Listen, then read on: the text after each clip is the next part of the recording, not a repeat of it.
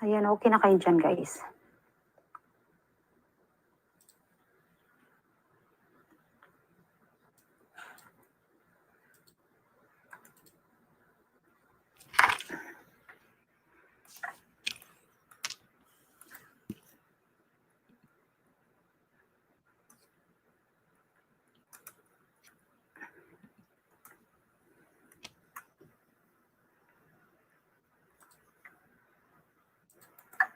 Madani.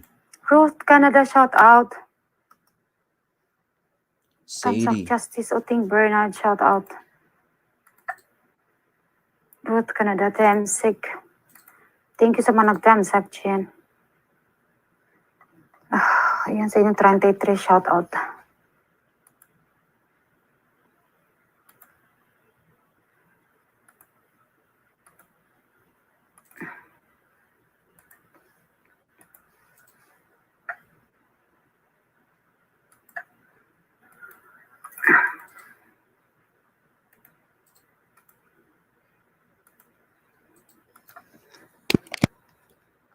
Good afternoon, guys. Ayan si Justice Oting. Guys, lipat tayo, guys. Mag-out na ako, guys. Lipat tayo sa binaba kong bahay. Ayan, guys. Lipat tayo kay Party Music. Ayan, kung okay mangisda. Ayan, lapagan din doon, guys. Ayan sa inyong lahat, guys. Thank you so much sa mga nagpakulay ngayong araw. Thank you so much sa mga nag-super chat. Sa mga thumbs up at sa mga tuwaders dyan. Thank you so much. Ayan, guys. Lipat tayo din kay Party Music. Thank you, everyone. Thank you so much sa inyong lahat. Magbabay na ako, guys. Magbabay na ako. Ayan, naka 6 hours na ako. Lipat tayo kay Party Music, guys. Thank you so much. Dagang salamat, NCQ Music. Ayan, dagang salamat sa inyong tanan. Dagang salamat na nakaisda mo diha. Thank you so much, guys. Thank you so much. Thank you. Ayan, thank you. Bye-bye, guys. Bye-bye. Ayan, lipat tayo dyan kay Party Music, guys. Ayan, mag-out na ako, guys, ha. Babay na sa inyong lahat. Thank you so much. Thank you. God bless sa ating lahat.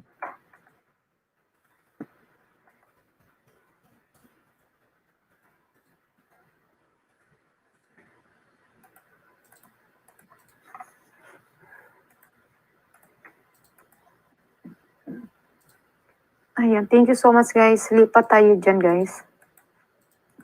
Sa mga gusto pang mangisda, lipat tayo, guys. Willow. Thank you so much. Thank you, guys. Thank you. Lipat tayo, guys, ha. Ayan, mag-out na ako. Bye-bye na bye sa lahat. Bye sa lahat.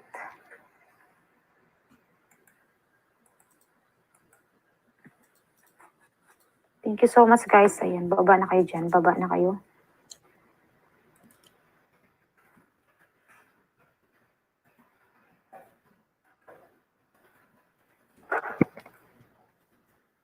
Thank you, guys. Salamat sa inyong lahat.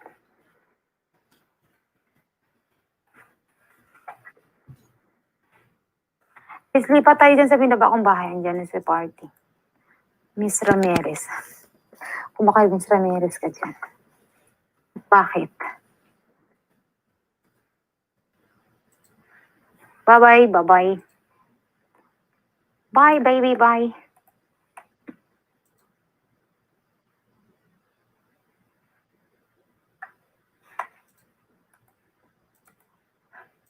Guys, lipat na tayo dyan, guys. Sige na, babay na. Mag-out na ako. Thank you so much. Thank you. Thank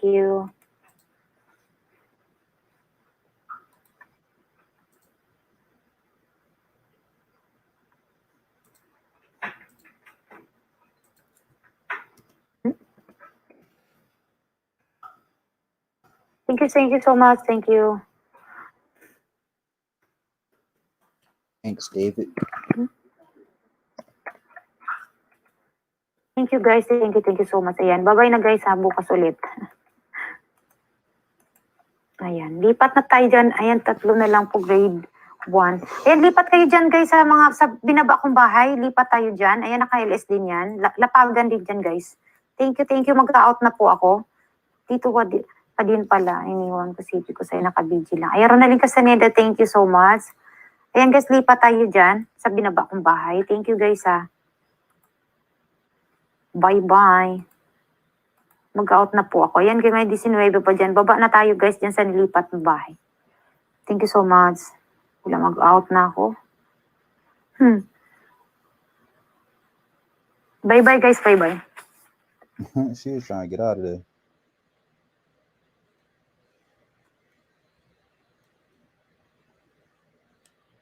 What's today? Thursday? Fuck.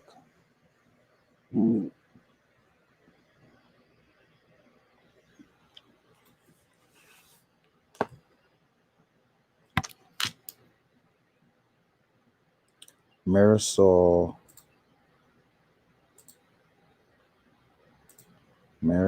is here. Mabel Stitch is here. Hey, Mabel.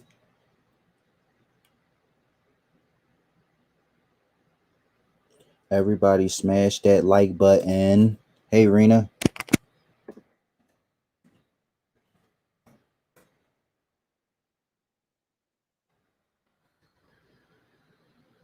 Flora D. Lice PTV.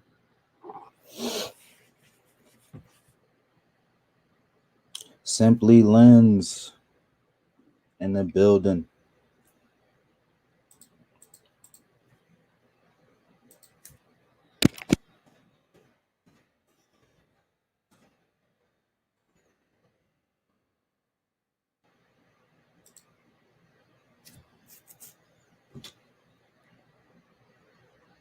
Oh yeah, did I watch this yet?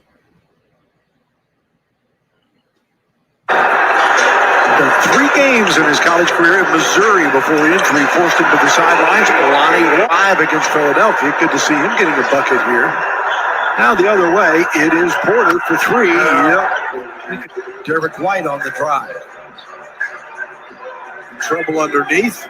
Finds Lonnie Walker again in the paint, and Walker's got the first four for the Spurs. His combination's been on the floor so little for the Spurs. You heard the comments that Pop made to Dan before the game that he is hurt. He's expanded his range. I think it's a lot easier for all these guys to play with Jokic. The starters coming out of the ball game, and he's got Mills, Eubanks, Weatherspoon, Keldon Johnson, and Rudy Gay. It's a complete line change by Rudy. Gives it off to Weatherspoon.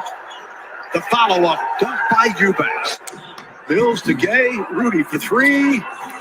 And Eubanks again, right there to Rudy Gay. Great recovery there from Drew. He was against Jeremy Grant. And another three, which just will not go away. 18-16. And Denver. Another opportunity there for Drew to score. Jokic isn't going to block his shot. Jokic immediately goes inside and earns him an easy two, down to Gay. Spurs within five. And Gay goes to the left, and this one goes in. DeRozan. DeMar in the paint. Oh, what a move. Not to be denied. DeMar DeRozan. I can't say enough about how those guys have brought their A game to the bubble. At least on the offensive end. Dozier leaves it for Plumlee. 7. That's a play there from Lonnie. As soon as DeMar got control of that ball, makes a great backdoor cut. With Gay on the wing. 8 on the shot clock. Rudy got it again. Right back. Couldn't finish. The tip won't go. Plumlee. The outlet pass, and Porter gets the either. Daniels took it away. Porter the other way. That's a tough one. Fade away. And Grant on the glass. Puts it up and in deep. There's Porter. The miss off to the Nuggets. They reload. Grant the miss. Another rebound, and Porter gets this one. That's right. Temper his aggression a little bit. White faked the jumper. And the reverse in the play and took it away from Millsap, the intended receiver. It was a great cut by Millsap, but he didn't do a good job holding off. Going to get out there and get aggressive and play passing lanes or deny your man. If he goes back door, the center's going to put the pass on the money. Once again, Bill, our guys hanging in there. No quit in this bunch. Eubanks, the jump hook is good. Porter 5 of 10 shooting it, 3 of 5 from three-point. Rudy Gay is back in, and that's bucket time. 3-point shooting has not worked for the Nuggets so far today. Now Mills got a 16-footer. That's good. From the line. Jokic gives it right back. That leads to a Millsap dunk. Across court, then our guys are scrambling. You end up with a wide open look. And the Spurs come right back. DeMar DeRozan pried it away. Here is DeJounte Murray, and he lays it up and in. Smart play there from DeJounte. With the tee. Denver back within a half dozen. Here's Jokic against Pirtle. Yeah, a little step back, kicks that leg out, knocks it down. Denver also 47%. Oh, Porter. Man, I think go off. DeJounte Murray. Good attacking move by Murray. Smart play there. Coming here in the second half. Got that one off the steal from DeRozan. Mar comes to double. And an alley ends up on the shot clock. Mills. Morris all over Patty. And he hit the... That's a terrific follow by him. He does a great job running the floor and then follows through with that jump hook. I don't know how I confused Jakob and Drew Eubanks. Boy, he has really made an impact in this restart. Rudy Gay kicks it out to White.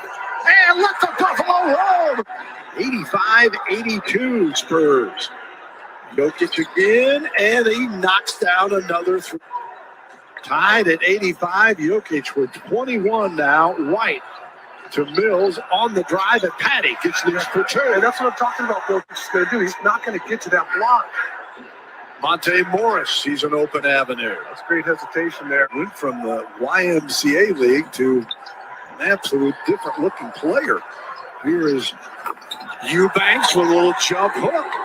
But I'm glad he's sitting on the bench. Morris having a good offensive. You just got to win. You say all of them, but you got to win tonight's game is the way you treat it. That's Plumlee to Porter. Cannot let him set. Good shot. Much better three-point shooter than I anticipated. I knew he could make them. I didn't know being the NBA, but I'd like to go with you. Rudy Gay, the drive, hangs and scores. Here's Dozier. Back to Porter. Porter doesn't hesitate. Lets it fly. Another three and a timeout. And here's Jokic.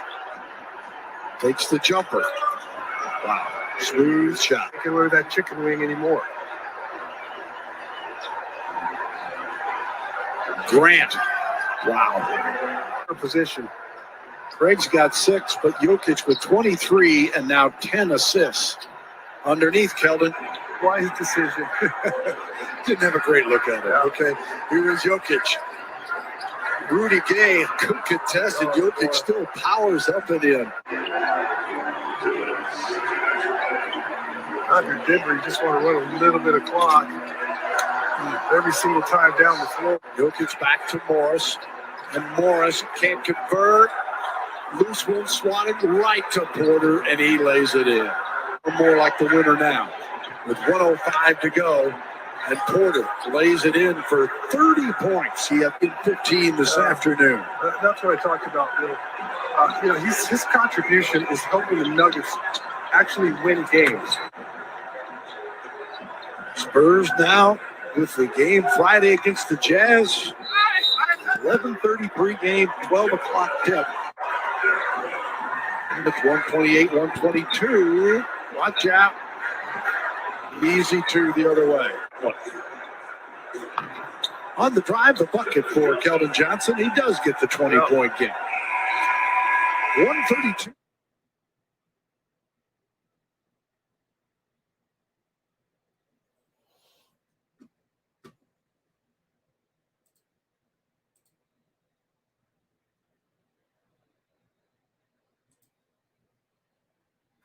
When you think of accounting and finance, what comes to mind? Don't worry, this is not my...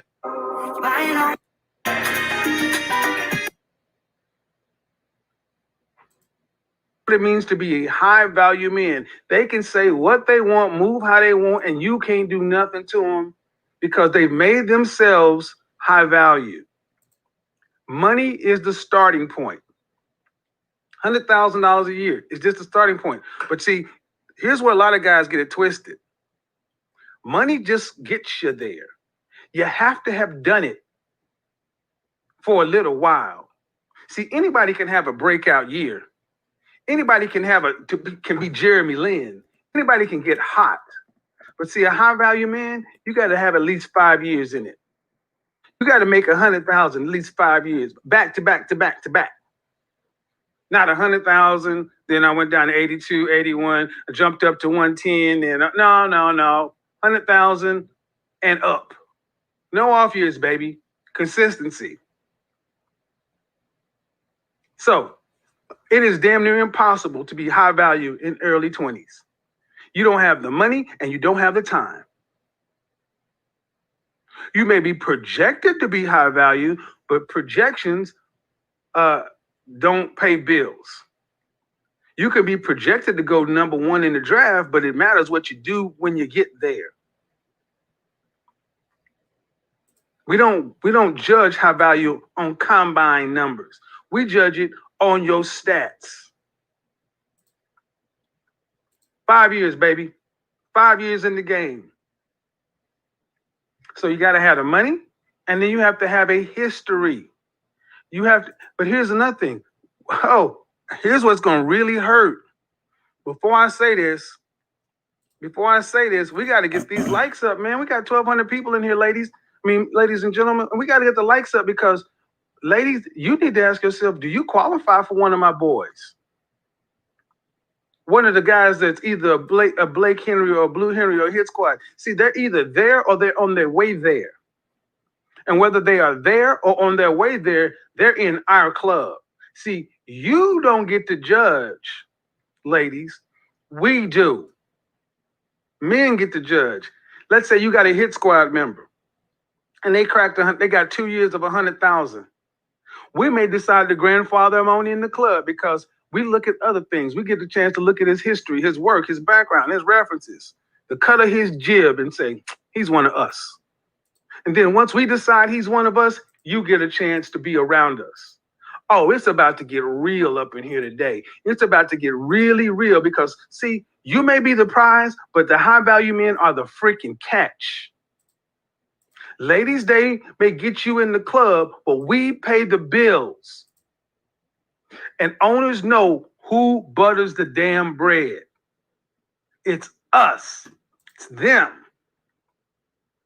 So this is why high value men often hurt your feelings because you used to these guys who are not high value, who got to negotiate with you. High value men don't got to negotiate with you. High value men's time is worth more than anything you think you got. Oh, we about to get help. We got to go in. We got to get these likes up, man. We got to get these likes up. Yeah, Maxine. Oh, get on here, big head Maxine. Maxine Bingham, anytime I see a woman coming in with the question marks, what? Yeah, you ain't shit to us. If this bothers you, Maxine, you better go on over there and get you one of them 50-50 dudes. If this too much for you, Maxine, put your husband on. But I want to see his W-2s. Then I want to see who he hangs with. Then I want to see his track record. Income gets you there. But you have to have consistency. Then you have to have work because not only does your money, see, you can have the money, but here's another thing. To be a high value man, where your money comes from counts. Where a lot of stuff comes from counts. Inside. Oh, it's about to get tight. See, when you're high value, everything counts. You graduated from high school. You graduated with a 4.0, but you went to community college. Your degree is not worth as much as somebody that went to a high-powered state school. And their degree is not worth as much as somebody that went to the Ivies. You can all have degrees in marketing or history or accounting or whatever. But community college, state, and Ivies all are different. where matters. You making your money, but you can be making your money, but if it's not money the way that the group says, your money don't matter. Are you making money? What the first thing when you're in the club, how you make your money? What do you do for a living? Your profession matters. Oh, get upset all you want to. Get upset all you want to. Let your jaws get tight. But you cannot get into the petroleum club if they cannot verify how you make your money. Under the table, some of this shaky stuff, it's not high value. High value is right there in public so everybody can see. It can be vetted because high value is verifiable at a glance. So it's money, how you make your money. Money, how long you've made it, and where it comes from. It also has a lot to do with your network. The people with whom you associate with. It is damn near impossible to be a high-value loner. See, I know a lot. I'm just going to get a lot of downvotes from guys. I know it because there's so many guys out there who call themselves high value. But if you're useful, you're going to be used by the group. See, I had a caller the other day trying to pull this stuff too, and I actually peeled back the onion and showed that you ain't what you say you are. And that's cool, but stop calling yourself that because we all know what high value means, and you call yourself something that you're not. See, when a woman calls herself a 9 and she's a 4, you'll call that out. But stop calling yourself high value when you ain't. And see, ladies, understand something. This is how men look at this stuff, at least guys over here. Now, I'm going to tell you, here's what I'll say. Maybe there's a group of men out there who have a different standard on high value. And maybe in another side of the world, high value is put together in a completely different way. Good. I'm not going to speak to it. What I'm going to speak to is the everyday corporate, what we know to be true, that does not need any explanation or, yeah, but I don't like it that way. I think it should be that way. No, that's not what I'm talking about.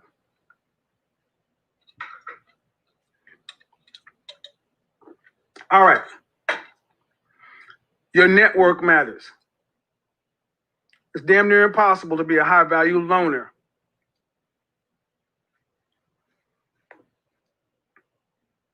I don't know any real high value loners. I don't know any very rich loners either.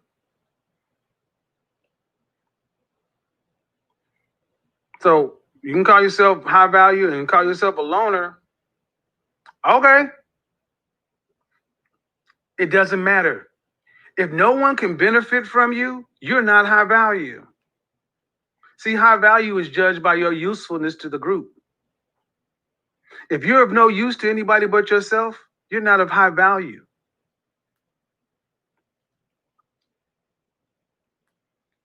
And it's cross-racial.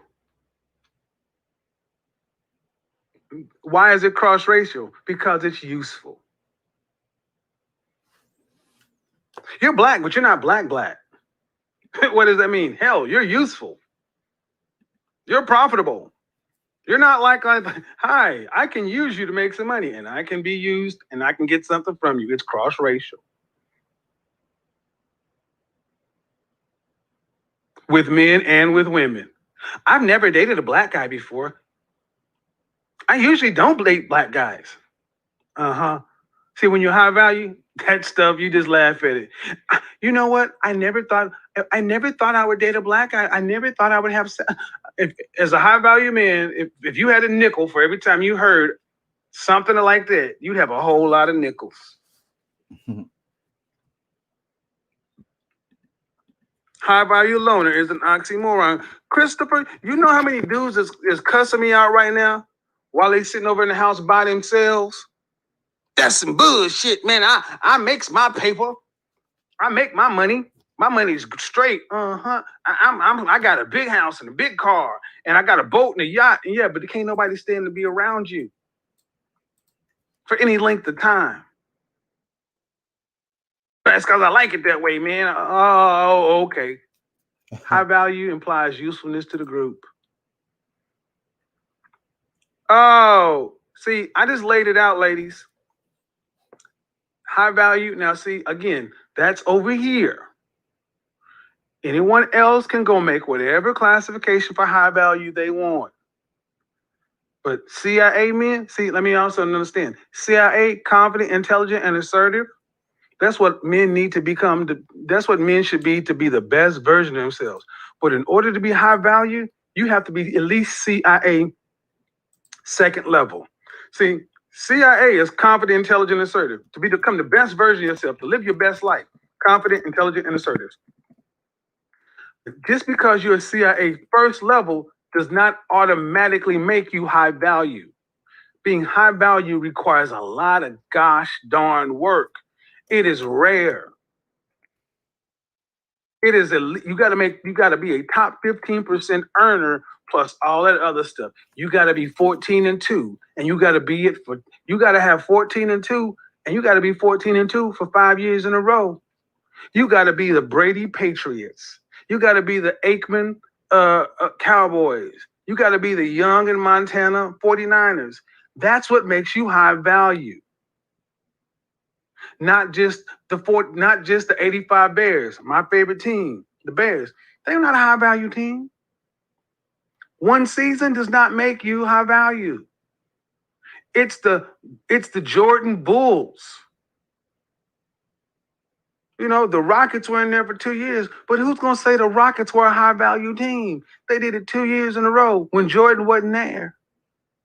Phoenix Suns with Barkley, they were good, but they never brought it home. High value is at a glance. Do you have to be the Super Bowl champions? No, you don't.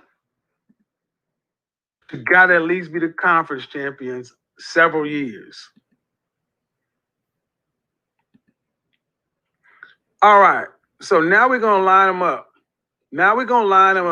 That's what it means. Let's check out this room. Because, see, a lot of times ladies say, you want these men. You want a high-value man. You want to be a stay-at-home wife. Oh, yeah, but do you qualify for one of these men? I asked a lady a question the other day. Do you qualify for the kind of man you say you want? You know what it takes to make yourself a man like that and separate yourself and be consistent and continue to push and grow? It takes more than a notion. So I gotta ask you ladies, do you qualify for one? See, I just defined who these men are and what these men are. They are competitive. To be a high value man, you must be competitive. If you're not competitive, you are not high value.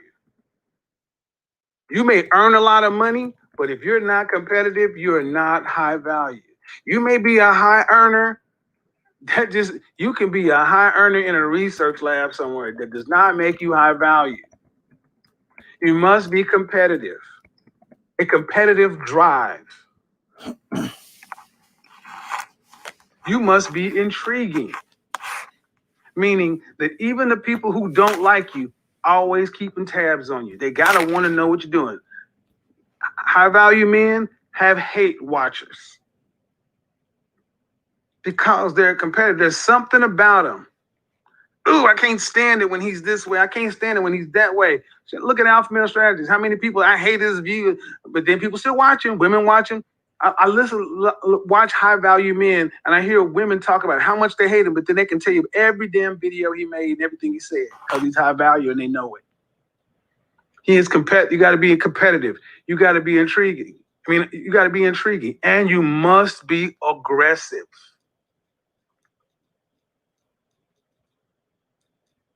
Now, aggressive does not mean violent. Aggression. But if you're not intelligent, you won't know how to use your aggression. So you got a lot of dudes who are aggressive, but they're not even CIE first level. They get undone by the lack of intelligence. See, confident, intelligent, and assertive, first level. But to be competitive, intriguing, and aggressive, you got to be able to leave an engagement better than you went into it. You're a long term. It's CIA second level. Let's get into it. And aggressive does not mean loud barking, screaming, and cussing. Oh, no. Aggressive has everything to do with decisive, passionate action. You don't have to be the loudest one. You just have to, either you have a sword or you have a pen. And oftentimes, older men can do far more with a pen than they did with a sword. So, when you have men like this, where are they?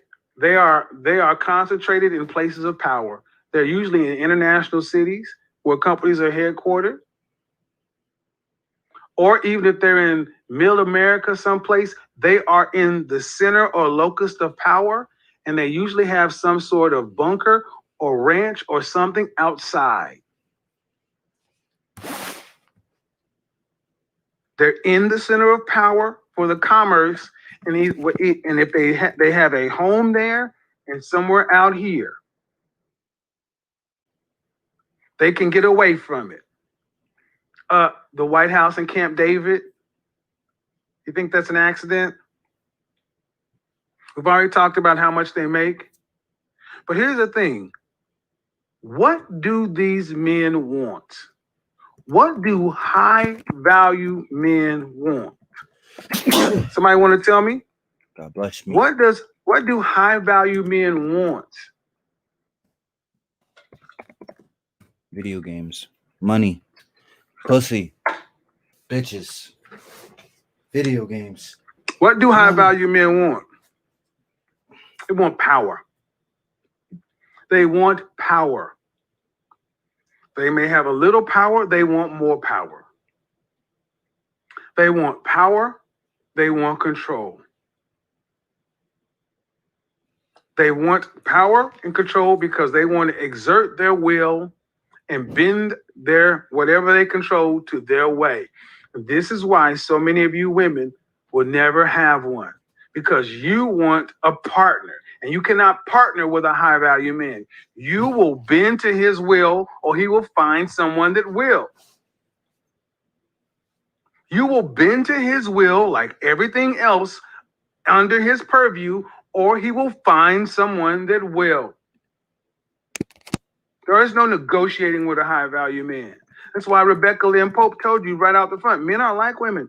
They will hurt your feelings because they don't have time to sit here and have all these conversations and peel back the onion. No. I say you do. Gain 5 pounds, no sex. I can't tell you how many times I watched interactions, whether interactions with the law or something like that, and you'll have a man here and an officer or someone here, and then you'll have a woman start talking. Oh, well, let's say officer's asking you for your ID. I don't have to give you my ID. If you don't give me your ID, you're gonna go to jail, blah, blah, blah. Just give me your ID. That's what a high value man wants to do. You do not ever step in between two men in confrontation.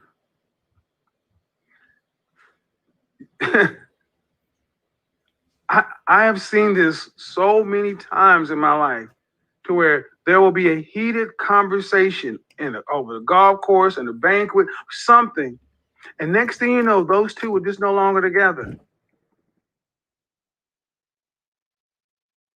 Women with high value men, you ready for this? They know their place, and it's never to try to show up your man. And this is the problem a lot of black women have with high value black men. You ever wondered why so many high value black men marry out? It's not because of the physical look of a lot of black women. It has more to do with these things. I've done the show, she's this way, but she doesn't want to be this way. When you become a high value man, you're not going to wait for women to catch up. You're going to pick from the ones that are available and you're going to keep on moving. So, ladies, if you are a black woman and you want a black high value man, of which there are, I had one of my coaching clients do an assignment to see how many successful, well, anyway, I wanted him to just understand how many black men have been or are out there that the media doesn't publish. You can't in one breath say that they don't exist and then get upset when they marry somebody else. The question is, do you have the temperament to play second fiddle, to be the helpmeet? There's no Jay-Z and Beyonce, this power couple stuff. No. Michelle Obama took too much time. She should have played Laura Bush or Nancy Reagan. What's she out here doing push-ups on Ellen Ford? Out of here, man. Have you seen Trump's wife do anything other than stand like, I'm not going to even breathe because I've got a good deal? That's the question. Do you qualify for one? Where are they and what do they want? They want power. They want control. What do they want from women? Cooperation.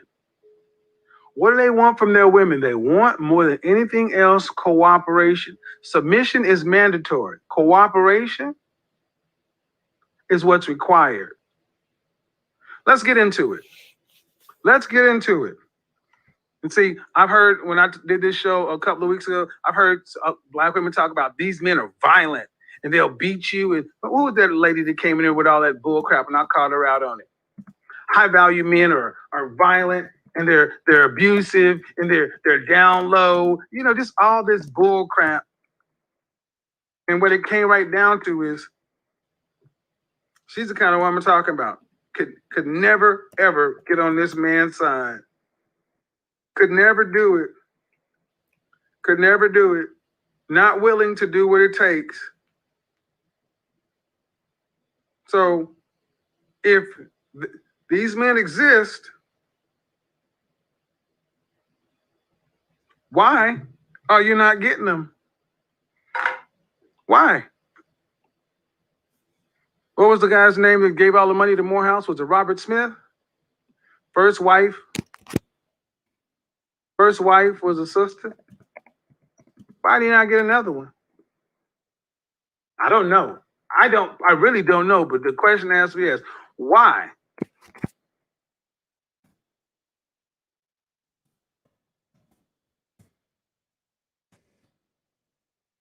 You say you want these men.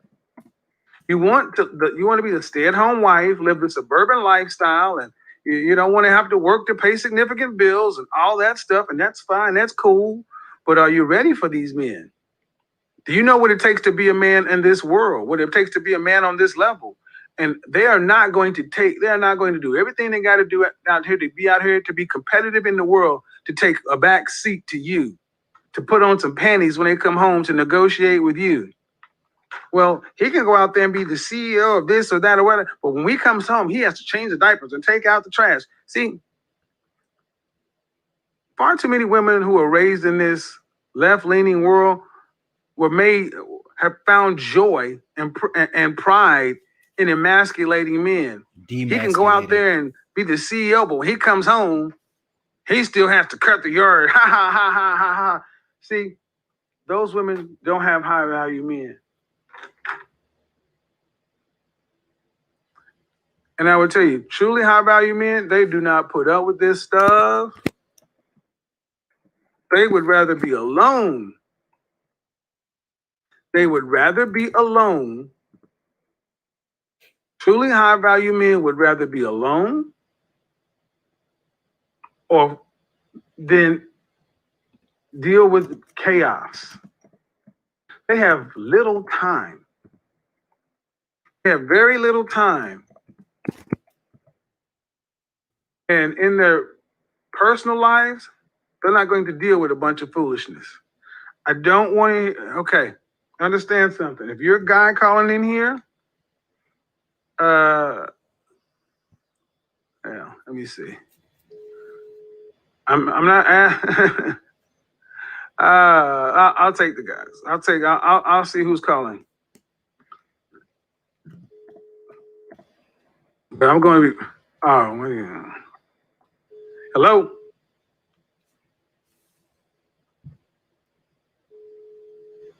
I mean, unmute yourself. Yeah, hello. Hello. Hello, can you hear me, Kevin? Yes. How are you? I'm doing well. How are you? All right. How much do you make a year? I make $84K. Okay. What do you got for me? Yeah. So with it, I'm trying to be a high value man, but I have issues to whereby take care of my mom. She's sick. She had a stroke. Okay. And Okay. and my two sisters, they were living somewhere else. They came back to live with us, and we bought a house together. But it's kind of like I feel You're like not my going to be a high life. value man. Yeah. Where's your father? So Where's your father? he passed away. I'm sorry to He hear passed that. away while I was taking How care old of is your them. sister? 38 and 36. Leave them on the street. Damn. God damn. He is savage for that shit though. What woman would want you? None. And I've said that to them, but they All think right. I'm crazy. Well, why are you talking to them? I thought I could reason with them and tell them what's going on. Why? You're beta. They're gonna take. No, brother. You know this is wrong. That's why you needed somebody to tell you straight. Cracking the fuck No. up right now, dog. You made them feel guilty and to take care of them. You might as well be Cinderella. But Cinderella was a batch. You're a dude. This is why I say therapy number one. Because whatever's going on with you to make you feel like you got to take care of them, but no woman's going to want this. And then that's number one. Number two, still $100,000 is where we got to get to be entered in here. But I'm curious, why do you want to be high value? It was just always in me. But I had some setbacks in my life to where I couldn't work or do other things, so that held me back. But I've always craved. When you say it was always in you, what does that mean? Like I always craved having power, being in control. When I'm in a group, I always want to be the leader, take charge, organize things. 29. All right. I don't hear that in you, man.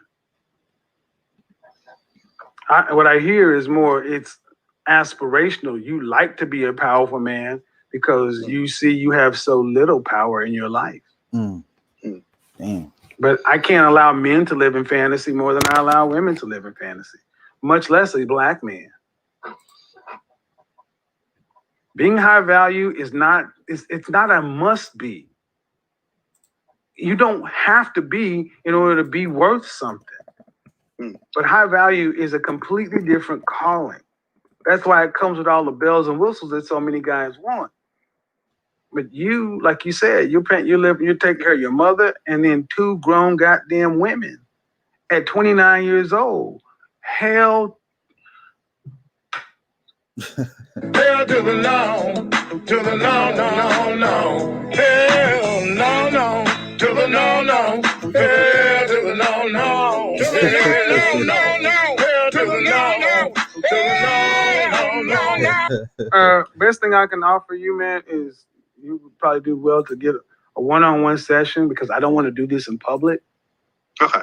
But there's some, especially with the father not being there, you sound like you're looking for some guidance, and I don't want to do this here. I understand. Okay, thank you. I'm making 84K. A lot of us, look here, man. A lot of black men have been made to feel extremely guilty by not taking care of our mothers and our female and our sisters. Funk that. Leave their butts on the street. Not your mama, but darn sure your sisters. Oh yes. Oh yeah. Oh yeah. Your sisters for sure. Hello? Hello? Where are all these dudes? Where are all the women? Where are all the women? I'm going to try to balance this out. I got a lot of guys in here. I'm going to try to balance it out with men to women. I see toenail polish. Hello? Girl, you in the bathroom? Well, I don't want to know no poor guy. You can't do that. See, what you have to do with men is you don't pity them. Men need to be kind of jolted into reality. Hello? Amina? All right. All right. So, if you're a guy, how do you call in? You call in by clicking the link here. Here's what you need to do. Join the show by joining here. You make sure you have only the Zoom call on. If I hear YouTube in the background, if I see you looking in the comment section, I'm going to end the call. And you need to preferably have on a headset. If you're on a mobile device, because being on Bluetooth or speakerphone, there's a delay. Yeah. See, like I said, I didn't want to do that brother's call right there because there's some things that. Okay. Let me get on. Hello. Hello. How are you doing? I'm well. Your first name? Elijah. Say again, Elijah? Yeah. O-L-I-J-O-H. Elijah. How old are you? I'm 32 in 2 days. How much do you make a year? Right now, I make 55. Why are you on my phone? Damn. I was trying to call, and I was in a reasonable situation like the guy before. I was helping my sister out, and then forgot to finish college and so forth. But how many hours a week are you working? 45. Why are you not working 60 hours a week as a 32-year-old man? Well, I'm still with school. I just re-enrolled. The world does not owe you. The world does not owe you understanding.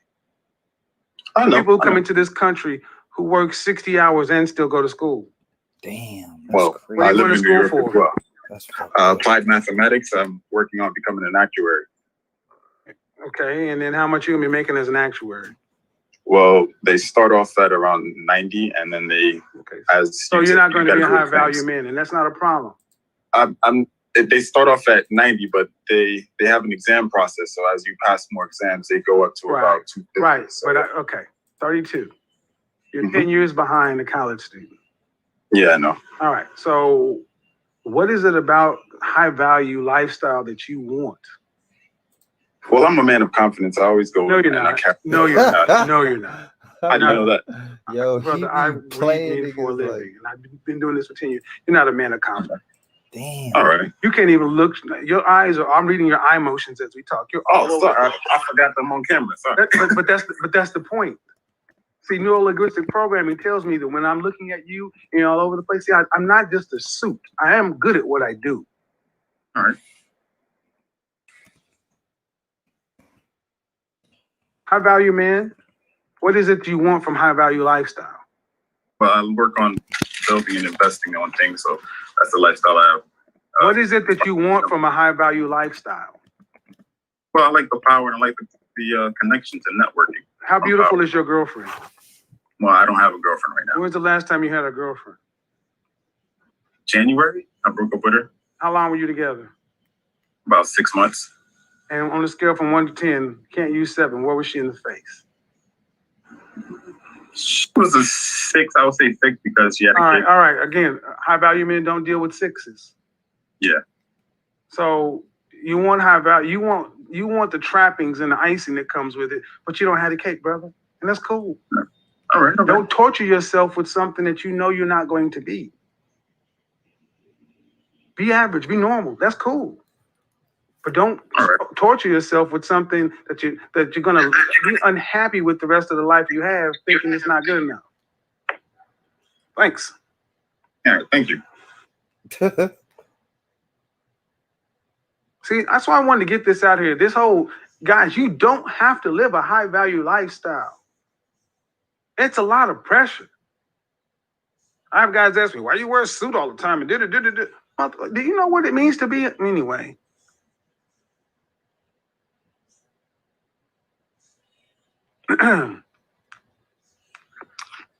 You need a chart. You need a flow chart for this stuff. No, you don't. Hello? Hello? Hello? Yes. Hello, can you hear me? Yes. Hi. Hi. Your first name is? My name is KG. KG, how old are you? I'm 21. Okay. Why do you want a high value man?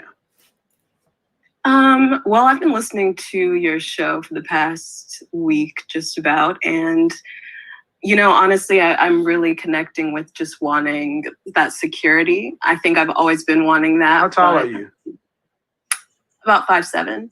What size do you weigh? 2. This size 2, and how much do you weigh? About like 125, fluctuate a little bit. All right. And if you had to rank yourself on the scale from 0 to 10, 1 to 10, you can't use 7, what would you be in the face? In the face, I would say a 9. Then why aren't you on my camera right now? Honestly, it's pretty late. I don't so care. You see the title, you had plenty of time. Come up.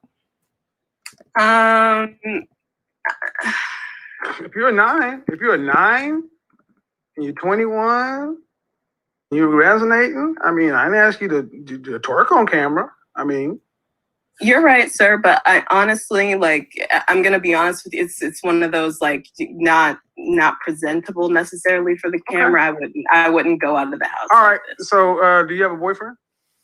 No, I don't. What's the longest relationship you ever had? Longest was about a year and a half. A year and a half? That was a while ago. That was quite a while ago. Well, you're only 21 years old. Well, I go to a school that's pretty small. It's really the size of a high school, you would say. Were you raised with your father in the household? Yes, I was. I was raised by my father. All right. But if you dated somebody for a year and a half at 21, the math is kind of off. It was not at 21. It was more like that was high school, to be honest. Okay. Right. So my question is, why are you, if you're as beautiful as you say, you should have men banging down your door. I don't care if you're in Antarctica. I would say I definitely have suitors. I'm not lacking in suitors necessarily, but they aren't. So where do they find you? How do you meet these guys? Mostly at school. These are mostly on campus people. Where do you go? Are you in the States? Yes, I am. What school? What state? City are you in? I'm from Nashville, but I go to school in Hartford, Connecticut. All right. Do you have Instagram? Yes, I do. Oh, well, then your picture should be available on Instagram. Yes, they are. What's your Instagram? Can I put it in the chat? Yeah, I won't show it. You can chat it to me. There we go. So, does your dad actively involved in helping you pick through guys and things like that? No, I wouldn't say that at all. I'm always curious. I'm curious as to why. If he raised you, why would he not be kind of involved in this? Well, to be honest, it's kind of difficult from his position because, he lives in Tennessee. I go to school, 1,000+ miles away, and I have for a while because I went to boarding school as well. So. Okay. Well, do you want to be a stay-at-home wife? Yes, I would like to. All right. Well, I would tell you this. Looking through your IG, I would take a few of these pictures off of here that have your buttocks exposed in a bikini. Bikinis are cool, but not with your butt exposed. Call back into the show when you're ready to get on the camera, because I'm going to do another show on high value. And at your age, I have more questions I'd like to ask, but this is probably not the show for them. So later on this week, okay? Okay, bye-bye. Bye. Okay. All right. So, what do we got going on in here? Jesus, all you guys are calling in. Okay, let's do it.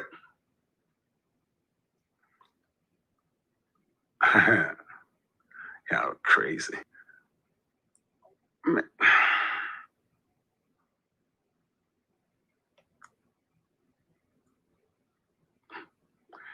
Yes, Ricky.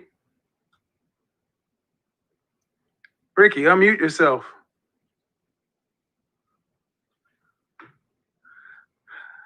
Unmute yourself, dude. Unmute yourself.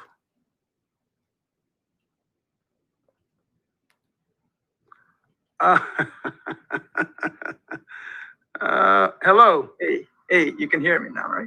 Yeah, how old are you? Awesome, perfect, good. Hey, How old are you? I'm 23 years old. How much money do you make a year? I make 75,000 Canadian. And that translates to what US? I think it was around 55. 56. Okay, so why do you want to be a high value man? Honestly, just accomplishment. That's it. Accomplishment? Yeah, it's like you gotta silence your pride, right? Anytime you get like a difficult accomplishment type of thing, right? Like Well, doing there's a lot stuff of that's- accomplishments that are made that does not require you to be a high value man. Did you hear Yeah. everything that I kind of ran down? The list of things that's kind of required to be a high value guy? I tuned in a little bit towards the end. So there was another webinar I was on. All right. So you said you're in you make how much a year? 60, 75? 70, yeah, 75 Canadian, 55,000 US. So how hot is your girlfriend? 6. All right. And how long before you crack 100,000? Probably 2 years, 3 years, max. Okay, then why are you dealing with a 6? I honestly wouldn't call her a girlfriend, just a booty call. High value men have confidence, dude, and I'm not hearing a lot of confidence from you.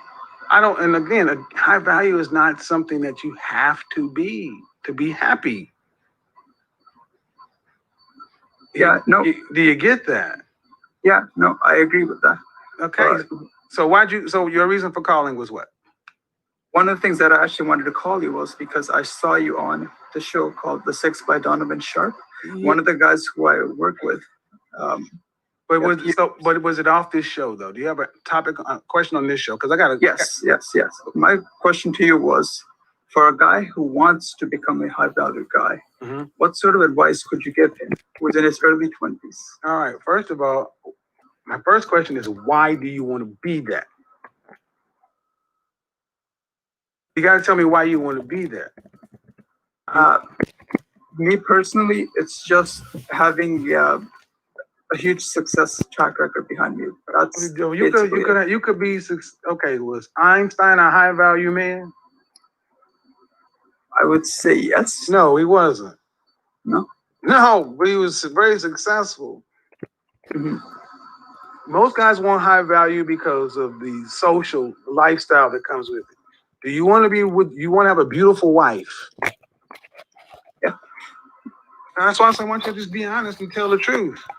All this track record of success, you want a pretty woman on your arm, and you want money, and you want this lifestyle. Okay. Brother, I'm gonna tell you, you can be happy without all that. You don't need this contrived lifestyle. Average and normal is okay. We've made it to where that's bad. But you're young, man. You're 23. You can't start thinking about this for another 7 years. All right, thank you. Let me say this again, man. You young guys, I hear everyone telling you, high value, high value, high value. You're talking to men, you're looking at men who are in their 30s and 40s and 50. If you saw us in our 20s, we're like you. Well, not really. But you know what I mean.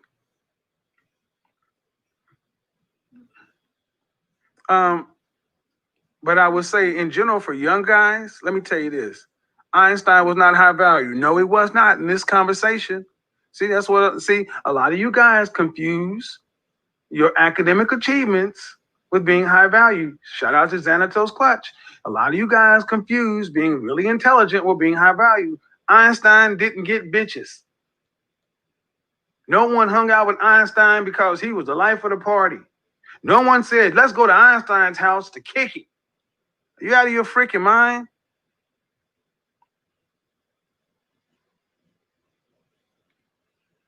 Where are all the ladies though? Because I really want to hear from the ladies. If you guys are young guys, and And you asking questions. Let's see. Yeah, I got like all these guys in here. Hello.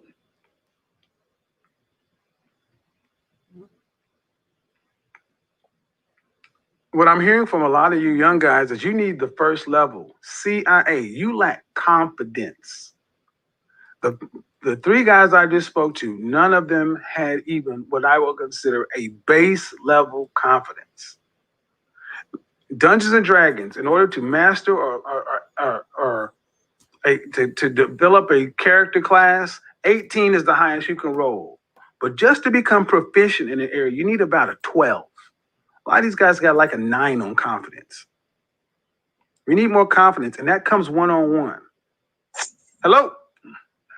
Hi, Kevin. I'm just calling in about what you said earlier about What's your first high name? value. What's your first name before we get into it? Seda. Seda, how are you, Seda?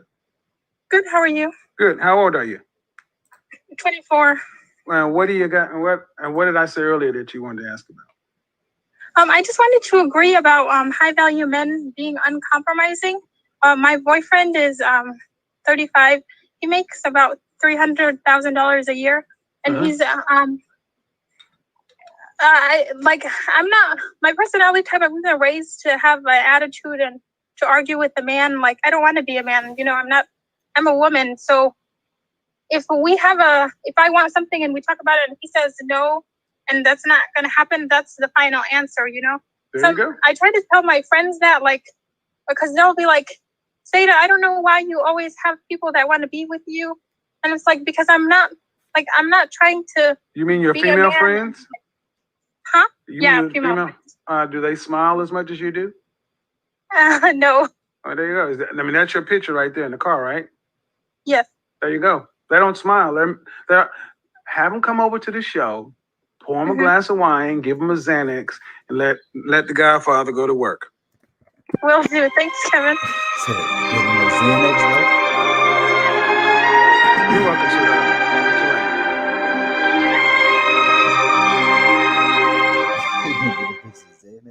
That's not a good idea. You'd be amazed, ladies, at how far a smile and a good faith attitude will go. She has a boyfriend, she says 35, making 300 some odd thousand. I saw the picture. I see the smile. I believe it. All right. Here's what I got. I got 9. Jesus, all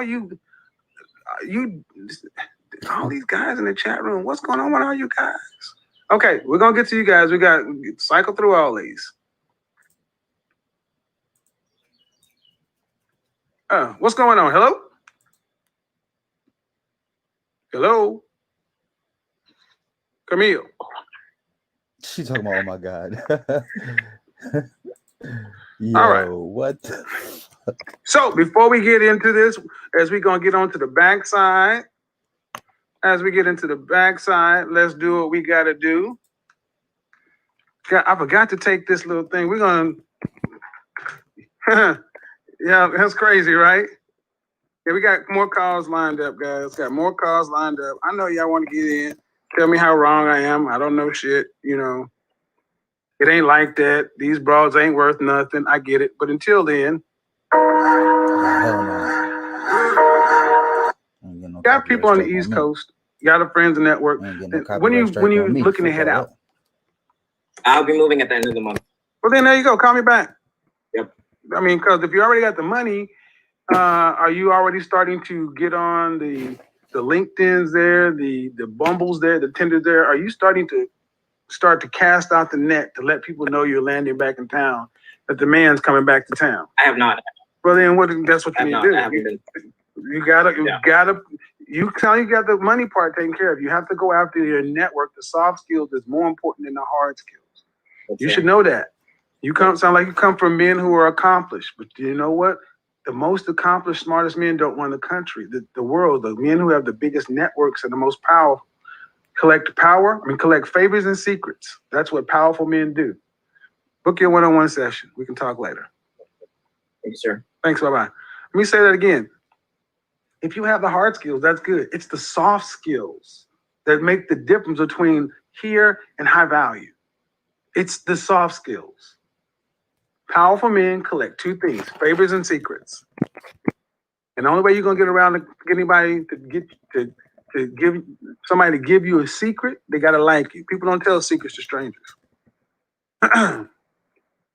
Book your one-on-one session for that one. There you go. Hello. Hello, Kevin. Hi. Hello, Kevin. It's Joy again. How are you? Oh, you called in yesterday, right? I did. Hi. How are you? I'm good. Last night I called in just as the show was ending, and I didn't want to be rude by asking a long question. Go ahead.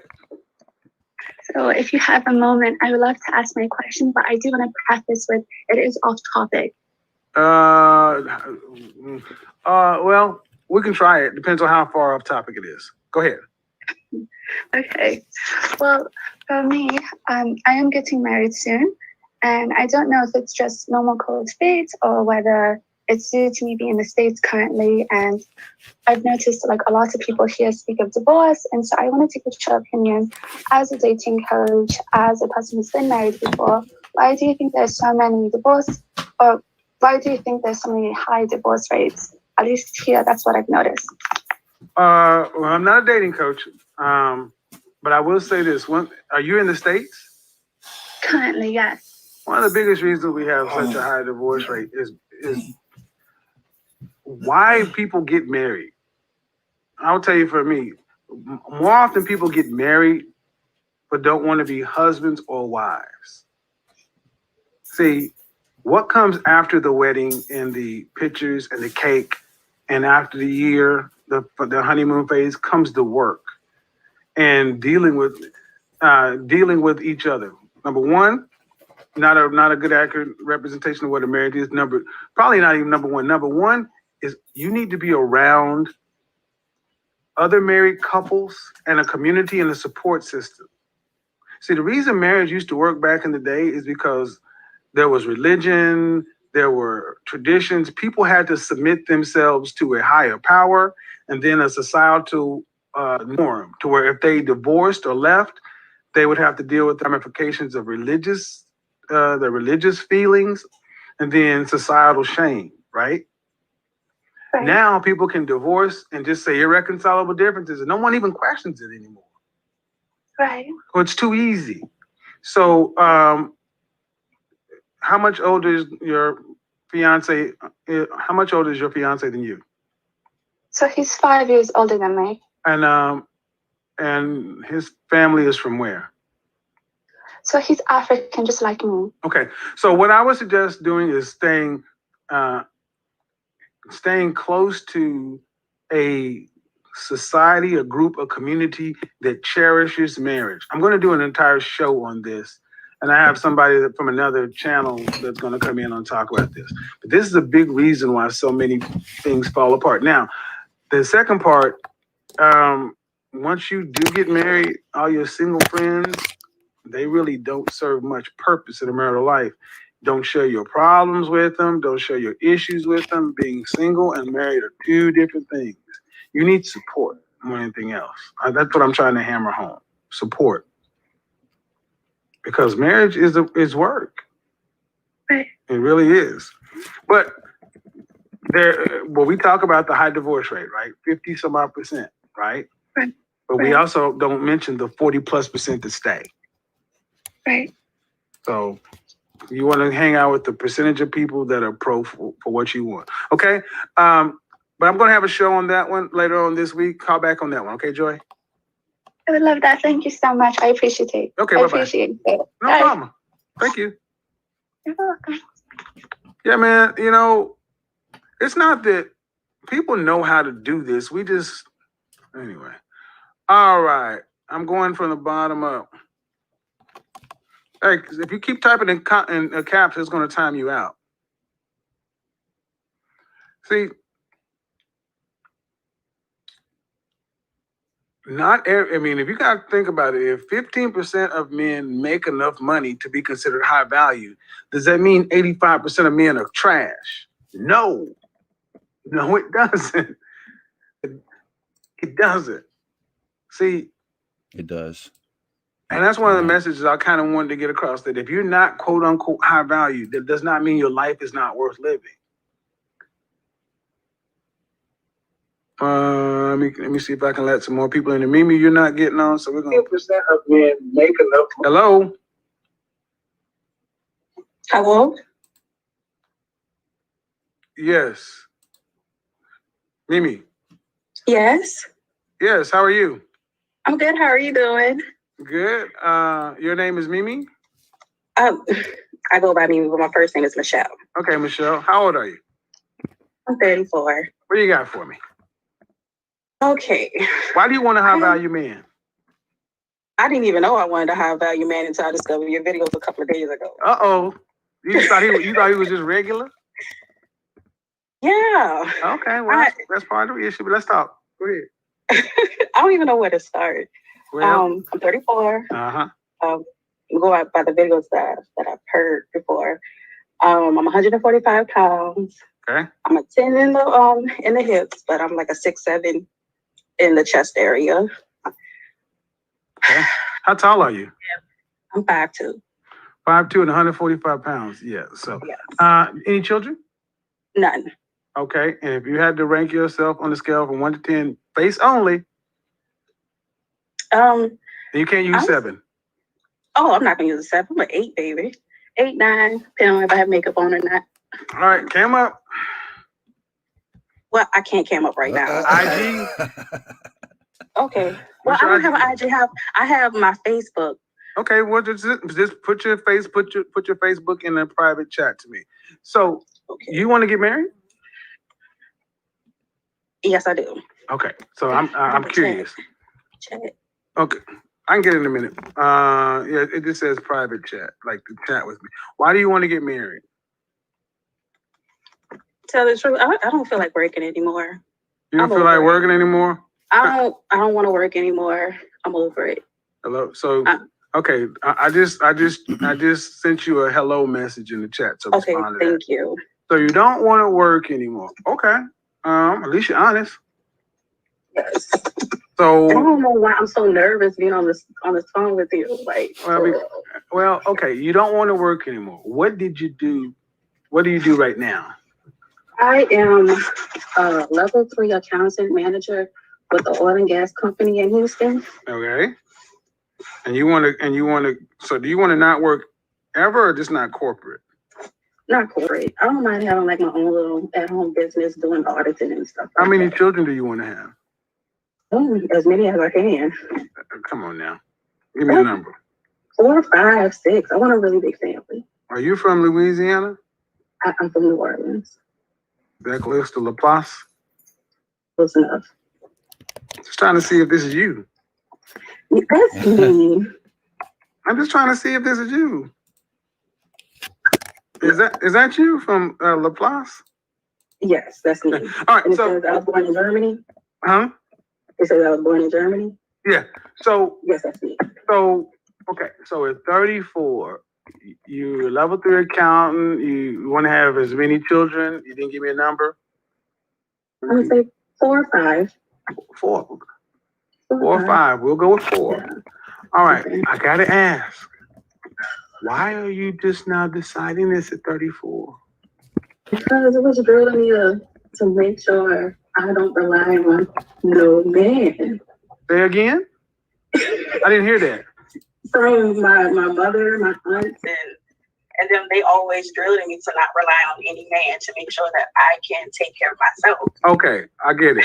Do me a favor. Yeah. The YouTube channel, you need to close that in the background, all that other stuff, because I'm starting to hear a little background noise. Am I on Bluetooth or speakerphone? Headset. Okay. So, okay, it does not surprise me being from the South. You were told, even from such a family-oriented place like New Orleans, to not rely on no man. One of my childhood closest friends, his wife was from there. And until I went around there, I did not understand the culture. I'll just put it that way. Mm-hmm. So what is the longest relationship you've had? The longest? 4 years? 4.5 years? Okay. And that was in my early 20s, like 17 to like 22, 23. Well, 22, 23. So you ain't had a long-term relationship with a man for like over 10 years. I've tried, but it seemed like the amount of money I make always gets in the way. They feel like I'm always like I'm like the breadwinner in the situation. So I feel like it does something to them. Okay. And I don't. But you want to give that, okay. But you want to not make that amount of money. Not no more, because I feel like it's just hindering me.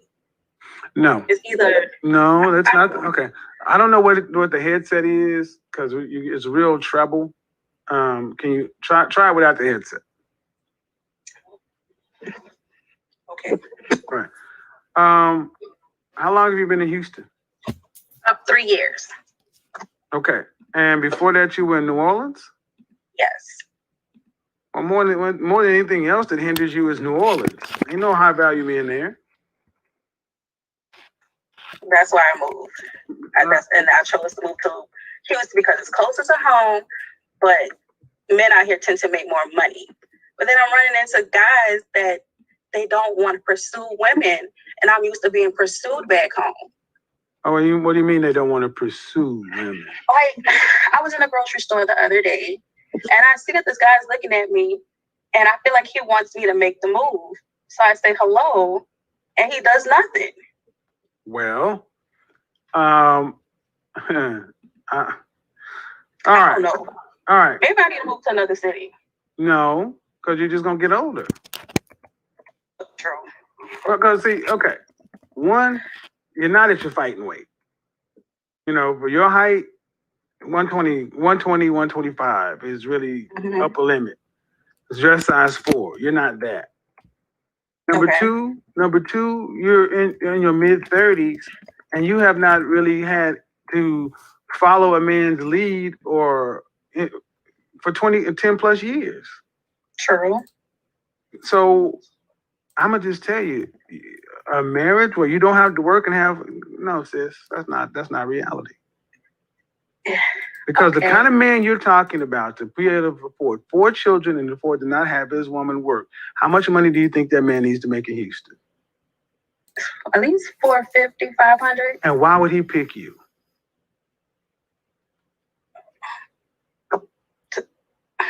Yeah, that's a hard question. Really? Why would he pick me? I don't know. I don't have no children. So what? Neither does a 21-year-old.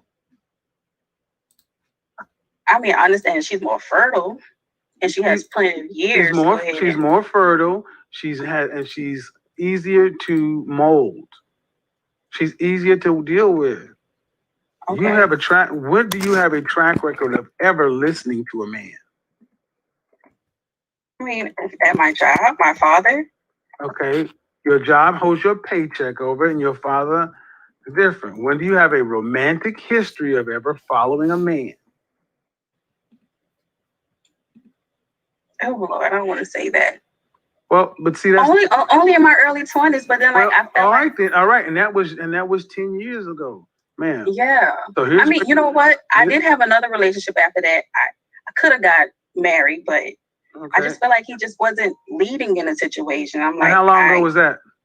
That was 4 years ago. And how much was he making? Oh Lord, he was making. I think he was right at 6. He was like 98. And how long were you guys together? 2 years. So now you're confusing me. But I'll take it. You had a 2-year relationship that you ended. Mm-hmm. And you ended this 2 years ago? No, 3 years ago. So again, if you watch my channel, you sound like another sister who's had a man who was suitable. Due respect, you may put yourself at a 9, ma'am. You're right about a 6. Mm. Pam Grier is an 8. Beyonce is right around Pam Grier. She's 8 or 9. Beyonce was 8 or 9? I thought she was like a 10. No way is Beyonce anywhere close to a 10. So who would be a 10? If you watch my... I mean, I only been watching Listen, okay. Pam Grier, I use women from the 70s because Mhm. so much politics is involved nowadays. Pam Grier, if a 7, which I don't use, Thelma from Good Times. But Pam Grier, 8. And she is the size, and she's a dress size 8, by the way, with all them boobs and hips. Pam Grier, Diane Carroll, Jane Kennedy, Dorothy Dandridge. All classically beautiful women. Dorothy Dandridge would have been considered around a 10. Diane Carroll would have been considered a 9. Sis, you are average looking. You're cute, but you are not pretty, beautiful, or gorgeous. You ain't fall out fine. Okay. And that's okay. But your standard is up there with a man who's in the top 1%.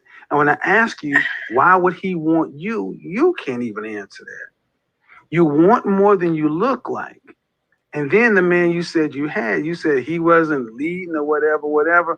Have you ever considered maybe you're just too difficult to lead? But I don't get that at work. Okay. And is your boss, your manager, is it male or female? Yeah, I am a manager, but I Okay, do but have to you're- answer to somebody, and I do have subordinates. Listen. Is the person you answer to, is it a male or female? A male. What is his race? He's black, Okay. And if I and he doesn't understand that why I'm not married. oh, sis. It's just like all right. Is he married? Yes, he is. All right. So you listen to your manager, because your manager has the power of the purse. He can cut your job off. True. Even in this conversation, when I start to say things you don't necessarily like, you start over talking and talking loud. I don't mean to. But that's the point. That's who you are when the money ain't on the line. Because you don't have to respect no black man. No. You don't have to respect no black man. Only man you got to respect is the man that got your check, or the dude that could whoop you. When you were a little girl. When you were a little girl, your daddy could whoop you. The only man you got to listen to right now is the black man who he works for a white man's corporation, and he can decide to impact your employment. But show me in your romantic life where you've ever had to listen to a black man. And you already said most black men don't make as much or may be intimidated by your money or whatever. So you don't look at black men as even being superior. They're equal or below you at best. See, I don't roll that way. I make far more than you. And I'm far more successful. And you still talk over me. I don't mean to. But I'm saying it, but I know you don't, sis. But I'm saying this because I need you to understand that that's why so many of our sisters that are in this danger zone area can't figure out why they can't get married. You're in your own way. All right. Have you ever considered have you ever had any therapy? Yes. How long ago? I talked to her like 3 days ago. How long? Okay. And the clinical therapist that can actually prescribe medication? No. Okay. No, yes, she does. She does. I take that back. She does. You can. Okay. And how long you been seeing your therapist? 2.5 years. And it's a female? Yes. Black, white, Hispanic, Asian, other? White. White woman. Mm-hmm. Any diagnosis of depression, attachment, acceptance, approval issues, anything like that? I have none. I just go for routine, like maintenance every. Right, but so what does she tell you when it comes to relation? Do y'all talk about relationships? She says that I need to go ahead and communicate more when it comes down to relationships. Well, let me go ahead and give you a little personal advice. If you've been with a therapist for 2 years, 2.5 years, you haven't had any breakthroughs, or you need another therapist. Probably so. And then you're also dealing with a white woman. She don't understand black women's problems. You need a man. Well, you know what? I think that's my best bet. I have to talk to, I guess, a man. A professional. I had a black woman at first, and she was like, "I don't need no man." Of course she did. Okay. Of course. And you've heard more truth. Over with. Hold on. And you've heard more truth from a guy on YouTube. Yes. What that tell you? That there are black men out here with their shit together who actually know something. You just seem to find all the fuck niggas. I think so. Well, no, that's not true. I think so. No, it's not. No, ma'am. No, it's not. Because there are women who find men in Houston every day. The only common denominator in all your situations is you. You're not the victim. I'm not trying to be the victim. I'm just trying to get married. That's all. Okay. All right. I can't keep going down this path. You're 34. You're headstrong. You're stubborn. And you were programmed from the South to hear you don't need no man. That is damn near a sickness with our people. And it's going to take more than a white woman who's a therapist to help you get back to where you need to get. But I want to go ahead and make this clear. You are not in a position to demand nobody making no $400,000 a year. You're not in no position to make the demands, to not have to work the rest of your life. You, at best, 72% of American women, 72% of American mothers with children under 18 have to work. You are going to work because the years in which you had to be a stay-at-home wife and produce several children, that was 10 plus years ago. You are 1 year away from high-risk pregnancy. Your ask is completely unrealistic.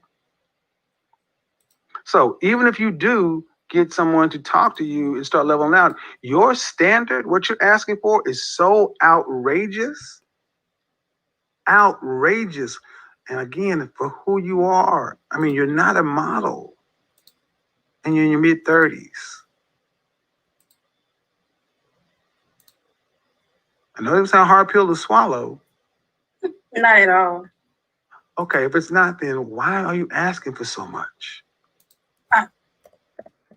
Actually, for my estimate, that was just an estimate. But that's not even a reasonable estimate, ma'am. If you were trying to sell a car and you know what the Kelley Blue Book value or market estimate is, and you try to get 5 times more, is that even reasonable?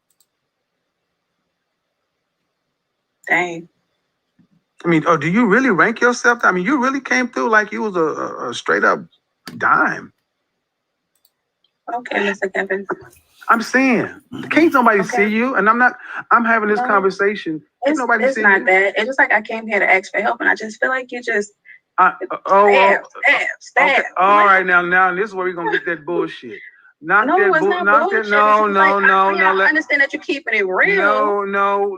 But this is where it becomes that bullshit.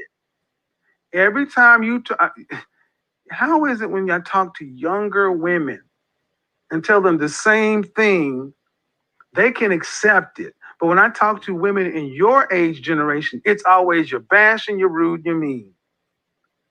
Explain that to me, Mimi. And she went straight up. What do you think happened, guys, when it got too real?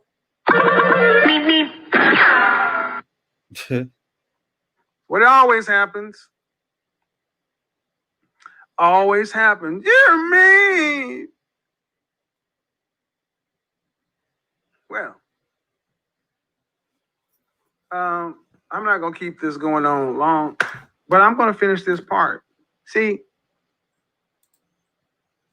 Rebecca Lynn Pope was dead on when she said, I no longer work with women, Black women, because your unrealistic expectations border on delusion. This was the woman was 34 who said she wants to get married. Why? Because I don't want to work anymore. Not because I want a good man, not because I want to have a life partner and somebody to love, just so I want to sit my ass down somewhere. The nerve of you, ma'am. A man is not an exit strategy or way to set your lazy ass down somewhere. Oh, hell no, it's time to do this. No. And then gonna try to put this shit off on me like I'm doing something? Oh, hell no.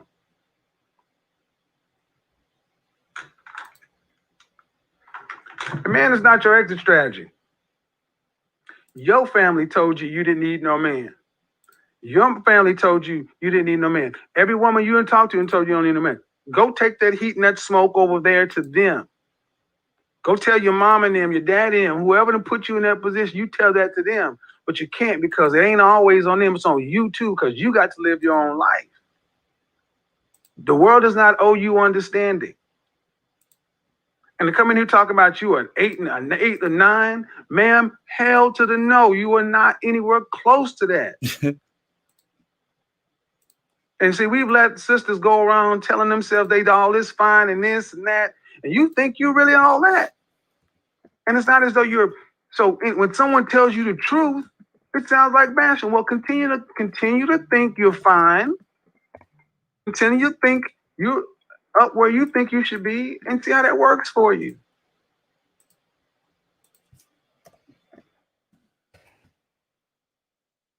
How's this helping you? How's this helping anybody? I came to get some help, but you just bash. Well, go back to your therapist that you done paid for 2.5 years, who ain't helped you with nothing, but you gave all that money. But I tell you right now, this is why I don't work with women anymore. Because especially black women, it is hard to tell you the truth. And I refuse to have to sugarcoat and dance. I had a woman who was in her 50s. This woman was 300 pounds for her entire life. She lost 300 plus pounds. She dropped down to like 270. You know what her goal was? To get married inside a year. She wanted to get married to a high earner, not a Henry. Because for 1 year, she made some money. She booked some time with me, and I actually said, well, and when we got down to it, I was like, ma'am, I can't. You've been this way your entire life. I'm not a miracle worker. And after I gave her my level best consult, what she asked for, you know what this woman did? Went and filed something with a credit card company. That was not nice, and that's not what I paid for.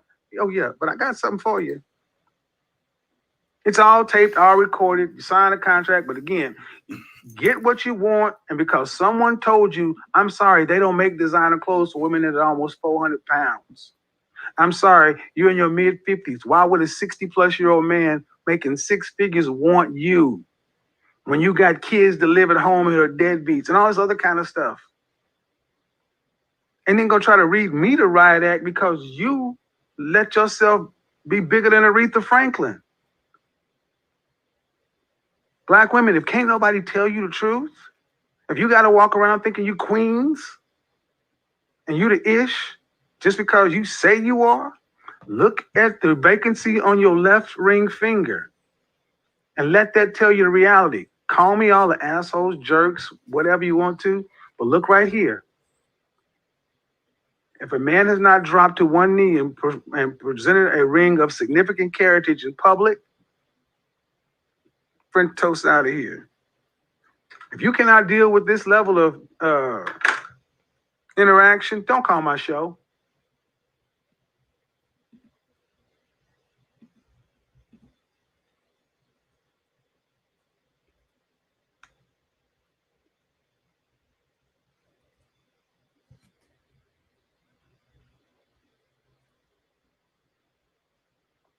I am truly sick of women like her.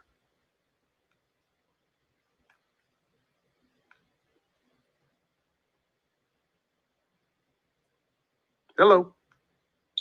Hey, can you hear me? Yes. How are you? I'm good. I have called in before, but I was a bit. Okay, your microphone is kind of messed up. I can't hear you. 1 second. Go ahead. Try again. Is it better now? That is. What can I do for you? Hello? I'm here. Okay, I said I've called in before. It's not my first time calling in. Okay. You're a bit low. I don't know why. I'm here. It's you. So how many times have you? How many times have you called into the show? This is my second time. Okay. I'm just going to get better Go ahead. earphones because I can't hear you, but I know you can hear me. I can't hear you. I can't do that. Zoe, you are up next.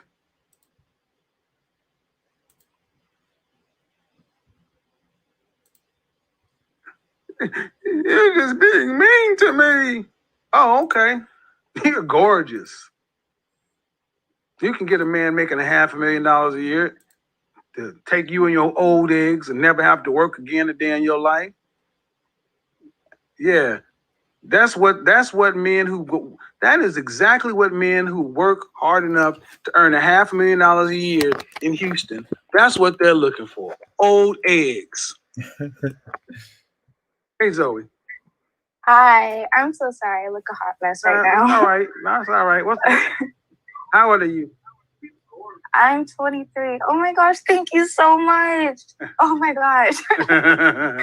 I'm so flattered. Thank you. I'm 23. I called in a couple of weeks ago, or maybe like almost a month ago. I asked a very basic question about what you guys are looking for.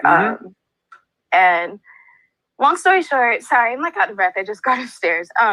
But now I lost my train of thought. Now that you call me gorgeous, thank you so much. My question was about introducing older, high-value men to your family. Oh yeah. How do we go about doing that? And what's your advice for that? Well, so the question is, you're dealing with an older man, and if you want to introduce him to your mother and father. Yes. Are you making it known? Are you marriage minded?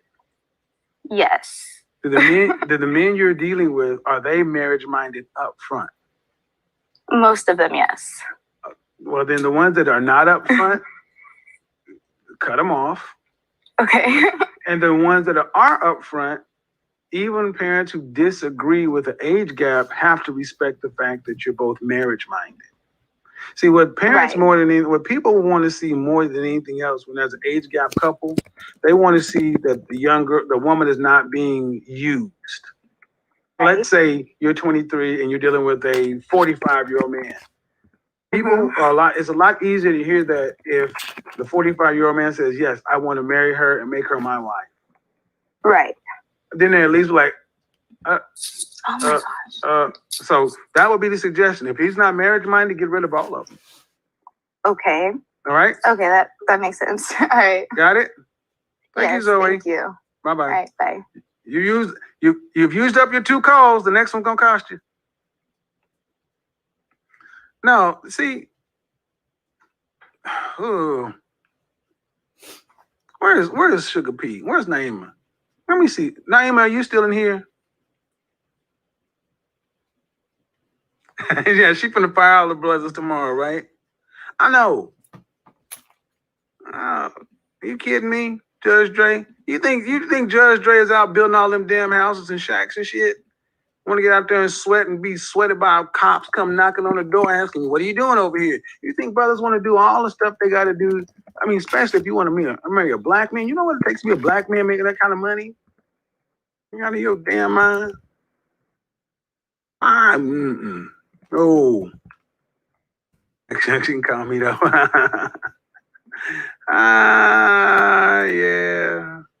Yeah.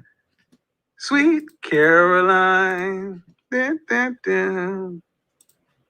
Where's Tiffany at? She around here somewhere. You know, they always around here. They just don't like to peek their heads up. Depending on the topic. Sometimes it get too hot. They don't want to talk to me. Carolyn, what's going on? Hey, this is Carolyn. Can you hear me okay? Uh-oh. Yeah, I can. What's going on? Okay. I am. Is your first time calling my show? It's the first time calling it, and I just listened a times ago, and I was listening. It is my first time. Okay, how old are you? Oh, I'm not calling in for the same reason. You're not calling in for what?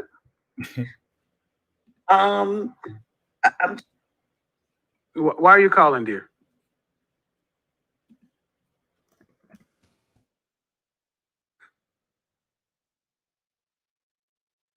Carolyn, you can go ahead and unmute yourself.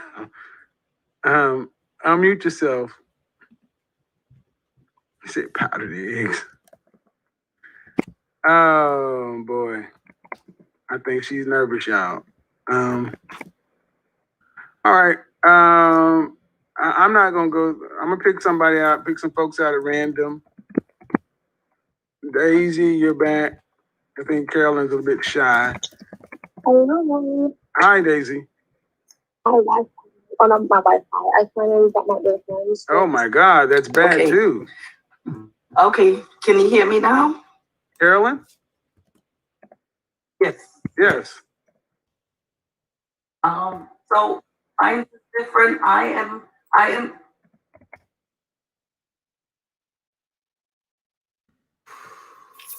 Carolyn, you got to get it together.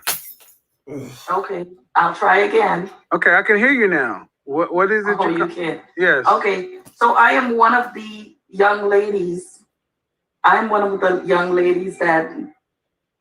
Yes, I can hear you fine. Thank you. Close the YouTube channel. That's the problem. Oh, that's what it is. Okay. Sorry, let me just close it.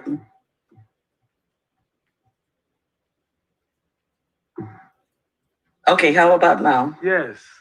Perfect. Okay, sorry. You're one of the young ladies that call for what?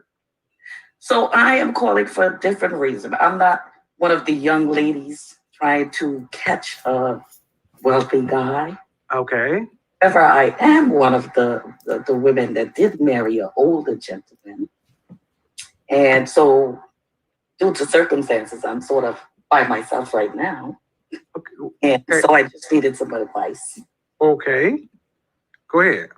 So I was married for 23 years. Okay, but I need you to get on to it because I got 5 more people waiting. Can you just get Okay, I was married for 23 years, raised 2 of his kids, raised my 2 kids, empty nester, earned over 6 figures, but I'm by myself because he was older than I am. Okay.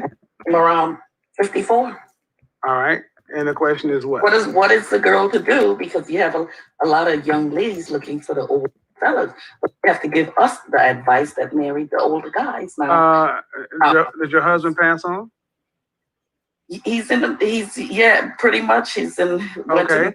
But you've been married for 23 years, right? For 23 years I was married. Right. Yes. So you had your man. Yeah, but now I have half my, But you had your man. You got 23 years and you have all the income that came with it. I had, no, I didn't have, I earned was the high earner. Well, it doesn't matter. You had all the stuff that came with it. You had yours. Yes. So, okay, so, grandkids. Okay, so at 54, I don't know why we feel like 54-year-old women can get with 23-year-old women. No, I'm not looking for any okay, so 23-year-old. what? Oh, no. There is no one looking to date 54-year-old women. That's the net of it. The men looking to date you are like 80, and they don't watch this show. 80? The thing is, to get out and travel, do whatever, but romance, I can't. No, I'm not looking for romance. Well, then I can't. I don't know what you're asking for, man. I can't. Be sure when you're giving the advice to the. Oh, don't tell me shit about to be nothing. Who you think you're talking to? Don't start that shit with me. Ask the question that you willing to answer. Don't come over here telling me what to do on my goddamn show. That's crazy. You hear me? Unmute yourself. She gonna get it now. That's her ass. That's fuck her you think ass. You're talking to? Talk to your kids that way. Don't come over here telling me what to do. That's her ass. Not like you smoke a fucking pack and a half of cigarettes a day. Tell you what, leave my channel. Don't come back. It's not the place for you. I don't deal with old women that try to tell me what to do. You had your life, ma'am. You're 54. Your husband's still out there. You should be on this right now. You should be over there changing the diaper or doing some shit like that instead of coming over here trying to tell me what to do. You can't even work a goddamn computer. The fucking nerve of you. Don't y'all grow up to be like this? Daisy? Hello. Hi, Daisy. Hello. We spoke before, like I said earlier, and I am young, or younger, not young, but younger.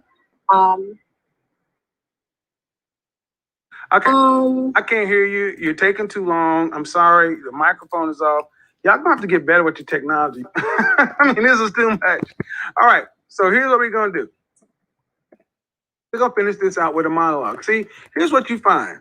when you start putting in barriers and lines, see, it used to be the fact that if you were married for 23 years, you picked who you picked. Whatever you got is what you got. Ain't nobody looking for you. You got cats in your future and family. Kids. See, that's the problem. A lot of people expect men like myself. A lot of people expect men like myself to be dating women like this because we're roughly in the same age. I don't want nothing to do. Y'all hear that? How that woman sound? Did you hear what she said to me? Why the hell would I want to deal with that? And I can deal with younger, nicer, easier to get along with women. You serious? And then to the woman who said, you're being rude, you're being mean, you should go ask your therapist for 2.5 years. All that money you spent, no, she may have been nice to you. She was taking your money and just leaving you open. And I'm glad you called, because this is one of the problems that I said yesterday to be Ben. I said it yesterday. Who can tell Black women the truth? And she kept telling me, you're so rude, you're being rude. Who can tell you the truth? That woman says she's a 9. With attitude.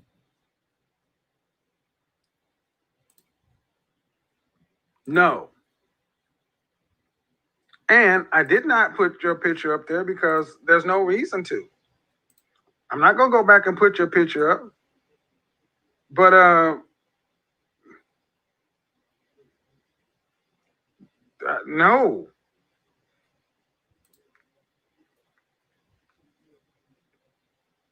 You know, I don't have to embarrass you. But it's the bottom line is people don't want to hear what you don't call. I mean, I seriously, I can't, I'm not gonna do that. You gotta be reasonable. See, I said it the other day. Many people have already met their person they're supposed to be with. They just blew it. So let me make this of use to everybody else. To the guys, I want to make this 100% clear. You do not have high value. Does not mean if you're not those things, your life is worthless. Okay? It's not. It's just a choice. You can have a fantastic life and not let somebody say, because it's a high value man. You can still be a man, but high value means something different. And just like women, just because a high value man is over here, you got to qualify for that. See, we got guys who want to be high value, but you don't want to do the work. And then we got women who want high value men who they don't qualify for. What you don't have a problem is high value men finding quality women. See, the people who fit those categories find each other just fine. It's the people who don't fit it who say, I want that, and you're not the thing you're looking for. That's not my responsibility. And it's nobody's fault that you set your sights too high. Let me give you a case in point. Let's say you went to a 2A high school, okay?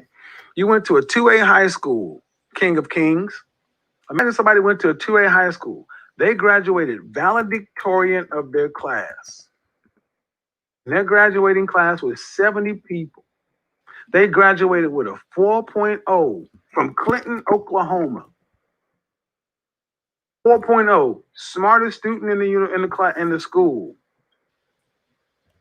Does that person automatically get to go to Harvard, Princeton, Yale, Brown, Columbia? No. There are only so many people that get chosen. They only take the best of the best of the best. Just because you are the best of where you are don't mean you are the best of the best. What you want is the best of men, the top 10%, actually the top 1% of men. Top 1% of men, you got to be the top 5% of women. And when I start putting these, people have argued with my Pam Grier or this or that. But what you cannot argue is that In order to not have to work and have 4 kids, you're gonna have to make quite a bit of money. Some people may say Beyonce's a 10. She's not. But what we do know is Beyonce looks like this, and you are over here. You put yourself in the same category as near Beyonce. You said Beyonce was a 10. This woman said she was like an 8, 9, or 9. She almost said she was Beyonce. Did I miss that? Am I wrong? But if I recall correctly, she said Beyonce ain't a 10. I thought she was a 10. But didn't that woman say she's like a 9? Did I miss that? I mean, if I missed that, somebody tell me I was wrong.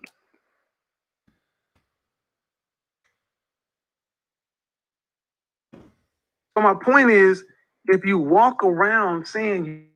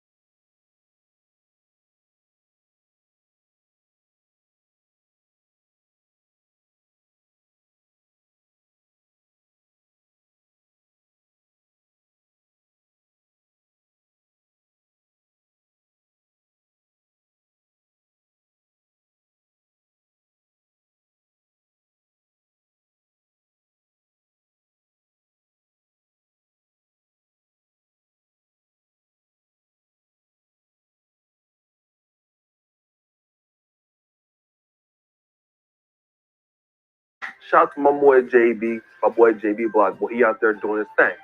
I don't want no problems, player. Don't shoot me. JB Block Boy is going through some things with his baby mama, which is, you know, quite common because baby mamas are annoying, which is why I don't have one. But supposedly one day, she got his phone. Now stop the show, brothers.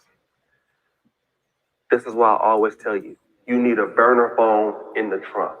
Stop putting your main phone there where she can get it, because she's going to be looking in your phone, knowing what the code is, all in there, being all nosy and stuff. She got the man's phone, right? Because, you know, he a rapper, you know, girls be talking to him and stuff. She's trying to find out some stuff on him and all that, right?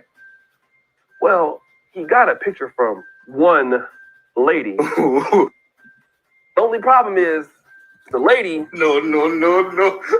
had a and some Oh my God! balls. Bruh. In other words, my man was getting the buzzy. Oh hell no! Not only did she put these allegations out on him, she posted receipts on Twitter of the balls hanging out the dress. Now, unfortunately, we're not going to show that on this show because that's nasty. Bruh. But I hope that this is not true. JB Block Boy, I hope that she just lying and just being a mad baby mama. And, you know, I love to give brothers the benefit of the doubt, because if you are that way, why she got a kid by you? Like, stop the show. She don't even know how bad she make herself look. You actually was sleeping with a guy and you got a kid by him, so you want to expose him? Like, you make yourself look stupid. That's just so dusty. I mean, I don't know, man. I hope my man get his life together. So we still in Memphis, and now we staying in Memphis. Wow. Give me the car effect, Dima. So we're gonna go ahead and turn the ignition on, and we're gonna drive all the way down the street and holler at my boy Andre Caldwell. Now stop the show. Y'all remember Andre Caldwell from a few years ago, from the Church of God in Christ convocation that was really, really popular in St. Louis? And he was the guy that said this. Do you believe that the Lord tonight has set you free? Yes, sir. Turn around and tell those people. Tell them. I'm not gay no more. I am delivered. I don't like men no more. I like women. Women. I said women. I'm not gay. I would not date a man. I would not carry a purse. I would not put on makeup. Right. You remember that? I don't like men's no more. I am delivered. Yeah, that's him. Well, anyways, Andre Caldwell has continued to go on Facebook and start a fan page and be a social media influencer. And he doesn't seem to be delivered from liking guys. But, you know, ain't nobody hating on him. Well, one day, this week, some white guy was driving down the street and they were both passing, and Caldwell was called the N-word. Now stop the show. I think he thought maybe because Andre, Mr. Caldwell is, of that life, that he wouldn't put hands on him. But actually, that's not true. They pulled over, got out the car, and then Andre Caldwell started, give me some ass whooping sound effects, Thema.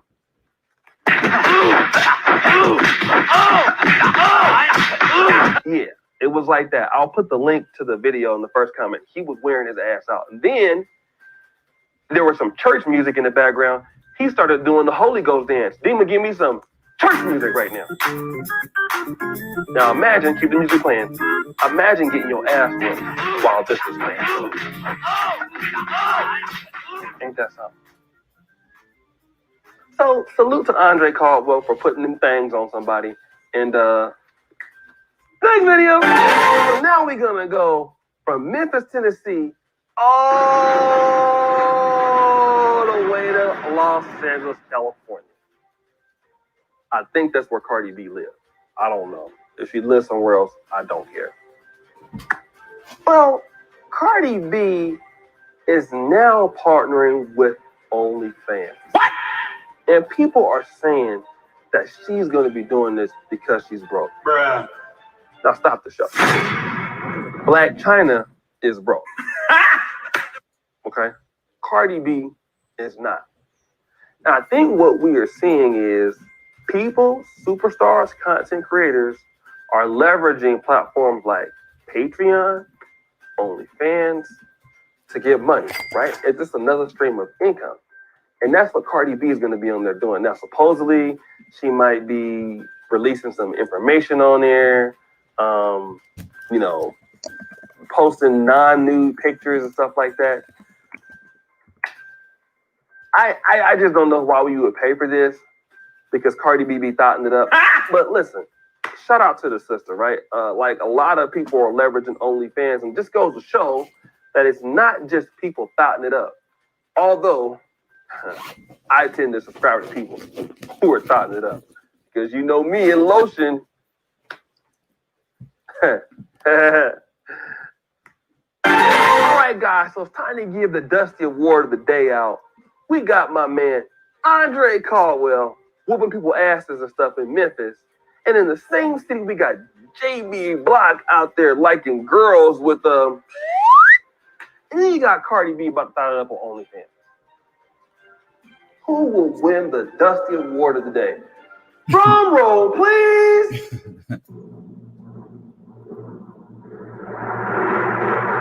JB Block boy, baby mama. Yeah, she thought I was gonna give it to him, huh? Nah, I'm not gonna give it to him. Cause she know if that boy was like that, he been like that all his life. He ain't doing nothing special. He been like that if that was the case. And now you mad at him because y'all broke up and now you want to expose him. That's just so dusty. You probably shouldn't have been going through his phone anyway with your insecure ass, because you been knew he was like that in the first place. So go ahead. Let's throw some dust on JB Block boy, baby mama. It's over for you.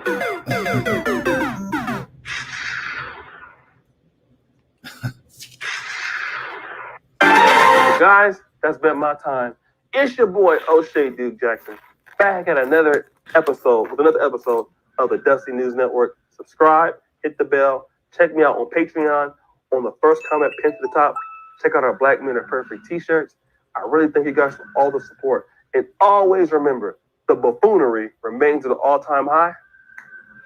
We out.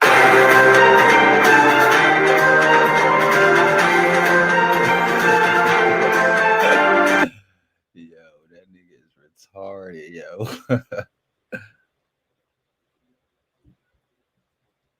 Oh my God.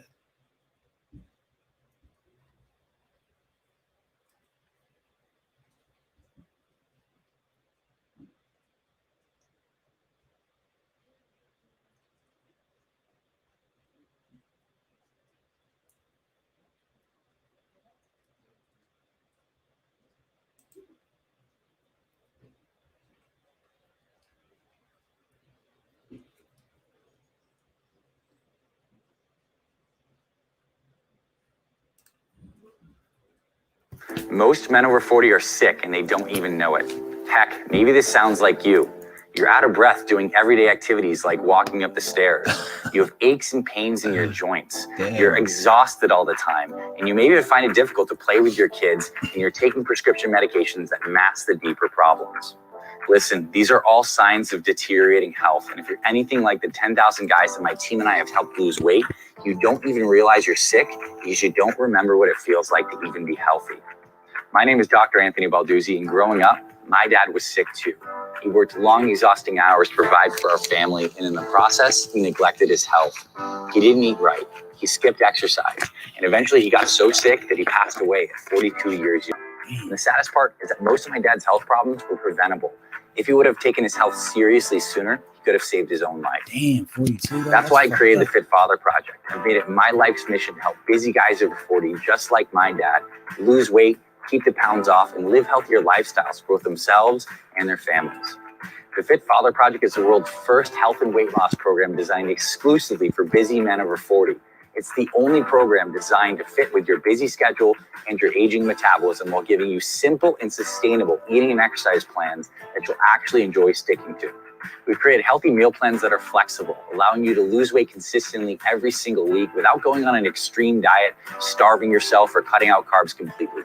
We've also designed safe, time-efficient workouts to take under 90 minutes per week and boost your metabolism. And best of all, you can do these workouts at home or at the gym. And most importantly, my team and I, we keep you accountable to make sure you follow through, stay motivated, and see the results you truly deserve. Since I founded the Fit Father Project in 2015, my team and I have helped over 10,000 guys all around the world lose weight and finally keep it off. And if you're anything like the thousands of our program members, you've tried diets and workouts that failed you in the past. That's why we want to let you try the Fit Father program today to make sure it's the right fit for you. When you click the links on this video, I'm going to let you try the entire Fit Father program for just $7 today. And this program literally hands you... What's good, everybody? It's your boy, O'Shea Duke Jackson. Back at it again with another episode of The Celebrity Chunk. And today, we are talking about Kyrie Irving.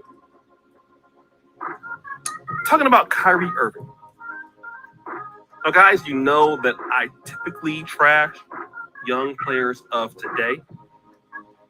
And I think that many of the guys just can't play.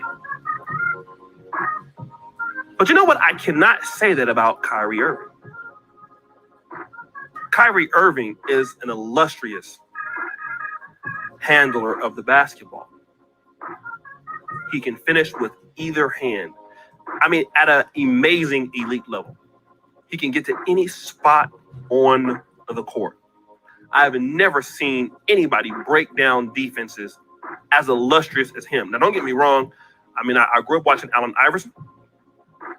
But the things that I've seen Kyrie Irving do with the basketball, he has the ball on the string. The guy is good. The guy is good. He's a very efficient player. He can do. There's nothing that he can't do with the basketball. I've never seen a guy that can put that thing on the string like him. Never. Now, I think that Allen Iverson is just as talented as a ball handler, but I'm talking about just can get to anywhere on the court. And I'm saying this because Kyrie Irving is not as good as an athlete as Allen Iverson was. But despite being a super talented point guard, as far as an offensive threat, he's a terrible teammate. All right, that's just what he is, and he's a dummy. Okay, but he's also a simp. And just like a lot of young guys of today, Kyrie Irving is trying to show how much he cares about the world and Black Lives Matter and a lot of these things. And don't get me wrong, I agree with Kyrie on certain things about Black Lives Matter. But the thing that's killing me is this whole donation that Kyrie Irving made to the WNBA. And a lot of guys are not really talking about it, but the Kyrie Irving situation is that the WNBA players might be sitting out, some of them. And for those ladies who are sitting out due to the global pandemic, ongoing civil unrest, all of these things, Kyrie Irving's gonna give $1.5 million to support the income of WNBA players. Now, again, Kyrie Irving was trying to get NBA players to sit out because of what's going on with Black Lives Matter. And I like the move to a certain degree. Although his Brooklyn Nets were going nowhere and without Durant playing this year. But again, we talk about helping women who don't need the help. All right? We don't need to be helping women who don't need the help. Right? And although this is a nice gesture, it's stupid. It is stupid. Because see, the thing about it is that women are always talking about that they want equality. Okay? They don't need men's help. They can do things that men can do. All right?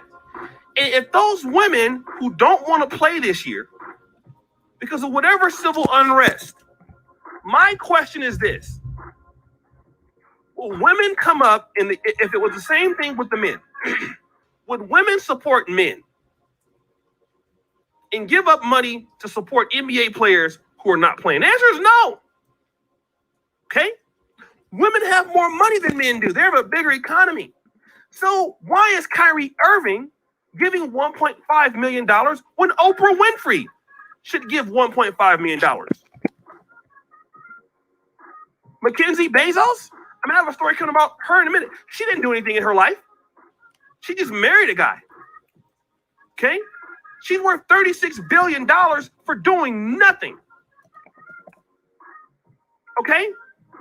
Why doesn't she give money? She doesn't do anything. What has she done? Okay? She even changed her name back to Mackenzie Scott. All right? She didn't do anything. She married a smart guy. She has $36 billion. Actually now, $64.5 billion for doing nothing. Why doesn't she give money to WNBA? She's a woman, right? And see, Kyrie Irving, you just bailed out a group of people who don't need your help.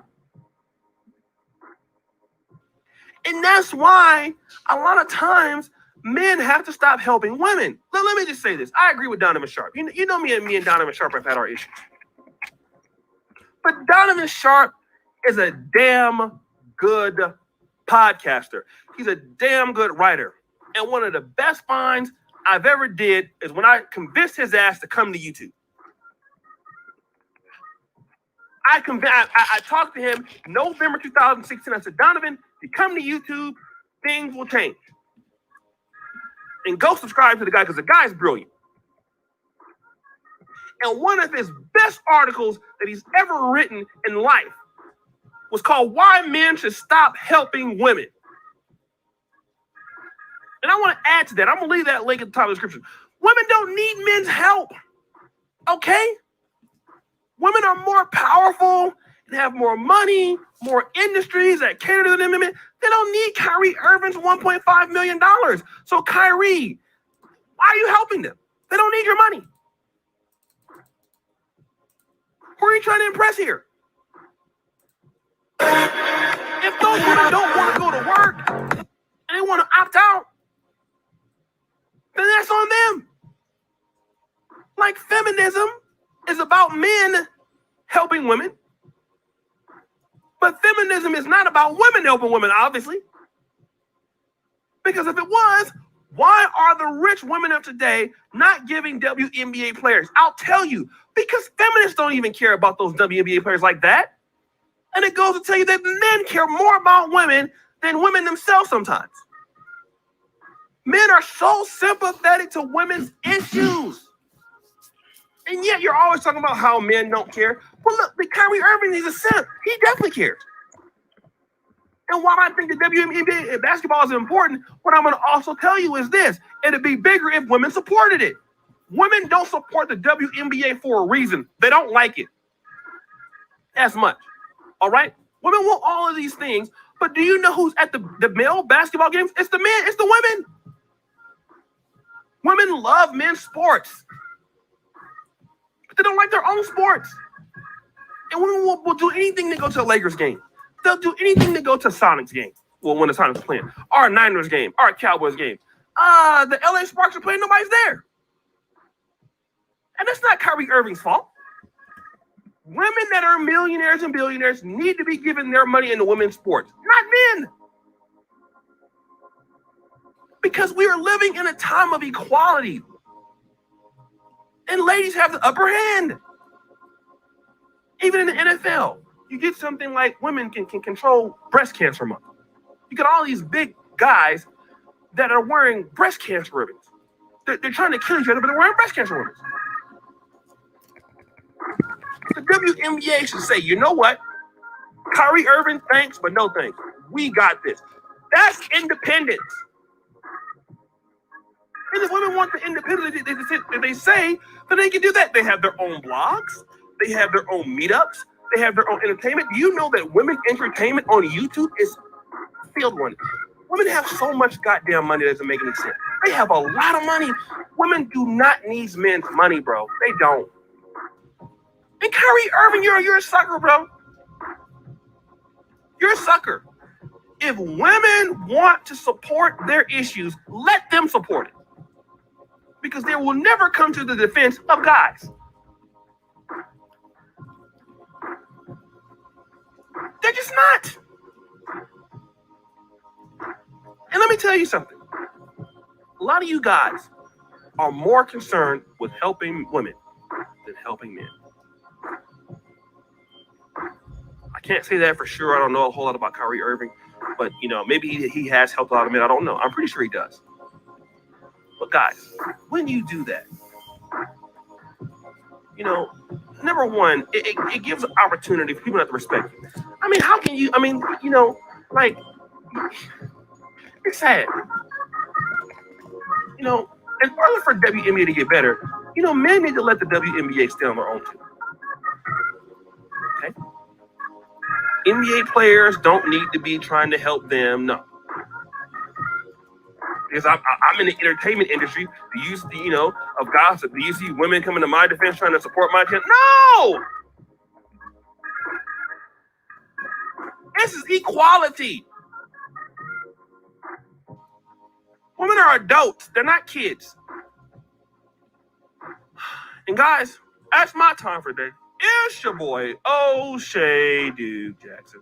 Back at it again with another episode of The Celebrity Dunk. Subscribe, the bell. I really appreciate all that you guys do. Thank you for the support on the channel. I really, really, really, really appreciate it. Guys, check out the first comment pinned to the top. All my information is there. Also, check out the Black Men Are Perfect t-shirt series. You'll be glad that you did. Make sure that you check it out, my Teespring store. Check out the Patreon. And guys, tell people about me, right? Thank you so much for all that you do. And as you know, the buffoonery remains at an all-time high. I'm out.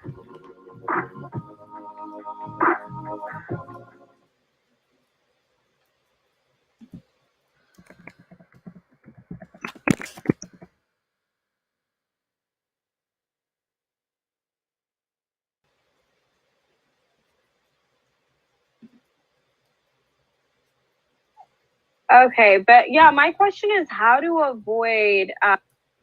See the video's logo right here? Well, instead of that, you just drop in your own logo. It used to be that if you wanted this level of professional quality, you'd either have to pay a professional editor or buy expensive software and spend weeks having to teach yourself how to use it. But not anymore. Videos lets you make stunning animations that are customized to your video in just a few clicks. And all you do is buy a one-time, lifetime membership for $67. And then you can use hundreds of templates, effects, animations, music, sound, and everything else on every video that you make. It's the little touches like this that make a video look a lot less homemade and a whole lot more professionally produced. With just a few minutes of work, Videos lets you make a huge difference to the quality of your video content. And that means more likes, more clicks, and more sales. We love using video editors, but it's not always the best option for everyone, especially when they can use something as quick, affordable, and simple as videos. Click here, buy a lifetime license for just $67, and make your audience remember your videos. I did not mean to play that ad. I'm very young and I'm just starting the whole dating scene, and I'm wondering how to avoid becoming turning into that person that ends up in the danger zone. I just worry, like, with all the statistics that you've listed. Okay. Hold on. Let me do this real quick. Let me do this real quick. First off, you have me on. You need to shut the YouTube channel off in the background, and then it sounds like you have me on Bluetooth, so there may be a delay. Brittany, unmute yourself. Hello? Hello? How are you?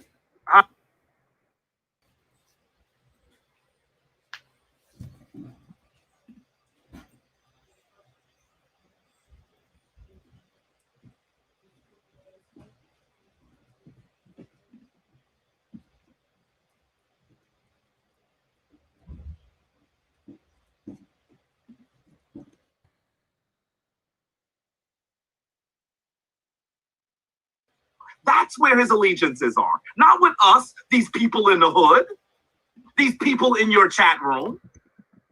His allegiances are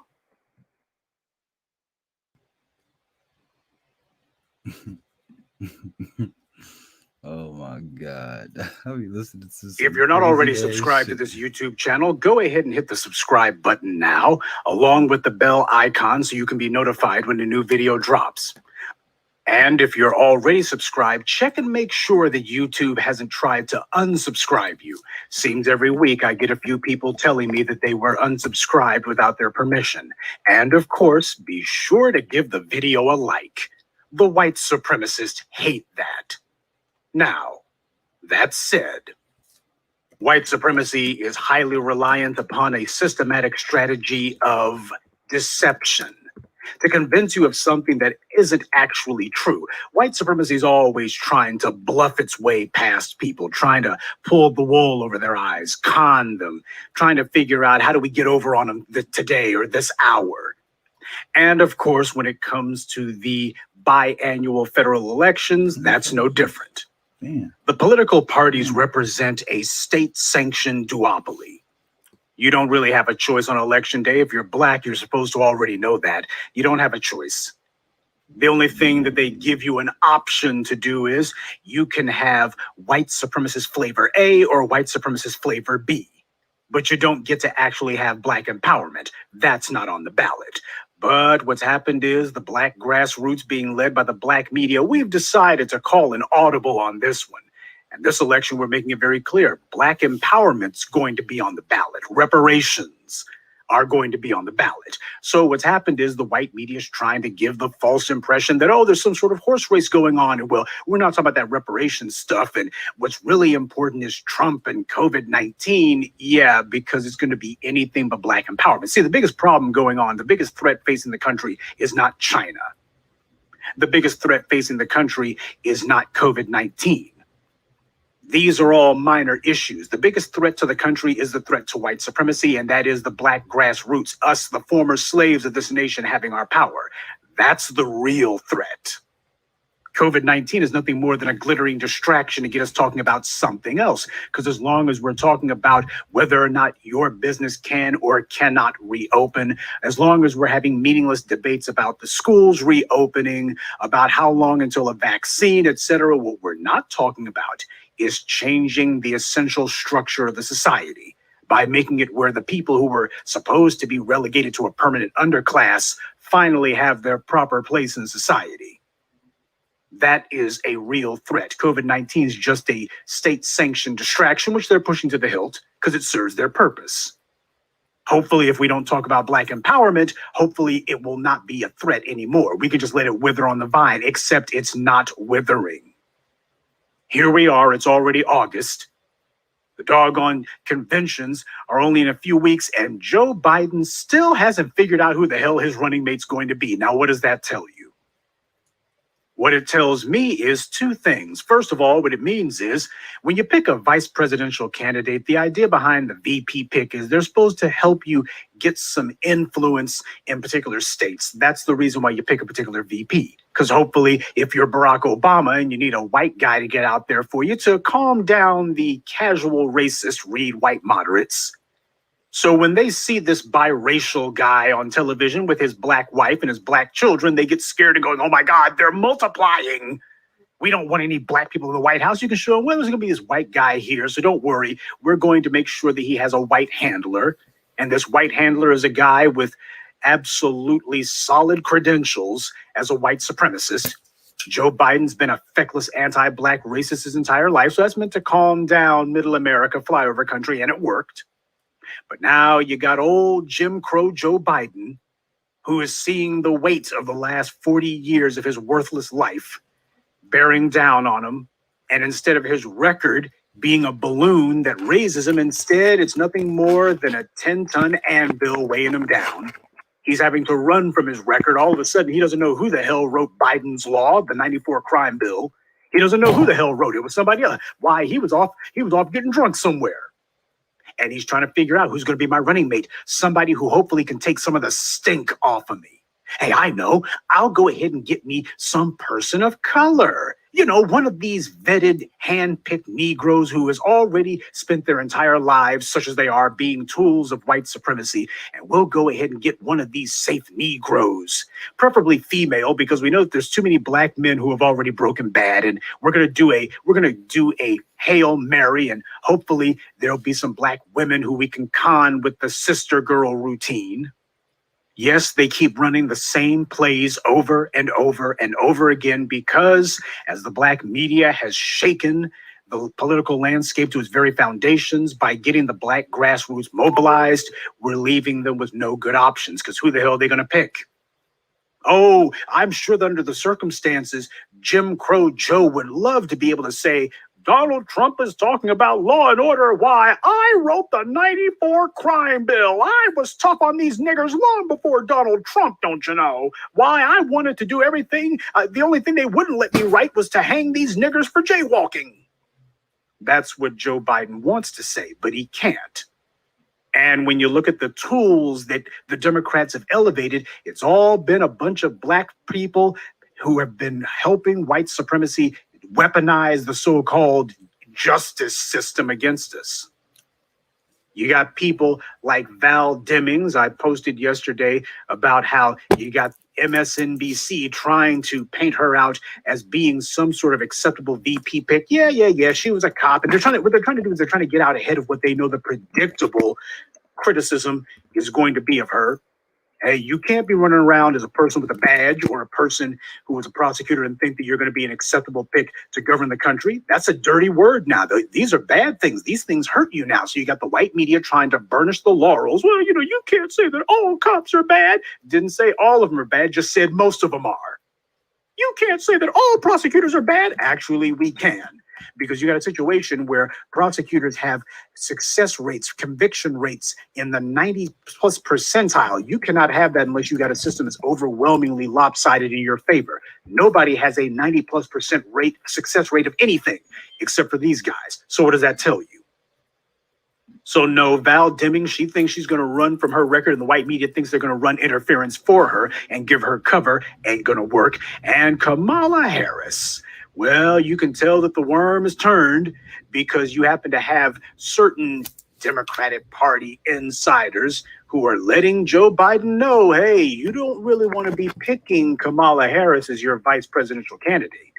See, Joe Biden would love to be able to try to appeal to the casual racist, read white moderates with the, see, we got ourselves some people who have a career track record of locking up these niggers, so Donald Trump can't claim to be the only tough on niggers candidate. I mean, the only law and order candidate. Why, look at Kamala Harris. Man, she's put more black people in prison than Bull Connor. That's what they would love to have. So they can try to get around this whole idea, because they look at the uprising. The Democrats look at the uprising as being a problem. Democrats have never, ever been in favor of black people getting what we're supposed to have. They have always been there as controlled opposition. Hey, you have a phony baloney pretend advocate. You can go to them and tell them we need laws, we need enforcement, we need punishment for the people abusing and attacking us, and they will give a sympathetic, you know, you're right, and then they'll go right back to what they were doing and ignoring you. And while you waste all your time trying to get the left arm of white supremacy to actually do what you want, they can let the right arm of white supremacy continue to bludgeon and beat you to death. That's what the goal is. The goal is that you sit on your hands and do nothing while this phony baloney pretend advocate, this pretend spokes group for you, they're going to be speaking for you, but they never say anything. They never do anything. Not for you, they don't. And that's the goal until the black media said, hey, it's time to abandon that garbage. Time to go for self. And what a surprise, it's yielded results. The white media is trying to figure out how do they put the right spin on what's going on. They would love to have Kamala Harris because they know that she is actually an Asian American advocate, but a lot of the black sororities and such who don't really identify with black people, many of them overrun with these boule and links and immigrants and such who have as much contempt for black people as the worst of the alt-right. They just have nothing but a bottomless well of contempt for, as far as they're concerned. The black people of this society are nothing more than cannon fodder, if not stepping stones to what they want. What we're making it clear is no, forget it. We're not doormats. So Kamala Harris, the real problem here that the white media doesn't want to have to talk about is that while they would love to have Kamala Harris as the VP pick, don't let them sit here and fool you with this garbage about, the cover story is that the Democratic insiders are saying that Kamala Harris was she was too critical of Joe Biden during the primaries last year. See, that was the problem. She was too critical of Joe Biden. No, the problem that they had with her was not that she was critical of Joe Biden. Otherwise, why in the world weren't they raising a stink about Obama choosing Biden as his VP? So the problem wasn't that. The problem happens to be that Kamala Harris, as much as they would look at her and go, she's going to be politically reliable, we don't have to bet on her ever deciding to upset the apple cart and say certain things that would not be advantageous to white supremacy. We ain't got to worry about her deciding that she wants to be president in 8 years or so, or less than that, because Joe Biden, clearly the boy ain't in the best of health. We don't have to be worried about her breaking bad on us. That's not an issue. They're not worried about that at all. She's shown her credentials as a white supremacist tool. She's rock solid in that regard. Her hatred of black people in this country, undeniable, unshakable, unquestionable. No, what the real problem is that Kamala Harris is damaged goods. Of all of the women of color in the field, she may have the highest profile, but she's also got the highest liabilities too. And that is all due to the black grassroots. I'm proud to say that I began the steady drumbeat against her almost 3 years ago, September 2017, with the deadly deception of Kamala Harris. Now, that video may or may not necessarily be available on YouTube anymore. It was on a prior channel. It was one of the videos that got the channel shut down, but that's okay. I decided to do an even longer, more in-depth video profile of her that you can see on this YouTube channel, The Rise and Fall of Kamala Harris. It covers all the same information as the deadly deception, but it also includes a lot of new stuff, a lot of additional information, I should say, that wasn't in deadly deception. So it's worth the reviewing if you haven't already seen it. But I understood the necessity that as soon as this woman made it clear that she wanted to be senator, we got to start immediately educating black people about who she is, because it was obvious the white media was trying to elevate this woman. You can tell when the white media is trying to figure out how to make somebody into a thing, trying to figure out how do we promote this person? How do we make them into the next tool in waiting? And with Kamala Harris, it was blatantly obvious what they were doing. The white media was grooming her to be the heir apparent to Barack Obama. That's what they were doing. They were grooming her to be the next mulatto, biracial, ethnically ambiguous tool that hopefully would keep black folks on the treadmill. She could do the sister girl thing, and she could do all of these black tools, whether they be black police chiefs, black mayors, black prosecutors. Do you think that there's a single day that's gone by that I have not been reminded that I'm black? I live in this community. I have seen racism. Oh, in my job, I've seen it. They sound like every white liberal you've ever seen.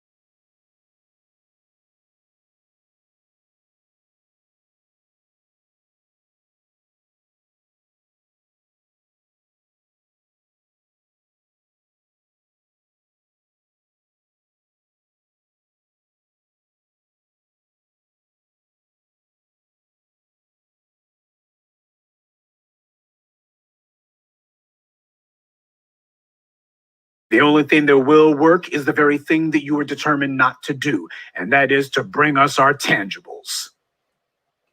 America, flyover country, and it worked. But now you got old Jim Crow Joe Biden, who is seeing the weight of the last 40 years of his worthless life bearing down on him. And instead of his record being a balloon that raises him, instead, it's nothing more than a 10-ton anvil weighing him down. He's having to run from his record. All of a sudden, he doesn't know who the hell wrote Biden's law, the 94 crime bill. He doesn't know who the hell wrote it. It was somebody else. Why? He was off getting drunk somewhere. And he's trying to figure out who's going to be my running mate. Somebody who hopefully can take some of the stink off of me. Hey, I know. I'll go ahead and get me some person of color. You know, one of these vetted, hand-picked Negroes who has already spent their entire lives, such as they are, being tools of white supremacy. And we'll go ahead and get one of these safe Negroes, preferably female, because we know that there's too many black men who have already broken bad. And we're gonna do a Hail Mary, and hopefully there'll be some black women who we can con with the sister girl routine. Yes, they keep running the same plays over and over and over again because as the black media has shaken the political landscape to its very foundations by getting the black grassroots mobilized, we're leaving them with no good options because who the hell are they going to pick? Oh, I'm sure that under the circumstances, Jim Crow Joe would love to be able to say, Donald Trump is talking about law and order. Why, I wrote the 94 crime bill. I was tough on these niggers long before Donald Trump, don't you know? Why, I wanted to do everything. The only thing they wouldn't let me write was to hang these niggers for jaywalking. That's what Joe Biden wants to say, but he can't. And when you look at the tools that the Democrats have elevated, it's all been a bunch of black people who have been helping white supremacy weaponize the so-called justice system against us. You got people like Val Demings. I posted yesterday about how you got MSNBC trying to paint her out as being some sort of acceptable VP pick. Yeah. She was a cop. And what they're trying to do is they're trying to get out ahead of what they know the predictable criticism is going to be of her. Hey, you can't be running around as a person with a badge or a person who was a prosecutor and think that you're going to be an acceptable pick to govern the country. That's a dirty word now. These are bad things. These things hurt you now. So you got the white media trying to burnish the laurels. Well, you can't say that all cops are bad. Didn't say all of them are bad, just said most of them are. You can't say that all prosecutors are bad. Actually, we can.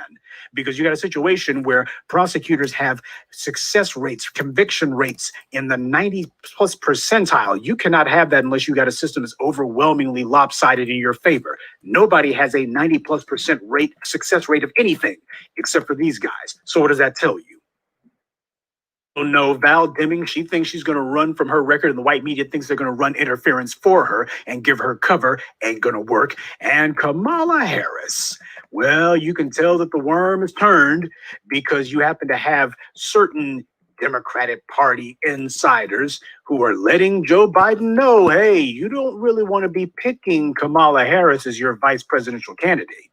See, Joe Biden would love to be able to try to appeal to the casual racist, read white moderates with the, see, we got ourselves some people who have a career track record of locking up these niggers, so Donald Trump can't claim to be the only tough on niggers candidate. I mean, the only law and order candidate. Why, look at Kamala Harris. Man, she's put more black people in prison than Bull Connor. That's what they would love to have. So they can try to get around this whole idea, because they look at the uprising. The Democrats look at the uprising as being a problem. The Democrats have never, ever been in favor of black people getting what we're supposed to have. They have always been there as controlled opposition. Hey, you have a phony baloney pretend advocate. You can go to them and tell them we need laws, we need enforcement, we need punishment for the people abusing and attacking us, and they will give a sympathetic, you're right, and then they'll go right back to what they were doing and ignoring you. And while you waste all your time trying to get the left arm of white supremacy to actually do what you want, they can let the right arm of white supremacy continue to bludgeon and beat you to death. That's what the goal is. The goal is that you sit on your hands and do nothing while this phony baloney pretend advocate, this pretend spokes group for you, they're going to be speaking for you, but they never say anything. They never do anything. Not for you, they don't. And that's the goal until the black media said, hey, it's time to abandon that garbage.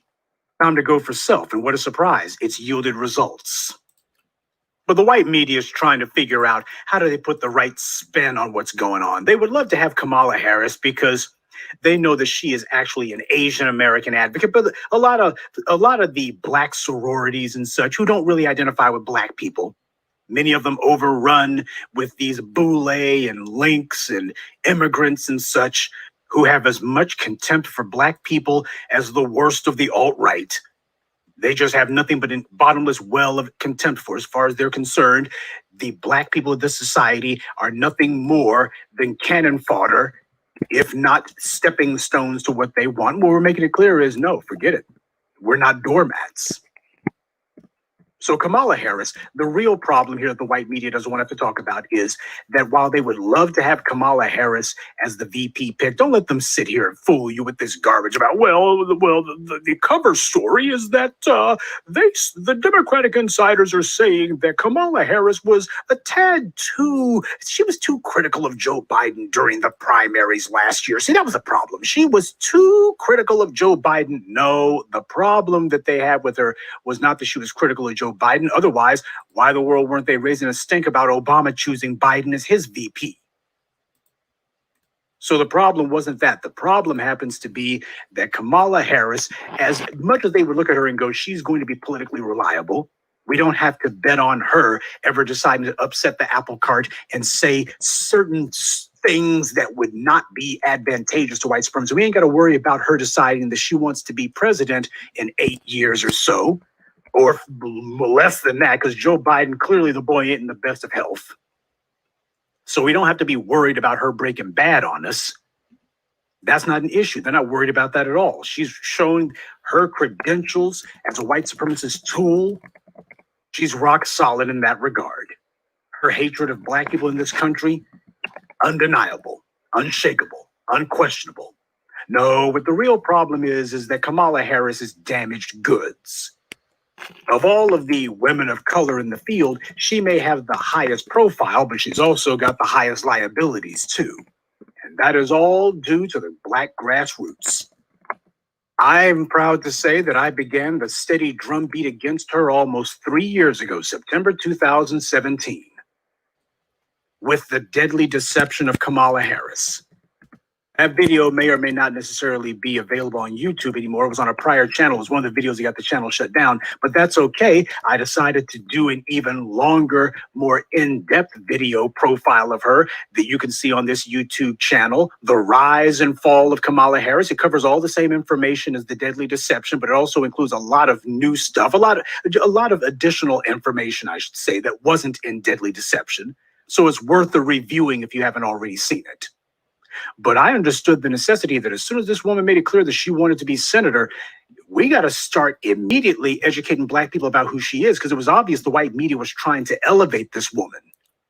You can tell when the white media is trying to figure out how to make somebody into a thing, trying to figure out how do we promote this person? How do we make them into the next tool in waiting? And with Kamala Harris, it was blatantly obvious what they were doing.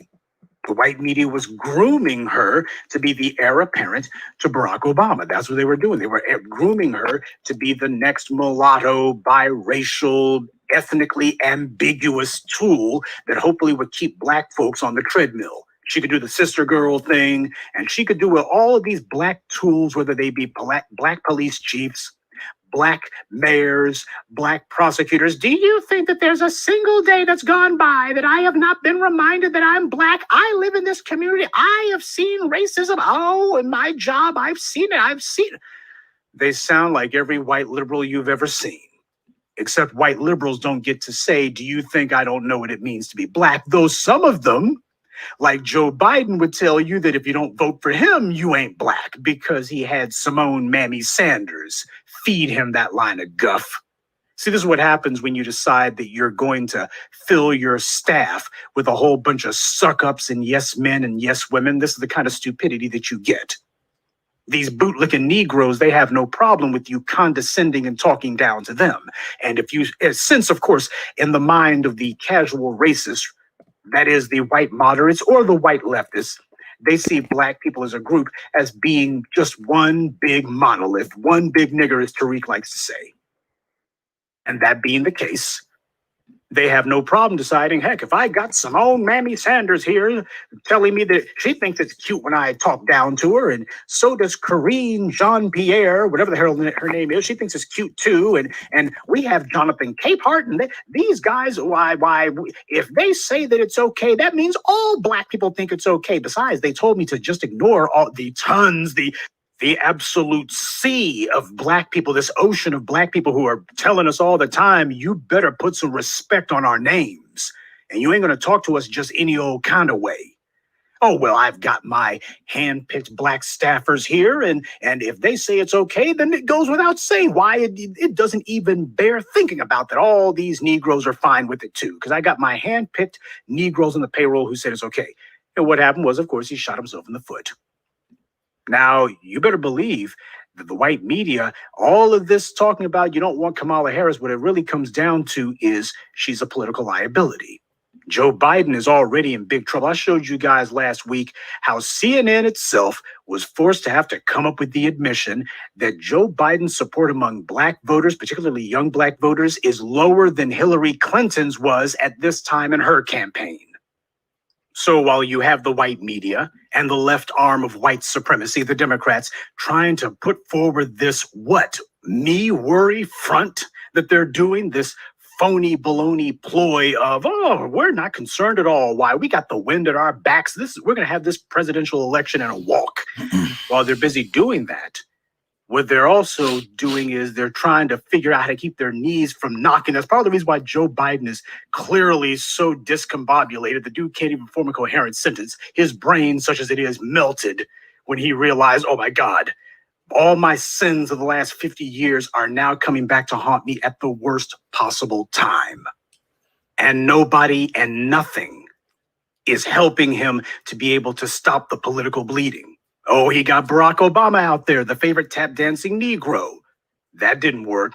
Got Bill Clinton out there. Wasn't he supposed to be the first black president? I think that's what Toni Morrison, wasn't it Toni Morrison who said that about him? Yeah, they're playing all the golden oldies.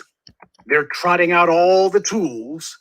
And the reason for that happens to be Donald Trump, while he may be politically obnoxious, he's not a real problem. The problem happens to be anything that threatens the guaranteed system of goodies, giveaways, and guarantees that is the glue that holds together white supremacy. White supremacy is held together by a promise that it made to those classified as white. And that promise is there is a glass ceiling for black people, which is also the glass floor for you. You will never be allowed to fall beneath that glass floor. And black people as a group, will never be allowed to rise above it. And because of that, you will always be able to have the fat of the land, but you also have the psychic benefits of knowing that there's a permanent underclass who, no matter how bad things are for you, you'll have the psychological comfort of knowing there's an entire group of people for whom it's far, far worse because it's been engineered to be that way. You will be sheltered and protected and insulated from having to compete economically, from having to compete politically, from having to compete socially for anything. Don't worry about jobs and such. Those are reserved for you, as are business loans and housing loans and such. That's reserved for you. And don't worry about if you want to go into political office, the game's going to be rigged so that black people are completely and thoroughly politically corralled. The Republicans do the dirty work of corralling the black vote, and the Democrats let them. They work hand in hand to make sure the black vote is contained.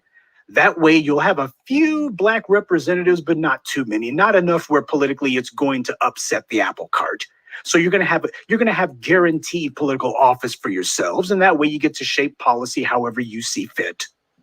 And you're going to have social guarantees that makes it where wherever you go, you're going to be treated a certain way, and no one's going to have the ability to tell you anything.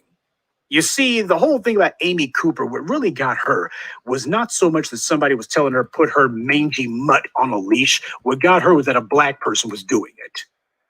That's what got her. When she saw this black man telling her to do that, that's what set her off. Because what was happening was he was essentially exercising control and power over her. And as a white person, that's supposed to be part of the social guarantee. There's a social guarantee that white supremacy is made. That as a white person, no black person has any sort of control over her. No black person can exercise control over her under any circumstances, at any time, in any place. And regardless of what that Cooper clown chose to do, I'm talking about the Birdman, no matter what it was that he chose to do, the point of the matter is, I'm talking about Amy Cooper, what set her off. And you see what happens. The second, white supremacy requires, of a necessity, those who are the beneficiaries of white supremacy require constant reassurance that the con is still on. They require constant reassurance that even though the house of cards is made out of doilies and tissue paper, and there's that not even a breeze is going to come along to destabilize it. They know that this con should have collapsed a long time ago and would have if other generations had done their part.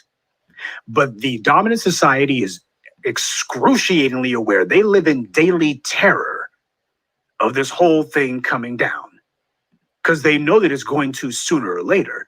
So since they live in terror of that, every minute of every day, they have to be reassured that white supremacy is going to stand at least for a little bit more. Reassure us, reassure us. We need constant reassurance, daily reassurance. There cannot be a 24-hour period that goes by without them being reassured. And if they even look at the horizon and see something that looks like it could be a threat to their dominance and guarantees, if they see black empowerment on the horizon, they lose it. Any little thing sends them into hysterics. Any little thing makes them lose their minds. Joe Biden, seems he's literally lost what passed for his mind.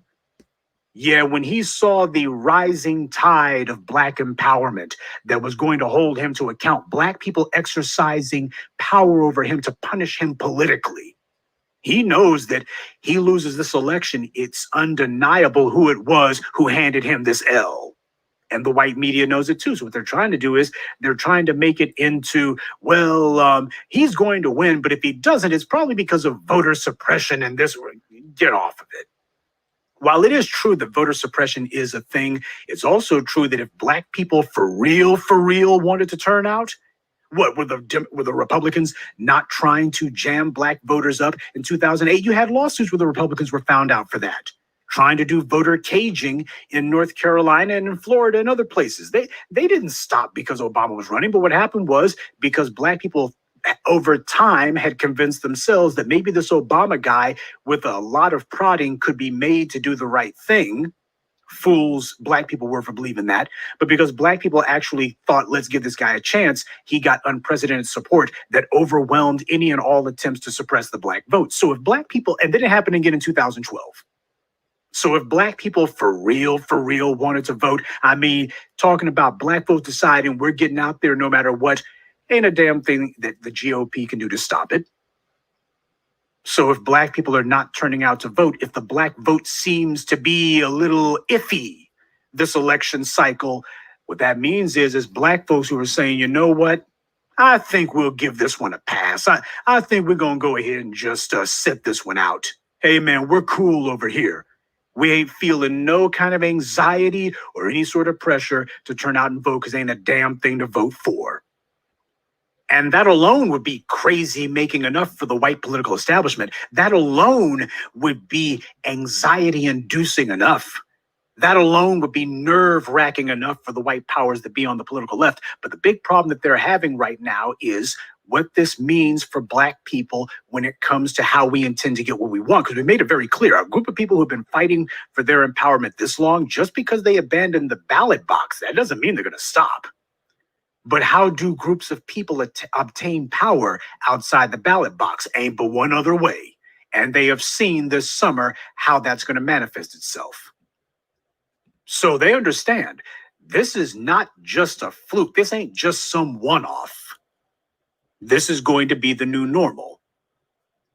And they have to find a way to stop it. What that means is you got to get black folks back into the bad habit of thinking that maybe these white supremacists on the left are going to stop their white supremacist collaborators and partners on the right. And you get them to think that this guy over here, this old white guy, with his biracial or potentially black running mate is somehow going to constitute a difference. What the hell did Kamala Harris do to stop police brutality and racial profiling and the targeting of black people in California? I can show you plenty of instances where she allowed police to get away with it. Can't show you anywhere she actually punished them. Can't show you where she went on a jihad that she's going to clean the doggone police departments up. There should be a list, an enemies list of police officers and sheriff's deputies and state troopers should have an entire list of these scumbags. It's like we're putting cases on all these bastards. You see, if you're actually serious about changing police culture, you got to change who the police are. And you got to also establish that we're coming after you.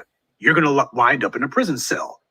But of course, neither Joe Biden as a legislator or Kamala Harris as a prosecutor or Val Demings as a former cop, none of them are dedicated to that because they all understand the part that they play in white supremacy, and they understand exactly what the injustice system is about. The laws were not written to punish white supremacists. They were written to target and punish black people, whether you commit a crime or not. Joe Biden certainly understood that. Laws were not about actually punishing crimes. They were meant as a social mechanism for the containment and suppression of black people as a group. That's what it was actually meant to do. And with the white media sanitizing all this and trying to white-splain it away and making sure to put some trusted paid Negro in front of the camera. To the good part, man. Who says, oh, everything the Democrats do, the sun shines out of their behinds, and don't worry about what the Democrats are doing to screw you over. Just worry about what the Republicans are doing, and that trying to play both ends against the middle. And perhaps it went on for a while, but there's a new generation who is deciding, you know what? It's time for a fresh start. All of you old niggers need to go. All of you old bootlicks, you ain't got a damn thing done. So since you weren't improving anything when you were there, we ain't going to lose nothing when you're gone. That's what's happening right now. What's happening is you got this younger generation who is deciding that all these guys got to go. All that matters is results. And this is an entirely new landscape for them to be in. Oh, you think you're going to bring out the golden oldies? We're going to bring out John Trouble-Man Lewis. Oh, yeah, Trouble-Man. We're going to get in some good trouble. Oh, yeah, that's right, Trouble-Man. You're going to get in some good trouble. Causing bad trouble for black people. But they thought that was what they were going to do. The 65 to dead demo among black voters, they're not the ones who put presidents in office. You got to galvanize that young black vote. And that young black vote's looking and going, no, you got to step up with our tangibles. But you also have got to make a firm commitment to punish the enforcement arm of white supremacy. We're going to turn the system against itself. We're going to break. And if that happens, you've broken the system is what you've done. You've essentially broken the system. The system, any system, cannot be operating against itself, cannot be at war with itself. And yet that's exactly what the former slaves are angling to make it do. Wallin'. To make the system go to war with itself and tear itself down with its own hands. This is an existential crisis that white supremacy faces. The former slaves are exercising power over the system. So Joe Biden's realizing that black folks ain't going for the okie doke. And yeah, you got a bunch of these Negroes who have never given a damn about black empowerment, never given a damn about black people, who have spent all their time with their heads up some white woman's behind, or in the case of certain hip hoppers, up some white man's behind. These people have been chasing sexual access with white people of the opposite gender, or in the case of Queen Latifah and Nas Little X of the same gender. These individuals, they're now trying to figure out, how do they sound like us? Well, they're not doing it for the sake of achieving black empowerment. They're doing it for the sake of trying to blunt and short circuit what we're doing. That's what their goal is. How do we short circuit what these guys on the internet are saying? How do we co-opt their message? We're going to sound like them for a hot second. And then we're going to turn it to, well, you need to beat them up at the polls. Ain't that what Killer Mike said? I'm going to start calling him Sucker Mike. Because that's what this dude acts like. He acts like a sucker. So Sucker Mike was out there saying, you should beat him up at the polls. Beat him up at the polls. Got news for you, sucker Mike. We managed to get laws on the books. We managed to get changes made. We managed to have the police's name turned to mud without a single election. We did it without casting a single ballot. So you can go ahead and take your old con game that Bernie Sanders and the rest of the DNC trotted your raggedy behind out to pull. You can take that mess somewhere else. We have found ways to be effective without voting. So that being the case, we ain't wasting our time with a process that was never meant to give us anything in the first place. No, we've decided we're handling this without the ballot box. And ain't gonna be no hip hoppers, ain't gonna be no bought and paid for bootlicks, not gonna be any more black employees of white corporations, white music companies, white television studios, white movie studios, or white government offices who are gonna come out here and try to tell us otherwise. Ain't gonna work. The only thing that will work is the very thing that you were determined not to do, and that is to bring us our tangibles. You go ahead and you step up with some tangibles for us, not for everybody else, ain't for no immigrants, not even black immigrants. The black immigrants have not been systematically disadvantaged. We have been. That being the case, you will balance the scales to our satisfaction. And as long as you decide that you will defy the will of the black community, then what's going to happen is the streets are going to stay hot. What's going to happen is we are going to continue to undermine the system every way that we can. We're going to continue to make sure that if we're not comfortable, nobody's going to be comfortable. You're going to have white people on the left who figure that they're supposed to be the seesaw. That's the way it works. There's a seesaw. The other guys, they get to have their time in the sun. They get to have their access to the national treasury in the goodie box for a few years. And then it goes in your direction. And, you know, every few years, you each get to have it. You each get to take your turn. And that's how you keep equilibrium. Well, we decide, let's put our thumb on the scales, and one side's going to have it. If the other side decides they want their access to the goodie box back, well, we're going to have ours. Destabilizing the system, because that's what you do when you're serious about your power. You make it very clear, if I cannot have what it is that I ought to have, then nobody's gonna have it. I'll just throw a doggone monkey wrench in the gears, the machine comes to a halt, and that's just gonna be the end of it. You will prioritize my agenda, and I have the power to put enough pain on you to make it where you will. And no, you're not going to bring out Joe Biden with his pet Negroes. And no, they're not going to get away with lying. And that's the problem that they're having. They don't have any lies that they can use. Kamala Harris is not going to run away from her record any more than Joe Biden is going to. We've already educated people that when it comes to the crime bill, Joe Biden isn't going to get to say, well, you know, it was actually the states. It wasn't the federal government. Mamie Sanders tried that mess, and you had CNN. We put enough pressure on that Victor Blackwell had to check her and say, well, you know, the states were bribed to do so. The federal government paid them $13 billion to change their laws to make them as harsh as Joe Biden's law was. So we were the ones who put that out there. It's a matter of you can't run from the facts. So yeah, these bastards are going to be held accountable. Everyone's going to be made to have to answer for themselves. What they're finding is they don't have any answers or any excuses. Kamala Harris is not going to drag out the old dusty bones of low-down Willie Brown. He's not going to get trotted out here and say, you know, I'm a black politician. And man, I'm sure I've had a lot of nice young things come to my office, and I've been doling out favors for years. And because I'm a black politician, I remember racism too. Yeah, I've been a victim of racism too. And y'all should do what I say because I'm a black politician, and I say that I have experienced racism too. So y'all should just vote how I tell you to do. Vote how these good white folks on the right, on the left want you to do, and that's good enough. Notice how both Clarence Thomas and Herman Cain and Willie Brown, and notice how all these Negroes, these black bootlicks, whether they be on the left or the right, notice how they all operate out of the same playbook. They all use the same lines. They all use the same rhetoric, and always for the same purpose.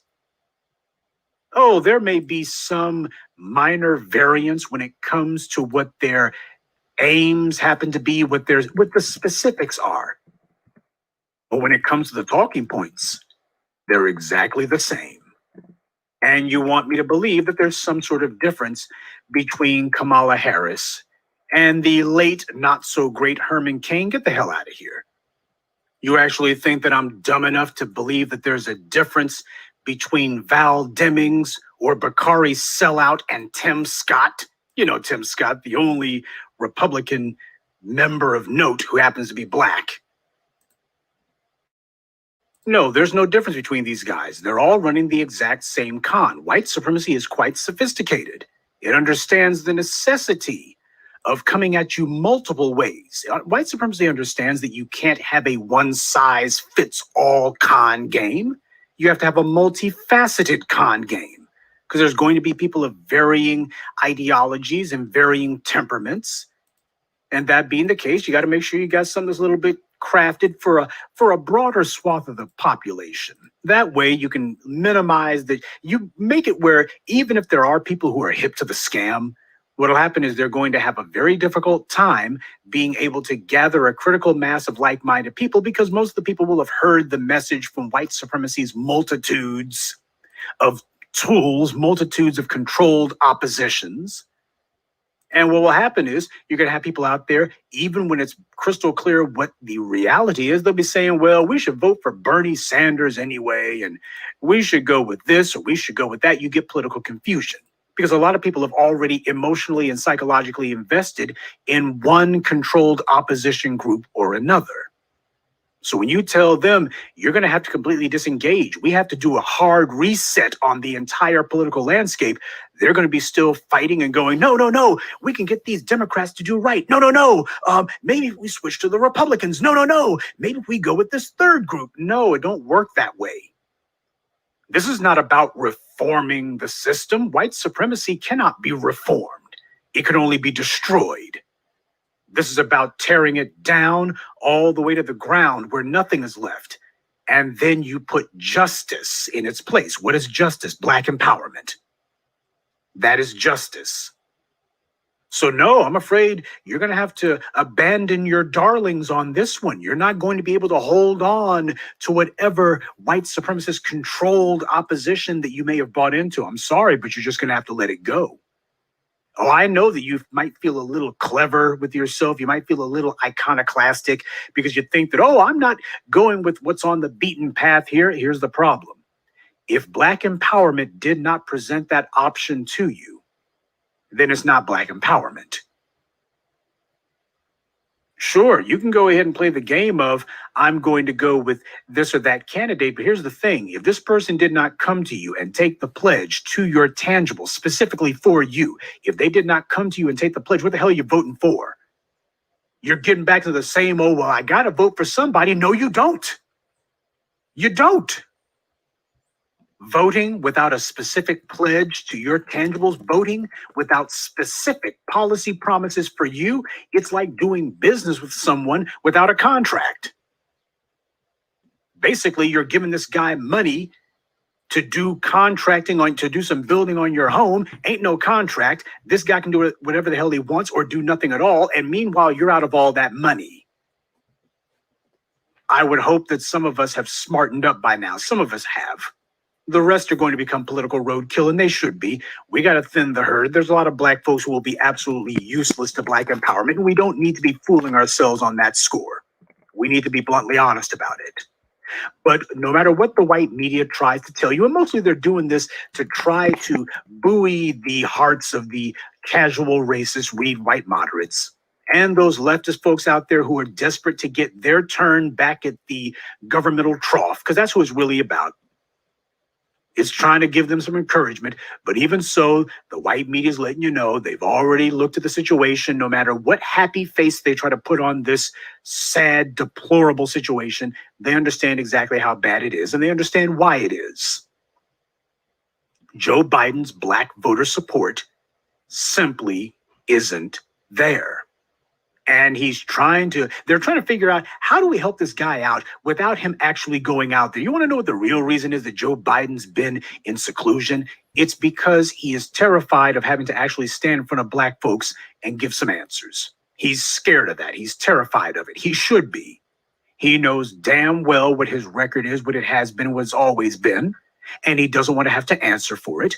So he's trying to figure out, how do I get out of that? I know, I'll just hide in seclusion. I'll let my black bootlicks, I'll let these black mouthpieces that I got on the payroll, I'll let them talk. And hopefully, if I go ahead and give people a bunch of happy talk and anticipation, I will say that, I'm thinking about having a black woman, or at least a woman of color, hint, hint, Kamala Harris.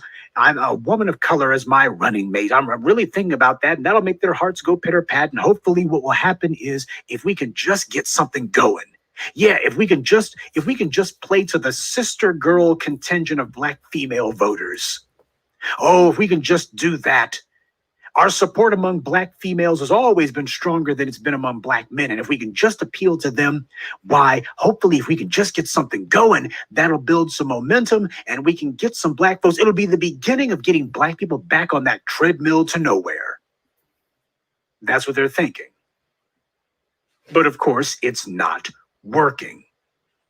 And while it is true that when it comes to presidential races, the white media has always had the inside track as far as knowing that they try to create horse races where none exist. They try to make it seem like a nail biter when that's not the case, because presidential elections, if properly marketed, can be big ratings and big business for the media entities anyway. For the networks, it can be big business. Because you got people very interested in elections that the white media already knows the outcome of months, if not a year or more in advance. They can already tell. They've been through this process enough times where they can already tell. And what CNN's telling you is, yeah, Biden's black voter support, nowhere near as strong as he needs it to be. Hillary Clinton had more black voter support than Joe Biden, and she lost. Now, of course, this problem is eminently correctable. They can fix this. They know exactly what it is that black people are demanding. Do what black people demand, you can get that black vote. But that's the problem. That's the entire problem. This is about getting black people to once again go back to towing the line without giving black people our tangibles. That's the key. You have to keep the status quo intact. You must maintain the status quo. And the status quo is that black people have been targeted for systematic deprivation, primarily economic deprivation, but political deprivation, social deprivation, but mostly economic. Politics, political elections are about who gets what. It's where you divide up the economic pie. And it's already been decided that in policy and in practice, black people are to get nothing, not even crumbs. Jesus. But black people are out here agitating, making the block hot. And black people are shaking the system and making it very clear, hey, the ballot box, we're not even worrying about that anymore. We're going to get what we should have, and we ain't going to the ballot box to get it. Don't you know you directly threaten the system of goodies, giveaways, and guarantees the white supremacy must have? Because if you have all these casual racists, read white moderates, and you have all of these white leftists seeing black people getting real tangibles, getting what's ours, I can tell you right now, the fastest thing to kill even the facade, the phony baloney facade of liberalism. You want to make it where liberalism evaporates, go ahead and show black people getting tangibles from the system, because as white people, they understand, well, we want you to have a little bit of sympathy for the black folks. You're kind of being harsh on them. That's as far as the white liberals' interest and well-being for black people goes. It's just a matter of, well, okay, you might want to let up on them a little bit. You're kind of being a little bit harsh. But when it comes to actually talking about them tangibles, all of a sudden that white liberal starts talking like any right-wing alt-righter you ever heard. Oh, you can make these liberals become alt-right real quick when you start talking about black people getting ours. You can make them convert to an alt-righter real fast. So that's the dilemma that we've put white supremacy under. That's the corner that we've painted them into. Those are the horns of the dilemma that we have them stuck on. There's no good options here. You're not going to be able to restabilize this system by getting black folks to go back to the old failed habits and patterns. That's not going to happen. And you're not going to trot out any civil rights retreads or any bought and paid for hip hoppers.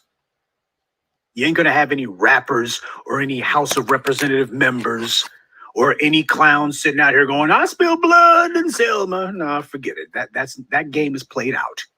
And you're not going to have any black mouthpieces, the roly-polies and the Joy Reids and such.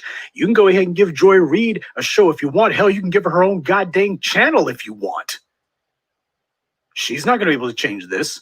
See, that's the thing. It was deliberate giving Joy Reid a show. You give Joy Reid a show primarily because you're hoping that she's going to be able to appeal to black women in particular, and her job is going to be to get black women back on that treadmill. She ain't going to be talking about no reparations. She's not going to be saying, hey, these police officers who have been getting away with harming black people, there needs to be a list of these guys. Doesn't matter if they retire. At the NYPD, you had a slew of retirements about a month ago.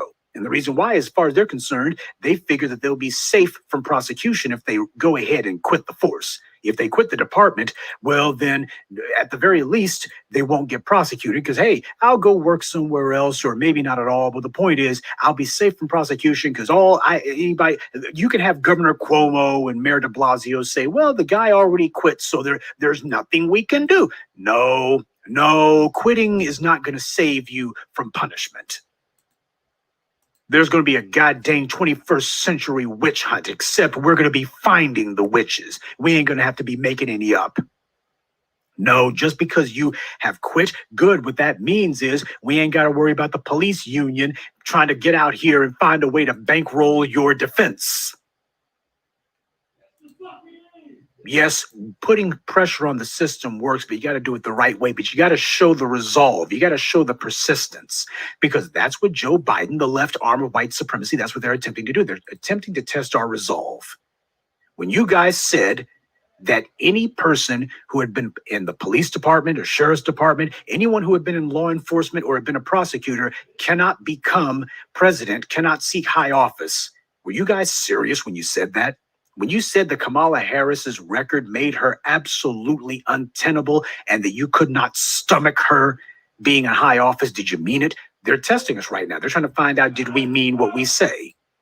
And it's still early, but it seems the white media and the Democratic establishment, without trying to, they want to make sure that they don't actually come out and say it, because they need, the Democrats are as dedicated to using the injustice system to attack and corral and contain black people as the Republicans are. They can't say you cannot be seeking office if you are a cop or if you are a prosecutor, because these are government agencies too.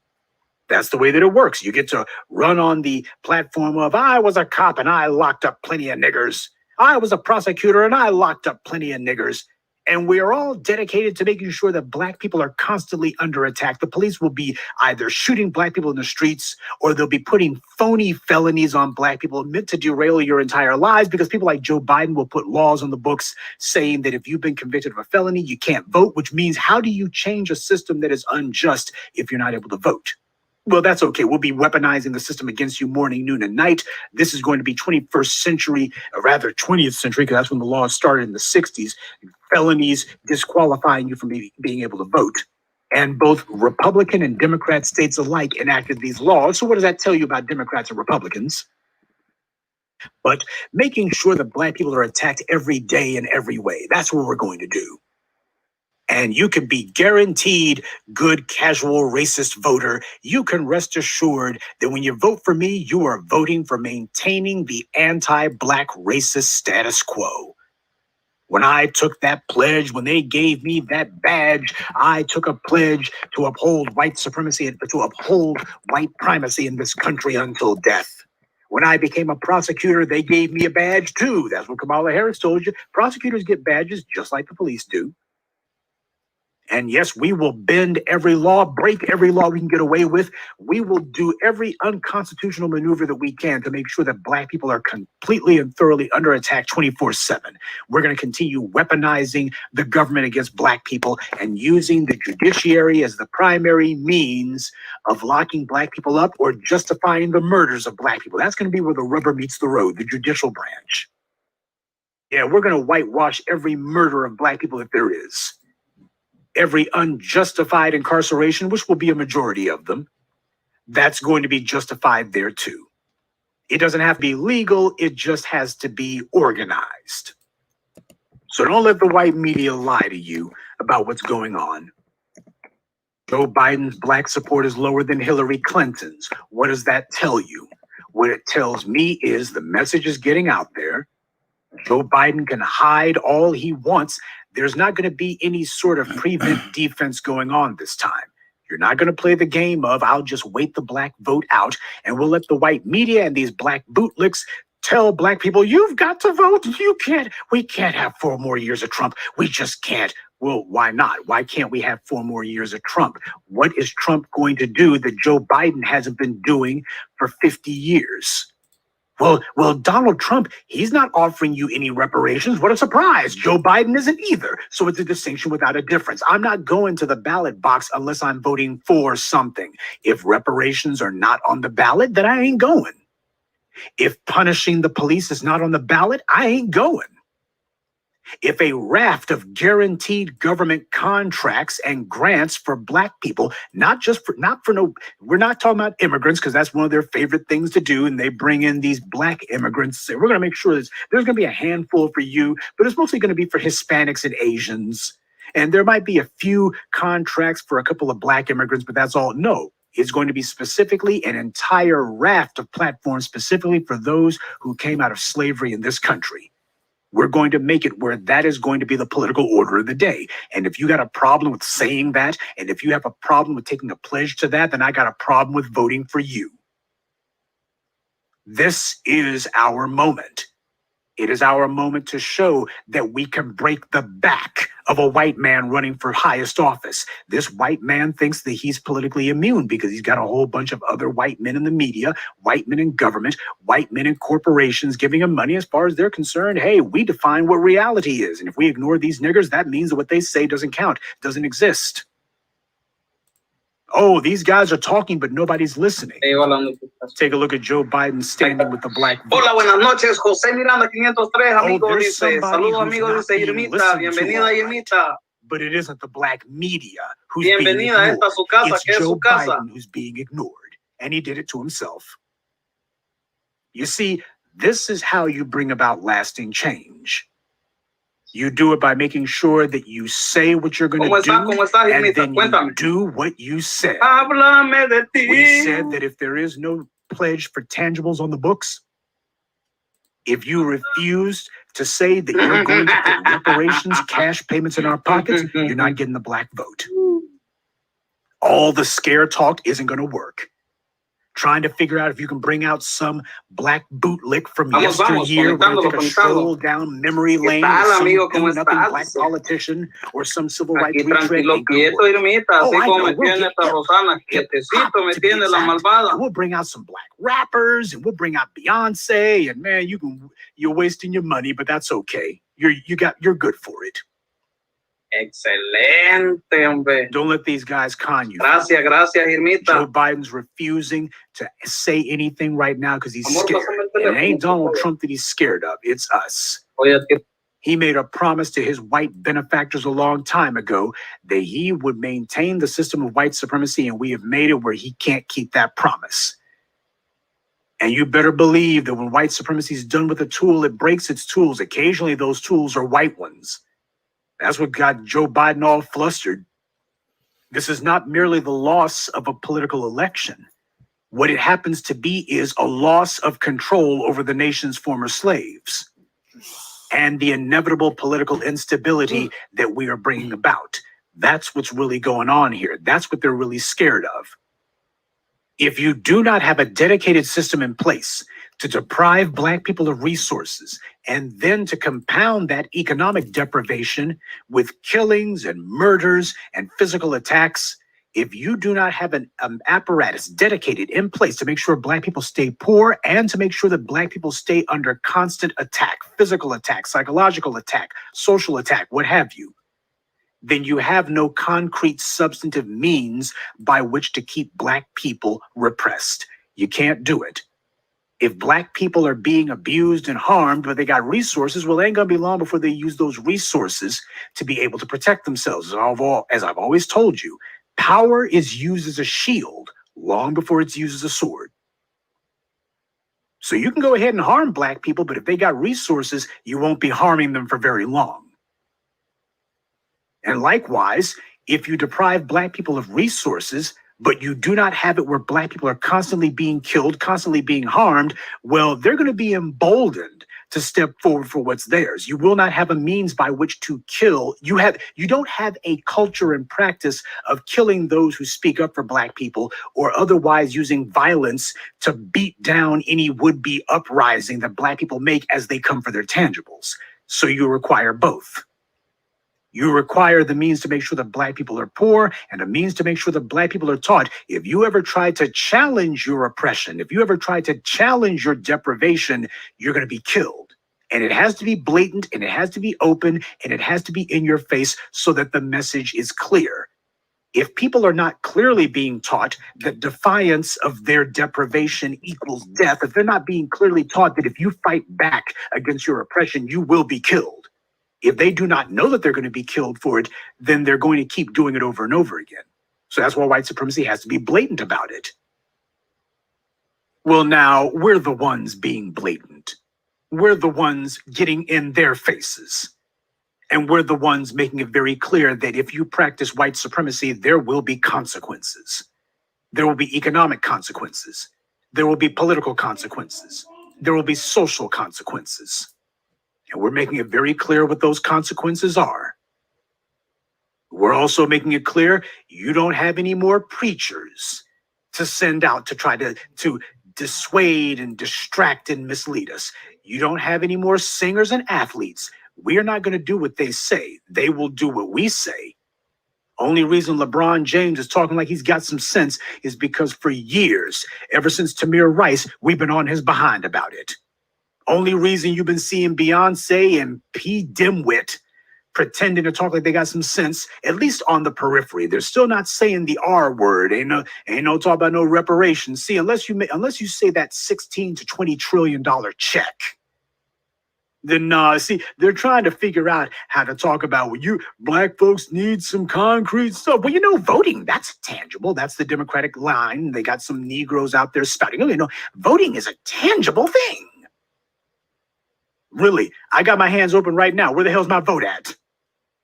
No, the only thing tangible is what I can hold in my hands and pass down to the next generation. What I can put in my bank account, that's tangible. I can't put a vote in my bank account. See, that's when you get serious. That's how you scare the system. That's how you let the system know that you're putting them on notice. That is how power changes hands. You make it specific what it is that you are demanding, what it is that you're coming for. And then you are relentless about getting it. We've been out here in the vineyards for over a decade now. A lot of the fools who used to be out here talking all that chakra crap and talking all of that spiritual mumbo jumbo and all that other nonsense, those guys, they've all gone away. The few of them who are still making a couple of peeps on the periphery, these guys are trying to talk like us, and what they can't understand is why it's not working. It ain't working because it sounds insincere and stupid coming from you. Just like Joe Biden trying to talk about, if you don't vote for me, you ain't Black. If you don't know who you're going to vote for, you ain't Black. Get off it. So family, take heart from what's going on. Do not look for the white media to come up with the admission. That's one of the bad habits Black people have. We're always waiting for white supremacy to confess to its sins. I told you a long time ago, that is not how you judge victory against white supremacy. It's not about whether or not you can force them to tell the truth. White supremacy is the most evil institution ever created. It is incapable of telling the truth. What you look for is the sweet sound of silence. And at least where the left arm of white supremacy is concerned, when you see Joe Biden doing all this hiding, you see this man at an undisclosed location. Nobody knows where the hell he's at. The Secret Service don't know where he's at. You've seen more UFOs the last couple of months than you have spottings of Biden. Yeah, when you see something like that, you understand that we have shut this bastard up. He is so scared of having to face up to his record. He's so scared of having to face the Black grassroots. He's just terrified. The sweet sound of silence. And we are just getting started.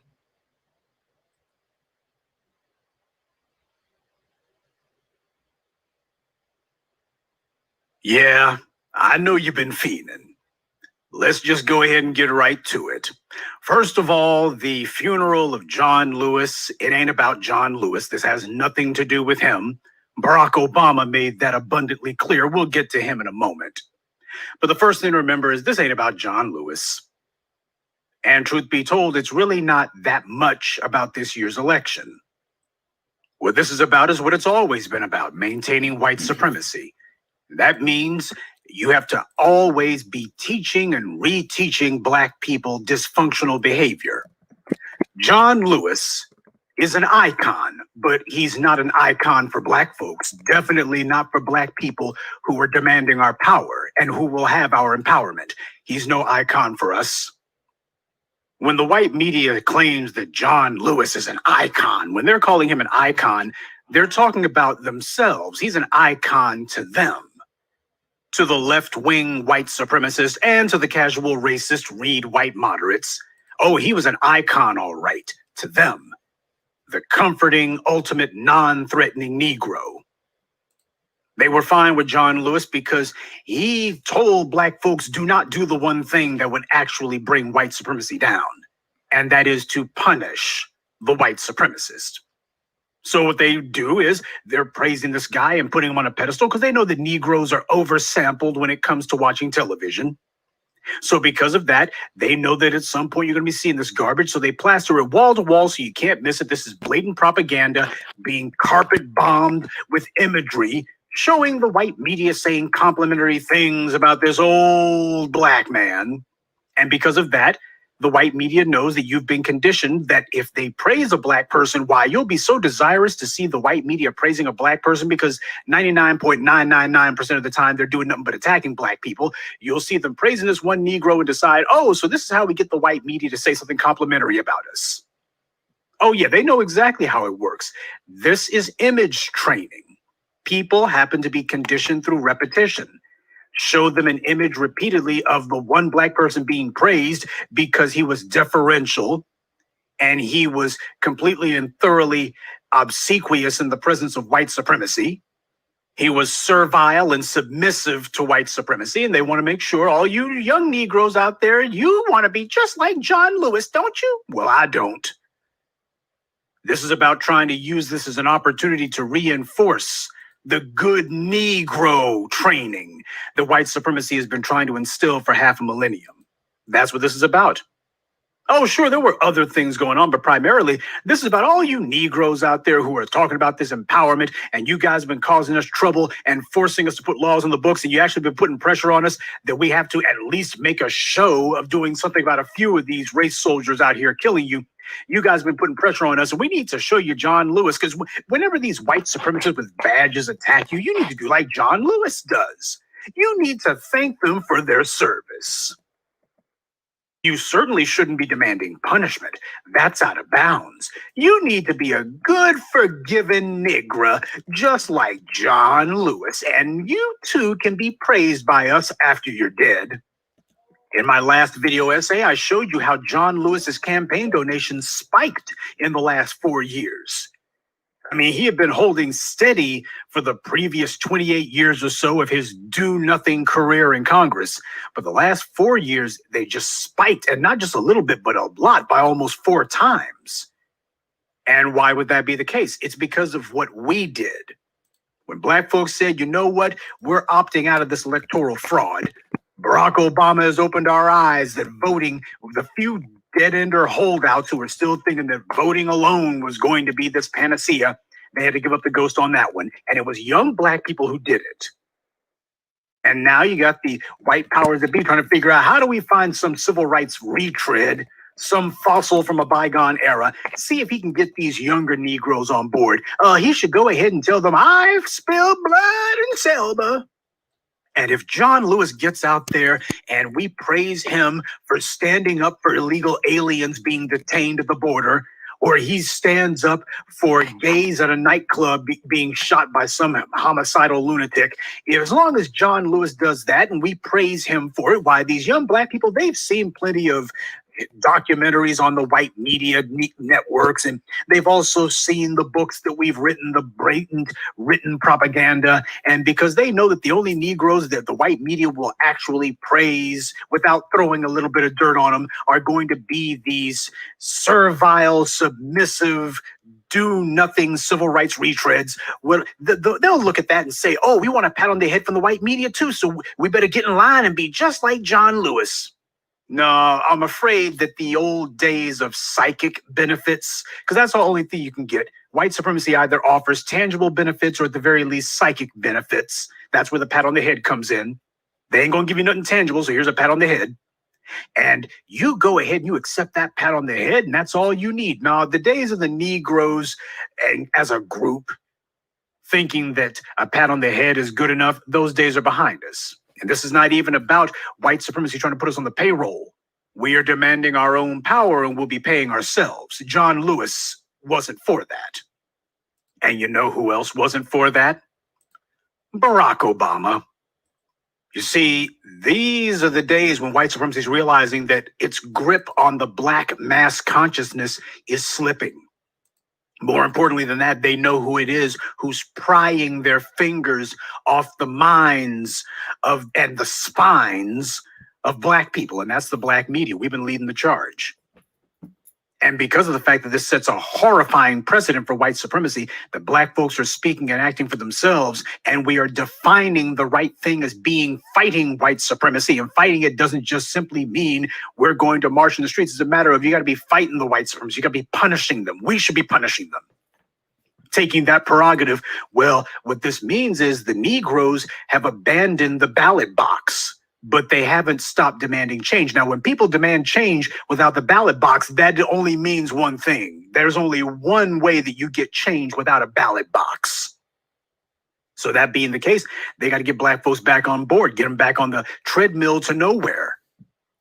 And the way that you do that is you take some do-nothing Negro, some fool who you've had in your pocket, some tool who you've had licking your boots ever since he was a young tool, and you go ahead and you give him some phony baloney praise and a couple of charitable write-ups in the white media, and you have some white folks pretending to fawn over him, and oh, he was an icon and a towering figure, and oh, he was just a giant, and oh, this guy did so much, and surely he will be remembered. You go ahead and you do that. Black folks will see that and go, oh, I would need to be like this good Negroes over here so that I can get me a pat on the head too. And that's not working. The idea of the black folks are not voting, so that's the reason why they're in revolt. Well, at least the white supremacists accurately ascertain that particular fact. Yes, black folks abandon the ballot box. They're taken to the streets, but it ain't going to be to demonstrate and we're going to sing and chant and we shall overcome. No, those days are behind us. So since the Negroes are in revolt, you got to get them back voting again. Get them back on the treadmill. Get them back buying into a system that was never going to do anything for them. You got to get them back on board somehow. And that's what they're doing with John Lewis here. That's what this is about. At least one of the aspects. Now, another one is Barack Obama. You knew that fool wouldn't be far behind. There were cameras in tow, so Barack Obama had to crawl out of whatever hole he had been hiding in. Whatever San Francisco bathhouse that he had been taking refuge in. I'm sure that him and Andrew Gillum were having a good time, hopefully with or without meth. Barack Obama decided that since there was some free food at the reception, and because a whole bunch of the white media was there, why he couldn't miss out on this photo op. He loves the attention. He's not in the White House anymore, but God dang it, since he's not going to be able to hand the keys to the White House over to a Democrat, his legacy has been ruined. And his page in history is being written by the black media. So he's hoping that the white media will give him some opportunities for some write-ups and maybe, hopefully, this will overpower and drown out what we're saying. That's what he's hoping for. Expect to see Barack Obama shamelessly jump in front of cameras every chance that he thinks he can get, trying to make himself the center of attention. Since we're the ones writing his page in history and he realizes he can't stop that, he's hoping that the white media will give him some amount of counter programming to the truth that we're dropping about him. But when he was at John Lewis's funeral today, spouting a whole bunch of gibberish, he decided that he would also make it a little bit political. This is the time, since he didn't really do anything as far as policy went when he was in the White House, he figures now that he's out of the White House and doesn't have to fear failing to get a second term, now it's time for him to go ahead and say something halfway substantive, but not in favor of black people. His first proposal was that there should be an end to the filibuster. Well, what did he want the end to the filibuster for? Well, because he feels that the filibuster is a Jim Crow relic. Yeah, Barack Obama's real bothered about Jim Crow, don't you know? But he wants an end to the filibuster so that there can be statehood for DC. Now, the rate that black folks are being gentrified out of DC, what that means is soon you're going to have a state that's going to have a majority white population. If this asinine proposal ever became real, it won't. But it just goes to show Barack Obama showing the desperation of the Democratic establishment. He's also supporting statehood for Puerto Rico. You notice that as a matter of Barack Obama's laying out what the Democrats' neuroses and phobia is. They've already decided, oh God, these Negroes, they're totally and thoroughly off the reservation now. They've left the plantation and they burned the big house down behind them. So we better try to figure out how we can engineer another Latino enclave. That's what this proposal about. We need statehood for Puerto Rico. This is about giving a freebie to the Latino vote. Let's go ahead and see if we can put together this non-black voter coalition. That's what it's about. We're going to have this voter coalition, but since we can't depend on the black folks, they've clearly shown that they've broken bad on us. Let's see if we can boost our Latino support. And statehood for Washington, D.C. So you got this city, which truth be told is actually a medium-sized city, not even a great big one. But you're going to have statehood for Washington, D.C.? Really? But this just shows the level of desperation. This is what happens when black folks upset the political apple cart. You start getting all sorts of bizarre, insane, delusional nonsense. Let's take a city and make it into a state. Why? Because we need something. Now, what he didn't talk about was how do we boost those black voter numbers? He didn't use this as a platform to say, well, you know what? Black folks have gotten the short end of the stick for 500 years, and everybody else has been given reparations. It seems to me that the time is now for reparations. He didn't say that. He wasn't talking about how do we galvanize the black vote. He wasn't talking about how do we get black folks to get some tangibles to motivate them to go to the polls. He wasn't talking about boosting the actual voter numbers. Instead, he's talking about let's go ahead and do some gerrymandering and invent some new, preferably Democratic districts. And we'll see if we can get some numbers that way. This is just rearranging the deck chairs on the Titanic. It doesn't change anything, but then again, that's the entire point. The point of white supremacy is to perpetuate itself. This is not about changing anything. This is about sustaining the status quo by alternative means. But at least the white media clearly picked up on exactly what it was Obama was trying to do. His little comments about getting rid of the filibuster and statehood for DC and the PR. This was Barack Obama trying to figure out how to use John Lewis's funeral as a means to help jumpstart Joe Biden's political campaign. By the way, everybody's probably noticed, of course, that here we are. It's about to be August, and Joe Biden still hasn't figured out who his running mate's going to be. What does that tell you? What that tells you is we have left these guys with no good options. No good options for white supremacy. We left them with no options that allowed them to maintain the system of white supremacy. Now, they could preserve themselves, but I've always told you, survival is at the top of your totem pole of values. Survival is at the top of your list of priorities. Survival tops the list for you. For the white supremacist, survival is a third or fourth. Their absolute and total dominance and supremacy, that's at the very top. And if they cannot have that, well, survival, that's going to take a back seat. And it ain't going to be even in the second or third spot. Try fourth or fifth. That's how the white supremacists speak. That's how the white supremacists think. So what would be an easy decision? The logical, natural decision for you, for them, they're like, hell no, we ain't doing that, because everything that they do is centered around their power and dominance. Not merely their power, but their absolute dominance. Everything is geared around that. Anything that would end or even so much as slightly diminish their dominance. They are hyper aware and hypersensitive about it, ultra hypersensitive about it.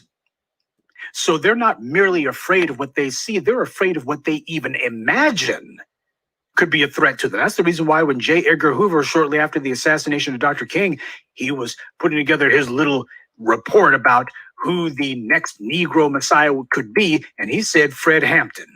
Fred Hampton's going to be the next big problem that we have. Now, Fred Hampton wasn't even really causing them problems like that, but the very fact that this guy could be an issue on the horizon, they were like, Tom, it's best that Fred Hampton be stopped now before he goes any further. Sure, he's not a threat to us, and after we send in the Chicago Death Squad, he never will be. But of course, you now have to deal with the sons and daughters of Fred Hampton.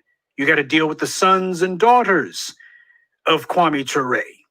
I mean, those real down to the ground for the struggle, down to the ground for Black power activists, those guys, not the John Lewis type. His type is going away, burning out. And no amount of flowery, sloppy, wet kisses from the white media is going to breathe life back into that dead horse.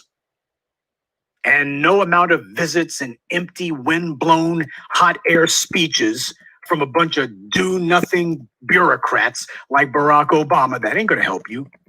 Oh, Bill Clinton, he had a lot to say. He decided to throw some mud at Kwame Ture, i.e. Stokely Carmichael, praising John Lewis. He took the path of Dr. King, not the path of Stokely Carmichael. That's Bill Clinton for you. As far as he's concerned, you niggers didn't vote for my wife, and I haven't heard the end of it, and you humiliated me, and I want to let you know I know exactly why you did it, and because of that, I know I'm going to drop dead in the next 6 months, but I'm going to spit at y'all with my last breath. Well, that's fine. We are going to be writing Bill Clinton's page in history as well, so that's fine. But you see what they're doing with this. This is neither the time nor the place to be talking about filibustering or any sort of political maneuvering. They didn't do that with John McCain. Yeah, but the thing about John McCain, of course, was they figured that John McCain's funeral wouldn't really get the attention of Black folks. There would be no reaffirming of white supremacy's influence over the Black mass consciousness if you pull some stunt at a John McCain funeral. So as far as they were concerned, ain't much to be done about that, so why even bother?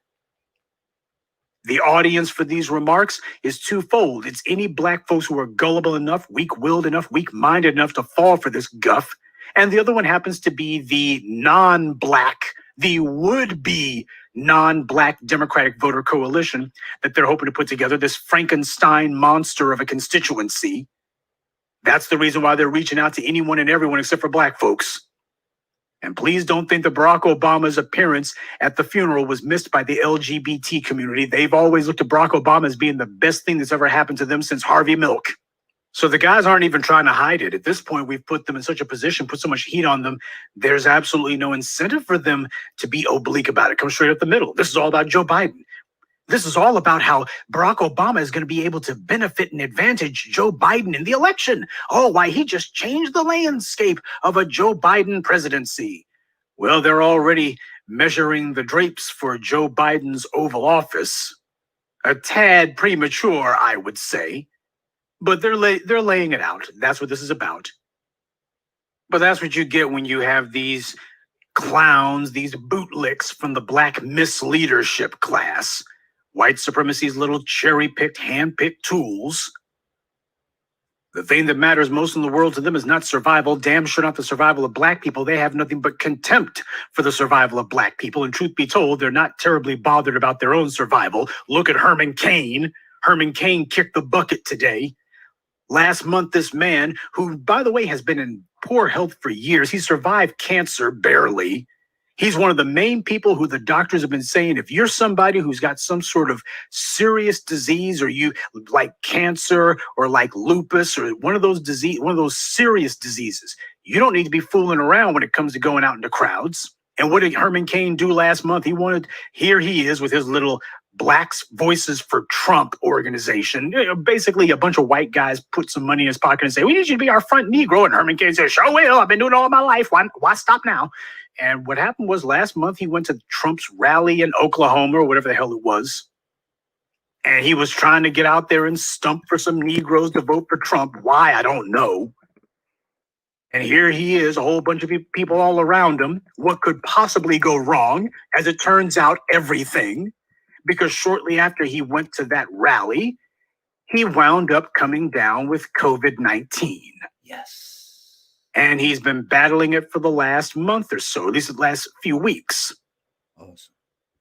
And now, today, Herman Cain's dead because showing his loyalty, his absolute loyalty to his white paymasters, whether you are trying to befriend and get a pat on the head from the left arm of white supremacy or the right arm of white supremacy, makes no difference. You still got to ignore black people's interests, and you got to boost the interests of either non-black minorities, which is what the left arm of white supremacy demands that you do, or you boost the interest of the dominant society, preferably Caucasians, over black people. So they got you covered either way. You got two groups of Negroes paid to prioritize everyone's interests except for ours. And Herman Cain, he was so desirous, so desperate, so eager, so jolly in the behind to get a pat on the head from Agent Orange that he deliberately and knowingly threw himself into a situation, denied the reality, where every doctor who actually has any sense has said, especially if you got cancer, one of those diseases that wrecks your immune system, one of those diseases that makes it where your body is now greatly weakened, you don't need to be anywhere near one of those gatherings. You see, that's the reason why Herman Cain went and Rush Limbaugh didn't. You see, Herman Cain, he had to show, I'm loyal unto death. Well, I guess he figured I'm willing to give my life and to get a pat on the head from these good white supremacists. And that's exactly what he wound up having to do.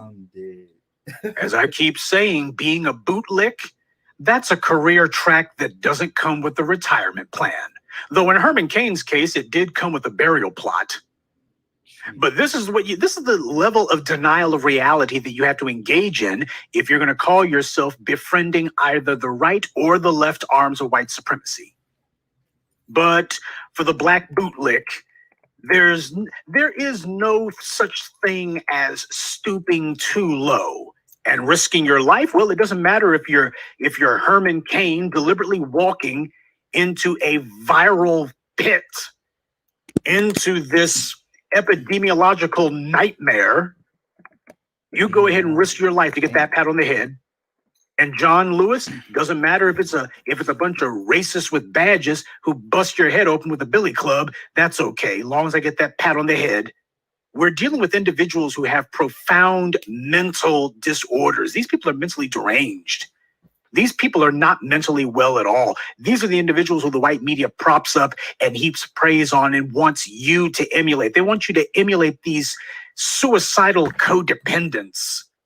That's what individuals like Cain and Lewis are. These guys are so determined, so devoted, so single-mindedly obsessed with getting a pat on the head from the dominant society, they'll throw away their lives and yours too. And the white media wants you to copy that. They want you to imitate that.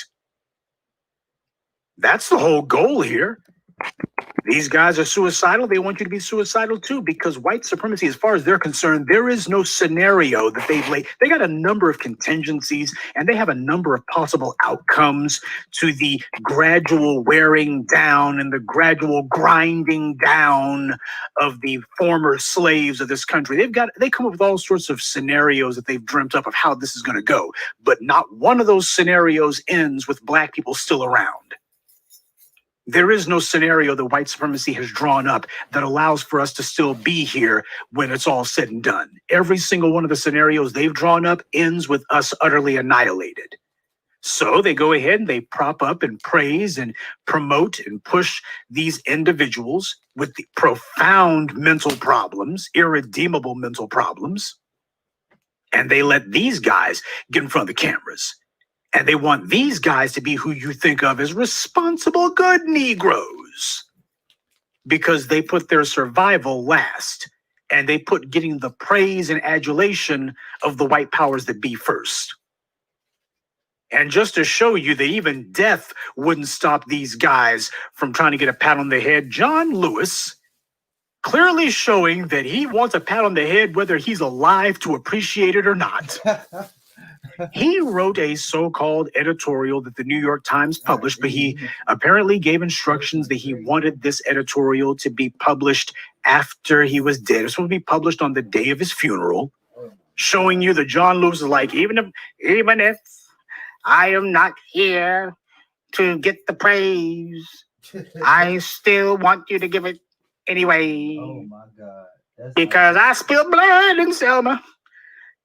So he wrote this editorial. Basically, it's nothing more than John Lewis pretending to be a martyr for what, I don't know. A martyr for white supremacy, a martyr for anti-black racism, a martyr for black oppression. He was a martyr for that. He was ready to lay down his life so that black people would not fight white supremacy. That he was willing to do.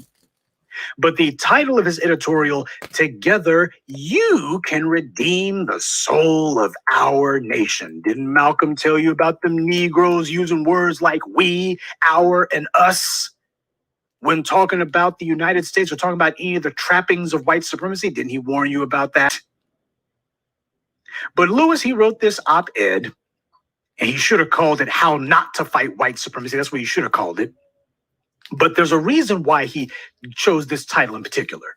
He's showing you the mentality of the buck-broken Negro, the mentality of the brain-dead bootlick. He's showing it to you. I warned you about these black folks who cast themselves in the role of a would-be savior, because that's how one of the camouflages, that's one of the guises and one of the propagandistic ploys that white supremacy has been trying to use to justify the extermination of black people around the world and here in the U.S. White supremacy is not wiping out these people. It's attempting to save them, to elevate them. White supremacy, well, you shouldn't see the white supremacists as being on a genocidal march across the globe. Why? The white supremacists, they see themselves as being saviors, and they hope that you'll go for that line of crap. So instead of going, oh, these guys are a bunch of bloodthirsty genocidal lunatics and we got to stop them no matter what, instead you'll be going, well, they're just misunderstood. Why? We just have to reason with them. They just think that they're saving us. Man, they ain't trying to save nothing except for their own dominance. That's the only thing the white supremacists are trying to save. But the lie that they try to indoctrinate people with, and that people like Lewis help to spread and proliferate, is the lie that the white supremacists see themselves as being saviors of the world. They're just misguided would-be saviors of the world. They're on a mission to save the world and elevate the world. Elevate it to what? The white supremacists didn't have a damn thing 500 years ago. They were so eager to get out of Europe that they were still flooding into the country up until the 1940s. And that's just from Europe alone. So please don't tell me that the white supremacists had created something great in Europe. They didn't. If they had, why the hell were they trying to all leave? They were flooding out of Europe as fast as they could get out. So what the hell are they elevating? Who are they saving? This is like a thief who doesn't have a penny to his name stealing your home, throwing you out of your own house and stealing all of your possessions, and then him telling you that he wants to help raise you up to the lifestyle that he's got. The lifestyle that he stole from you, that he got off of your hard work and your effort. He stole everything you have, and he's trying to act like somehow he earned it. And why? I can teach you to be just like me. Oh, you mean that I should be a bloodthirsty, genocidal lunatic, stealing, raping, robbing, pillaging, and sowing salt upon the earth like you did? Well, just don't do it to me. That's the white supremacists. That's what they're doing. This lie, this fraud about how the white supremacists see themselves as a savior. But what also goes unsaid is that white supremacy, through religion and through these cherry-picked black bootlicks, white supremacy has conditioned black people to also be on their own little crusade, their own little misguided would-be mission. Black folks, under the guise of religion in most cases, a lot of us see ourselves as being on a mission to redeem the white supremacists. Oh, we're going to redeem the dominant society. We must save the white supremacist souls. And you know, the white media is fine with you having that delusion, because as long as you are operating under that mental derangement, the one thing you're not going to be doing is punishing the white supremacists. White supremacy understands exactly what it must have in order to maintain and perpetuate its position. And what that means is you got to make sure that there's nobody who dedicates themselves to destroying white supremacy. And that means you're going to have to take the people who you have arranged and ordered your society to have them at the bottom. That underclass must be made into accomplices, willing accomplices in their own oppression. First order of business is you got to teach them whatever you do, you better not be out here fighting us. Oh, you can give your objections. You can try to get some phony sympathy. And a lot of black folks do that simply because they want attention. That's fine. We'll give you a pat on the head. A select few of you might get some crumbs, small ones. But don't you ever go thinking that you're going to go raising your hand to massa. You better not ever think that. Don't go getting uppity now. That has been a central tenet. And a mental tenet of making sure that black folks don't get out of line is why you can reason with these white supremacists, why we must see ourselves on a moral crusade just like Jesus. And we're going to save these white supremacist souls. That's part of what happens. See, black people understand fully well. We understand better than anyone else the white supremacist delusion, the lie, the fraud that they push, that they are saviors of the world. And so because we cannot be part of the dominant society, a lot of black folks have in turn internalized this perverted, demented black version, this black analog for the white supremacist savior mission. But the Negroes are on a mission of his, the Negro is also on a mission of his own. The white supremacist is trying to be savior to a world that really doesn't need him to save it. They need to be saved from the white supremacists, but they don't need the white supremacists to save them from anything other than himself. But black folks are going to save these white supremacists, never mind the fact that the white supremacists don't want to be saved. They don't want to be redeemed. So when John Lewis uses phrases like, you can redeem the soul of our nation, they understand full well. There's a lot of black folks who will look back and go, and that's right, we can redeem massa. We can redeem these white supremacists. We can redeem massa. And then massa's going to love us. They understand exactly the buttons that are being pushed. John Lewis is expressing exactly what the twisted, sick ethos of the black bootlick is. This for them is what counts as moral clarity. Together, you can redeem the soul of our nation. But when he says together, who's he talking about? Oh, he's talking about all the folks in America. Never mind the fact that the vast majority of people in the United States are fine with white supremacy. They want to uphold and maintain white supremacy. And even the people, some of these non-whites who are not at the top of the racial pyramid, they're fine with it, as long as they're not in the position of black people. They're just trying to find a comfortable place under white supremacy. But then again, John Lewis wasn't really talking about white supremacy. He was talking the same old empty hot air about how we need to love each other and the little children one day. Well, he's doing his best Dr. King, I Have a Dream impersonation. He knew that part of Dr. King's spiel, but when Dr. King was talking about black folks coming to Washington to get our check and talking about why we cannot wait, and when Dr. King, near the end of his life, was starting to talk that real stuff, see, John Lewis don't repeat that because he knows that his white benefactors, the ones who gave him such big campaign contributions the last 4 years before he kicked the bucket, he knows they wouldn't like that. So he knows exactly where the red lines are, and he ain't crossing it. He ain't even going to come close to it. Forget about sticking a toe over it. He's going to get 100 miles away from those red lines because he doesn't want he understands that white supremacy is ultra hypersensitive about anything that could even remotely be a threat. So he understood he had to do the most to convince massa, I ain't going to cause you no trouble, massa. I ain't going to cause no trouble. I remember when you made me spill blood in Selma. He understands that. He gets it. And by the way, I know that the moral cowards and the intellectually dishonest, even now, the same ones who were whining with my last video essay about, it's too soon, too early. And then when you press them on it, they say, you shouldn't be saying this at all. You shouldn't be saying none of this ever. Basically these would-be undercover, these stealth bootlick operatives, these individuals, they'll be doing the same thing on this one. And when we continue to go ahead and make sure that the white media is not allowed to rewrite John Lewis's shameful betrayal of the black community, they'll be the main ones saying you shouldn't be doing it either. I fully anticipate them, and that's fine.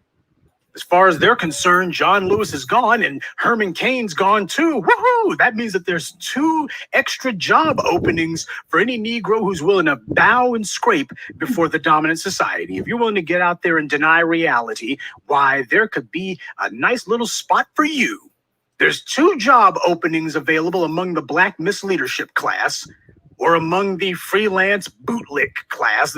There's a job openings. That's how they see it. There's a chance for you to get in there. All you got to do is deny reality one way or the other. Either you say, we all the sames, or you go ahead and say there ain't no racism. One's the same as the other, because neither one is talking about punishing white supremacy. So keep in mind, there's a lot of Black folks out there from across the spectrum who are observing today's events, and they're also hoping to angle some sort of advantage for themselves. There's going to be a lot of sucking up going on. You better believe that the Jamila LaPukes and the Angela Rye's with lettuce and tomatoes on the side and the rest of these clowns, they're going to be trying to find something. Why Jason was posting on his Twitter feed about how Michelle Obama is apparently going to be having a podcast. See, this is something people need to understand. To be the nation is going to be forced to change, and stopping Black people from having our empowerment is job one for both of the major parties, not just the Republicans. Biden's problem happens to be not that he cannot see what needs to be done, it's that he is hell-bound and determined that he's not going to do it.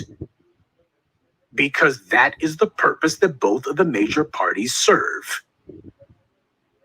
The crisis is not about the economic downturn. They're not scared of an economic downturn because poor people are a disempowered people. They're not scared of the epidemic because a sick people, a dying people, are also a people who are not going to be in a condition to revolt. And their problem is not that people don't like police violence against Black people. It's that Black people have taken steps to make sure that they punish the police and stop the violence. That's the problem that they have. The big problem here happens to be Black empowerment. That's the actual crisis. If Black people stop being poor, stop having inferior health care, and stop being the subject of constant attack by a gang of armed thugs who the state has sanctioned to carry out directed violence against us, that's the actual crisis. The crisis is not any sort of store windows being broken. Poverty is not the crisis. Black power, wealth, and influence, that's the crisis. And the country stands on the verge of that crisis coming to be reality right now. This is what has to be stopped. They need a firewall. And apparently, Jim Crow Joe Biden is going to be their firewall of choice if they can make it work. But the problem is Black folks, especially young Black voters, the under 50 crowd, they're not taking the bait. And you don't have enough Black elderly people. You ain't got enough of the Black church crowd. You don't have enough Black retirees, soon-to-be retirees, hood rats, dusty dudes, bootlicks, and fraternity sorority punks in order to prop this clown up. You don't have enough of them. Oh, you can give Joy Reid, forget about giving Joy Reid a daily show. Hell, you can give Joy Reid her own channel if you want. All stupid all the time. That won't help. Biden knows exactly what it is that he must do. His advisors know what they must do. And everything that they say and every act that they commit is geared toward averting that necessary action. This is why, even in the face of disaster, you see that the white media and the Democrats, they still can't stop attacking us. Problematic. Cynical. Yeah, this is what you say about the people whose votes you claim to want. After 500 years, they are patently unsuited to compete. That's the problem that the people who America was set up to serve have. That's the problem that these white supremacists have. White supremacy was set up in order to guarantee that those classified as white would never have to compete. But simply giving those people goodies, giveaways, and guarantees, that's not sufficient. You also have to ensure that Black people cannot compete under any circumstances, and that requires constant daily action. You can't just go ahead and break Black people's legs one time, because those legs will mend, they'll get back to their feet and be a problem for you. That's the lesson that they learned from Reconstruction. Black people left to their own devices would very soon not merely be competing, but surpassing the white majority. They understand that. And so that being the case, we got to make sure that the racial order put in place 400 plus years ago remains in place. And that means black people cannot be allowed to have any sort of resources. They must be kept under constant attack. They must always be the subjects of unrelenting violence, political violence, economic violence, physical violence, you name it. That's what's going on. This is why the white supremacists are so hyper obsessed with black people. It's why they talk about us all the time, why they scheme and plot against us all the time, why they attack us all the time, why they think about us every waking moment. It doesn't matter if you got some punk in the chambers of Congress or you got some sawed-off white supremacist runt on a video game forum. They always are attacking black people because they understand that their position can never be safe and secure unless ours is unsafe and insecure. They're constantly paranoid about us because they have seen on the few occasions when they've had to actually go head up against us, they lose. And they don't just lose, they lose spectacularly. They lose immediately. They're not scared of the coronavirus. As far as they're concerned, the coronavirus is a solution to the problem. They are not scared of an economic downturn, mass poverty, and people out in the streets. As far as they're concerned, that's a solution to the problem. Take a look at California and Skid Row if you want proof of that. You also have the same tent cities in San Francisco. This is supposed to be the most liberal state in the country, or so we were told, and yet they have no problem setting up an economic conveyor belt meant to take black people out of whatever economic opportunity they might have and deposit them on the streets to die. That's just what the Democrats do with the Republicans. They say, well, you know, we prefer that we not even see black people. So let's go ahead and put all of our money into building the biggest, baddest prisons we can. Texas, Mississippi. Let's go ahead and make sure the prison industrial complex is on point. And we're just going to have these Negroes warehoused because we can't even stand looking at them. This election happens to be a potential bellwether of the general overall trend. But I'll tell you right now, I think that the die is already cast in that regard. You see, even if the white media does happen to convince enough people who have otherwise been sitting on the sidelines that maybe they ought to vote for Biden, or at least if they can depress or otherwise demoralize enough Republicans so that the left arm of white supremacy can have their preferred white supremacist mouthpiece in the White House. Even if they manage to do that, the problem happens to be when Biden gets in there, it ain't going to be like Obama. He ain't going to be getting the kind of free ride Obama got. And that's just going to make matters worse for him. Because he's going to be having black folks constantly in his face saying, okay, you got the White House. Now you have no excuse for not coming up with them tangibles. Now you got no excuse at all. So the thing about it is, while it is important that the Democrats not be able to pull off their little ploy of we're going to do an end run around the black vote. We're going to try to invalidate the black vote. And that'll be a tactic that basically makes them feel good for 5 minutes and then falls apart the next. I am far more concerned about our political cohesion and solidarity than I am about whatever results come out of the tail end of the latest white supremacist pretend phony election. It is what we are doing that's the most important thing, not them. Don't believe it? Look at what's happened the last month and a half. Look at the legislation that's been passed. Look at the thugs with badges bowing on their knees. And then ask yourself, how many elections did you need to win in order to accomplish that? Oh, Politico is right indeed. Except they got the tense wrong. It's not young black voters could break Biden. Young black voters have broken Biden. And the Democrats are desperately trying to figure out how to put this septuagenarian white supremacist piece of trash back together again. They're trying. That's probably what went wrong with this idiot. When he saw that the black folks were breaking him in half, what passes for his mind just snapped. And he's been a blithering idiot ever since. If I could just get some votes. Can you imagine what the hell the damn presidential debates are going to be like with this blubbering moron on stage? I mean, Donald Trump, when he talks, he doesn't say anything intelligent. And when Biden talks, he won't be saying anything intelligible. But it will just stand as a very stark reminder to everyone, in case anybody was still in denial, neither one of these idiots are offering anything to black people.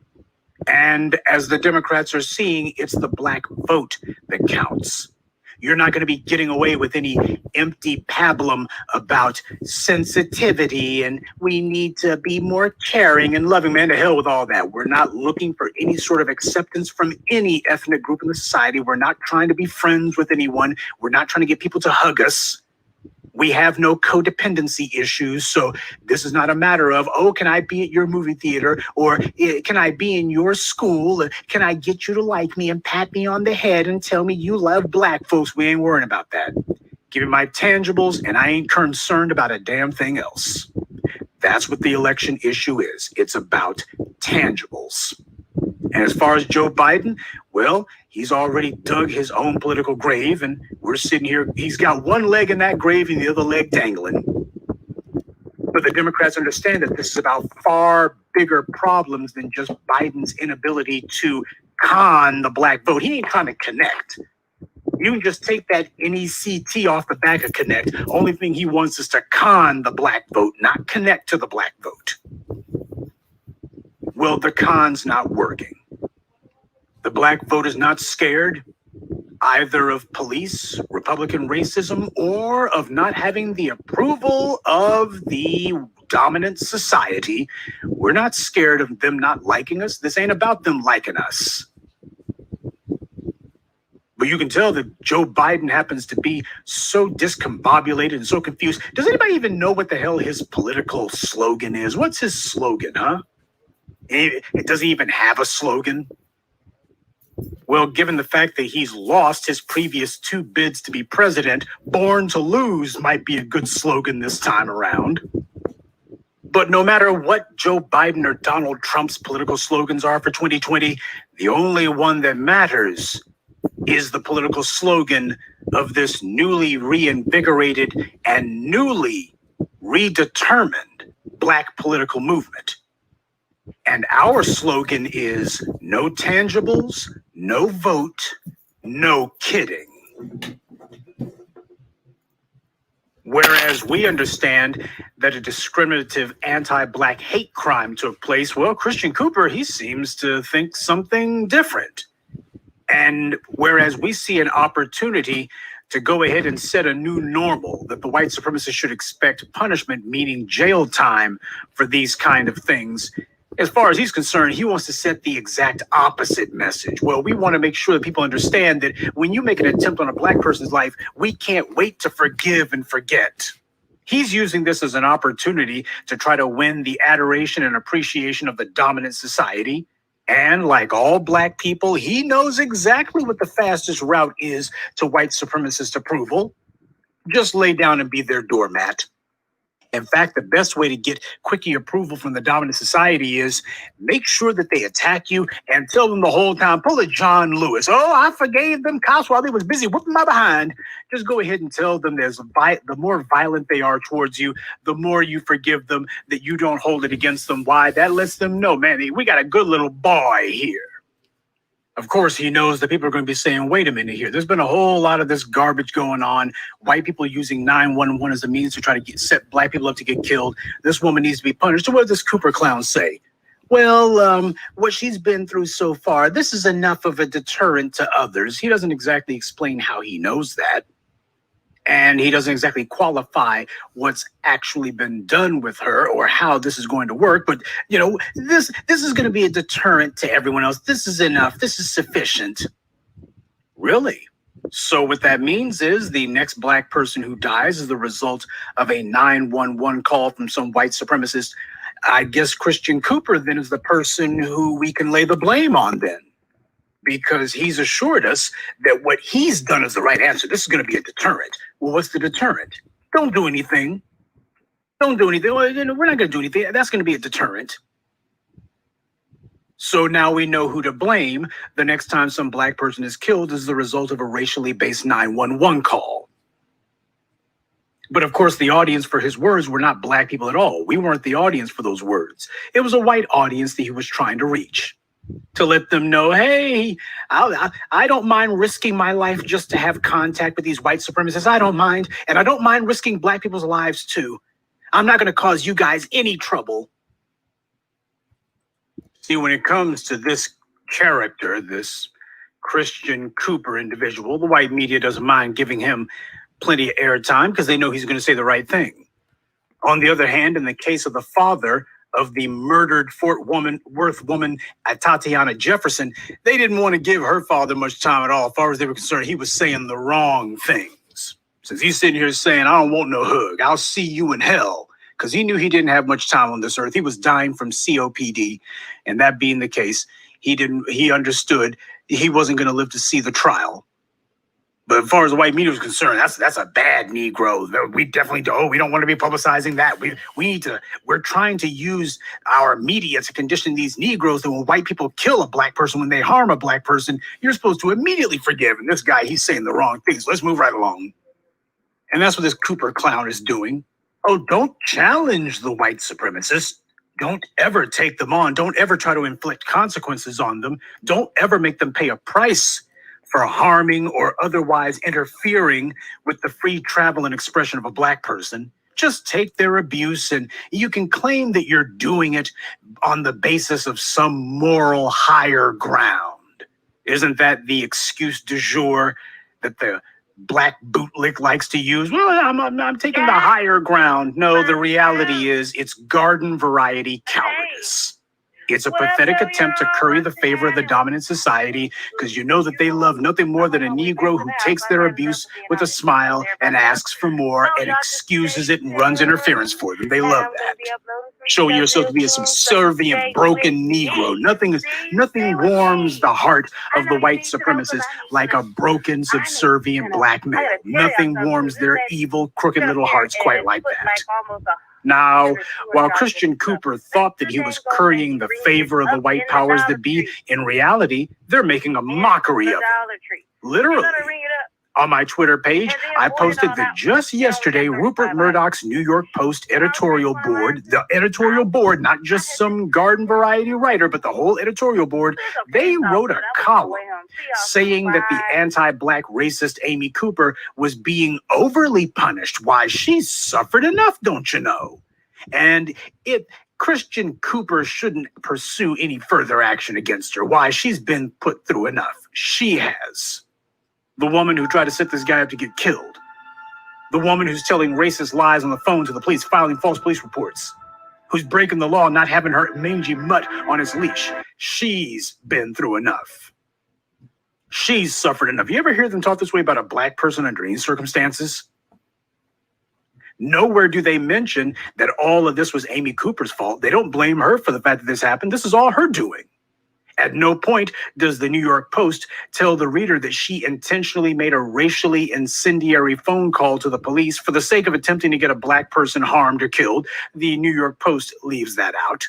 Instead, Murdoch's propaganda mill takes her side and claims that the charges against her are beyond iffy. That's the words that they use. The case seems beyond iffy. Well, aren't there a number of similar 911 calls with similar inaccuracies? Well, that's the thing. This was not a matter of inaccuracy. This was an outright lie. She claimed the man was threatening her when he wasn't.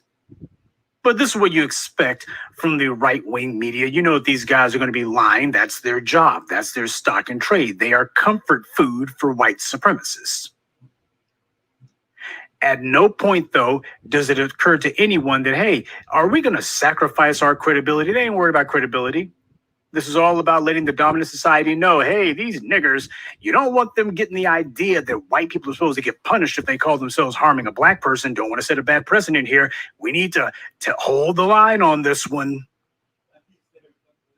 At no time do they point out anything negative about her. Instead, it's a puff piece for a blatant, unrepentant anti-black racist. In fact, the piece goes to great lengths not to use the word false when describing her phone call. They only mention the word when talking about what she's being charged with, but the post itself pretends as if there's no video of the incident, as if there was a video, well, they didn't see it. They're going out of their way to pretend like, oh, video? What video? We never saw any video. They don't even mention the video in their editorial. They instead talk about it as if it was his word versus hers, and there's no evidence of the incident, and there's no way to know who's right, and she didn't mean no harm, and people are being too rough on her. That's the way it's reported. That's the way it's framed. And the Washington Post is not alone. You don't see anyone else in the white media saying, hey, 911 calls need to be criminalized with prison time. You don't see anyone in the white media breaking that line. Now, you would think with all the alleged different white media outlets out there, at least one would say, hey, isn't it time to start applying real penalties for this kind of thing? Instead, all of them are like, we need to focus on redemption and focus on forgiveness. And, well, maybe what she needs to learn about is implicit bias. Treating the white supremacist as if they were the victim. And if the dim-witted Christian Cooper thought that he was going to garner the appreciation of the white media, he was wrong on that too. Because while the Post was fully supportive of the anti-black racist Amy Cooper, they called Christian Cooper, on the other hand, creepy. That's the word that they used to describe him, just being creepy. Now, they don't use any sort of pejoratives to describe the anti-black racist Amy Cooper. They do not use any sort of insults or pejoratives for her at all. And she's the criminal here. She's the lawbreaker here. She's the racist here. But they don't call her anything at all. But they do call him creepy. That's his reward for deciding that he's going to be an intentional doormat for white supremacy. That's they're letting him know. Good. If you're going to be our punching bag, we're going to go ahead and start swinging from Kansas then. So they don't call the blatantly racist white woman a racist. They don't call her creepy for deliberately making fraudulent 911 calls and for telling bald-faced lies when someone tells her to obey the law, and that she deliberately tries to make her phone call into a racist screed. She's deliberately playing on what she hopes will be a racist on the other side of that phone line. They don't call that creepy. Apparently, the New York Post is fine with that, as is the rest of the white media. And they did this in an editorial where they were agreeing with this fool. They were agreeing with him that she's been through enough. They were agreeing with him, but they are so racist, so psychopathic with their anti-black hatred, they couldn't even agree with him without insulting him. He does something that this white supremacist rag agrees with, and they call him creepy for it. That's how they reward him doing something that they agree with. We agree with you, you creep. He goes out of his way against public opinion and certainly against black opinion to give a pass to a racist who deliberately lied on him for the sake of trying to get him killed, and the New York Post attacks him while all but praising the racist in question. And this is how the New York Post editorial board, that's the editorial board who wrote this. This wasn't some hired gun columnist who they already knew that they could rely on to spew the right lies. This is the position of the paper itself coming directly from its staff. This is how Christian Cooper was rewarded for his feckless bootlickery. They don't give him any phony compliments or insincere praise. They hit him with scorn and insults. You want to know why? Because he showed weakness in the face of white supremacist aggression. This is a time for strength from all of us. This is a time for zero tolerance. This is a time to, as I've been telling you for months now, it's time to start bullying white supremacy. This is the time to show strength. You show weakness to white supremacy, they're not going to look and go, okay, we got ourselves a nice sucker here, let's leave him alone. They're like, oh no, now we know we can kick you around anytime we want. And that's when the real disrespect and the real abuse begins. When you show them that you're good for it. You see, that's the reason why you didn't see me going overboard or doing anything really in defense of this Christian Cooper guy, because it's a matter of with these clowns, you got to stop and wait and see, is this person going to actually speak like they got some sense, or is this just another Negro who's trying to figure out how they can get some interracial sexual access or otherwise get a pat on the head from the dominant society? You got to wait and see. You can't jump the gun. And in this guy's case, it was obvious from the jump that this guy's mind was on something else entirely. And his white media buddies that he thought were going to give him a pat on the back and that they were going to wink and a nod and, okay, you covered for us. We like that. So, we'll let you hang around a little bit. Instead, they said, hell no, nigger. Here's a slap in the face, you creep. This is what happens when you show weakness and stupidity in the face of white supremacist aggression. They're not going to leave you alone. You make it where now they more eagerly come after you. You don't stand up for yourself, then they're going to knock you over. And I'll explain later why this Christian Cooper chump didn't do this out of some sense of pity for her, by the way. Black people always try to use fake claims of fake piety and phony moral high ground talk to cover up for when they're just too cowardly and scared and spineless to do what's right. Hey, don't want to fight white supremacy? Just claim that Jesus said to turn the other cheek, etc., etc. There's no way to get along with white supremacy. And to stop its attacks against you, you're not going to do that short of fighting it. But, safety and survival, these are things that matter to you and me. Clearly, they mean nothing to Christian Cooper. There is no decency, no honor in showing weakness in the face of white supremacy. You cannot get white supremacy to appreciate you because their goal is to destroy you. To attempt to appease the worst evil the world's ever known into liking you, that's something that only a reprobate would want. But this is what this clown's trying to do. I say try because this sniveling stunt never works. No matter how many times these Negroes call themselves saying, oh, I forgive, and I'm sure they meant no harm. No matter how many times they tried, it doesn't work. White supremacy loves nothing more than a cruel joke. The meaner, the better. White supremacy loves having some bootlicking Negro who sits there and takes their abuse and argues with the other black folks about how you ain't gonna do nothing to massa, I won't let you. They love having a dumb Negro bootlick like that. And then having the bootlick and knocking him around, kicking him around, and throwing him into a freaking wood chipper later on. They love that mess. They love it. You see, the black people who actually stand up to white supremacy, they expect that white supremacy is going to try to destroy them.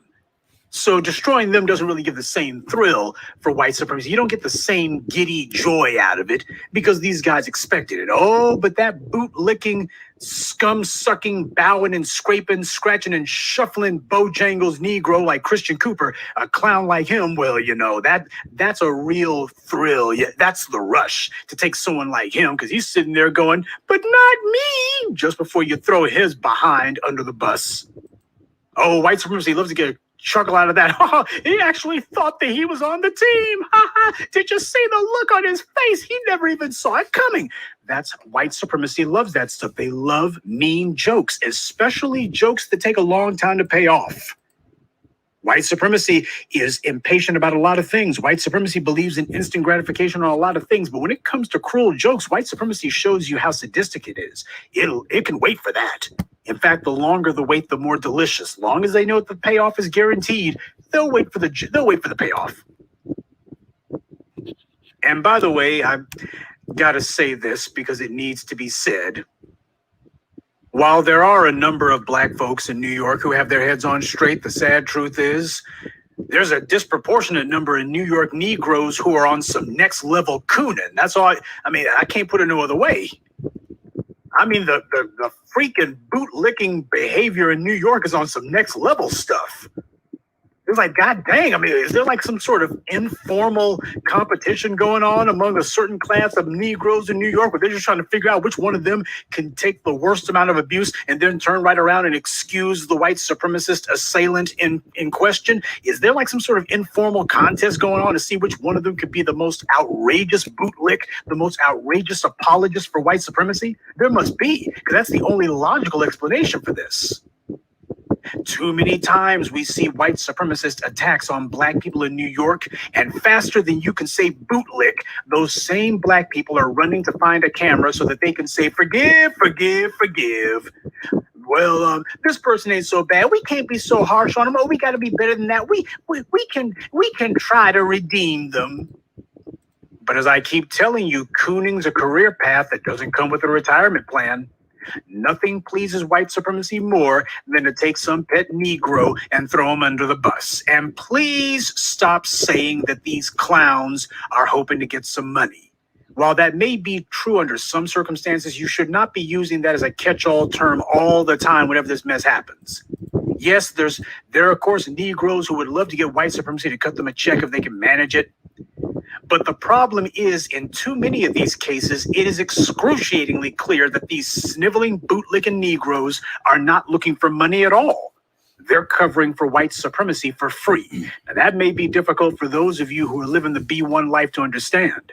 When your entire ethos is centered around power, wealth, and influence, you're looking and going, God dang it, I ain't doing nothing for free. Yeah, but the thing is, you're living B1, not bootlick. And for these sniveling, groveling scumbags, as far as they're concerned, the reward doesn't have to be money. As long as Massa gives them a pat on the head, psychic benefits, I've taught you, are oftentimes more valuable than monetary benefits. Because for the bootlick, their main goal is to get close to Massa. And if Massa gives them a choice between the bag and hopefully something resembling access, they'll sit there and bootlick and coon for free. Bootlicks don't need a check or even the promise of a check to carry water for white supremacy. Long as they get some white supremacists to smile at them, that's enough for most of them. Some Negroes will gladly invite and embolden white supremacist violence because they don't see themselves as black. They see themselves as white people with very dark skin. That's what they see when they look in the mirror. They don't identify with the black collective. They identify with the white supremacists who they desperately, pathetically wish they could be.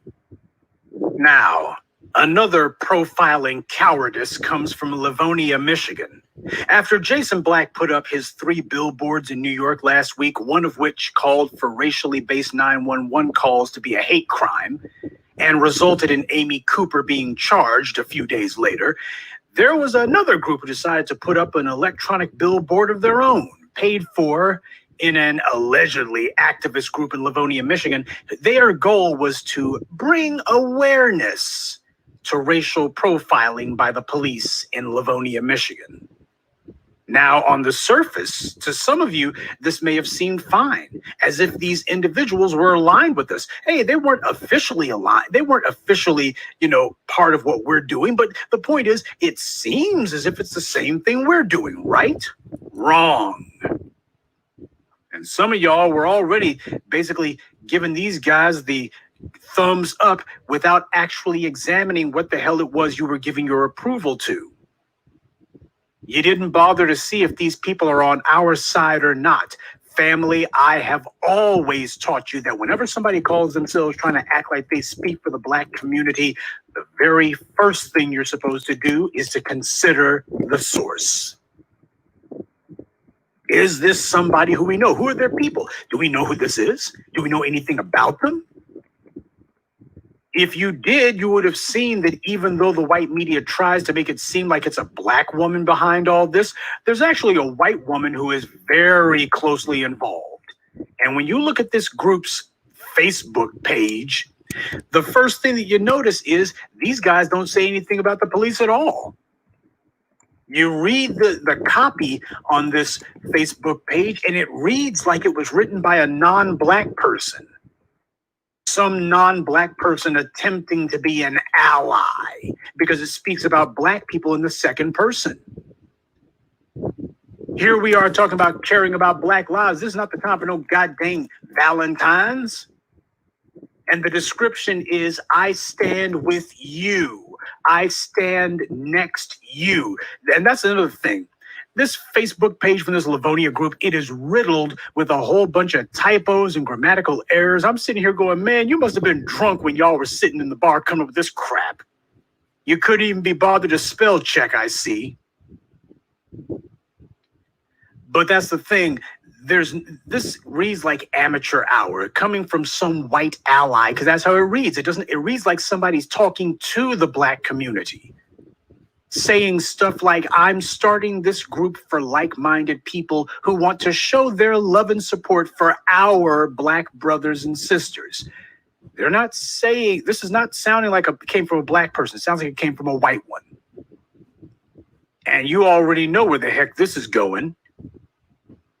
You see, although this Facebook page is, according to the white media, supposed to be about raising money for a billboard to raise awareness about racial profiling by the Livonia police, when you read the Facebook page description, the police are never mentioned. I'll read the whole goddamn thing to you. I stand with you. I stand next you. I'm starting this group for like-minded people who want to show their love and support for our Black brothers and sisters, also for other races affected by this disgusting show of force and racism. Yep, all lives matter after all. I have seen movements and protests all over the Metro Detroit area, and I personally want to show everyone how the people of Livonia can come together and show our love and support in this terrible time.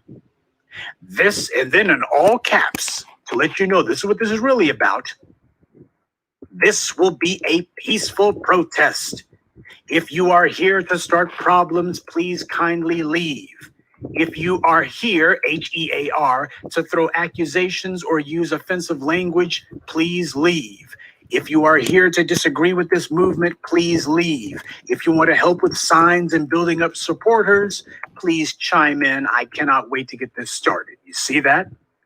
You see what this is about?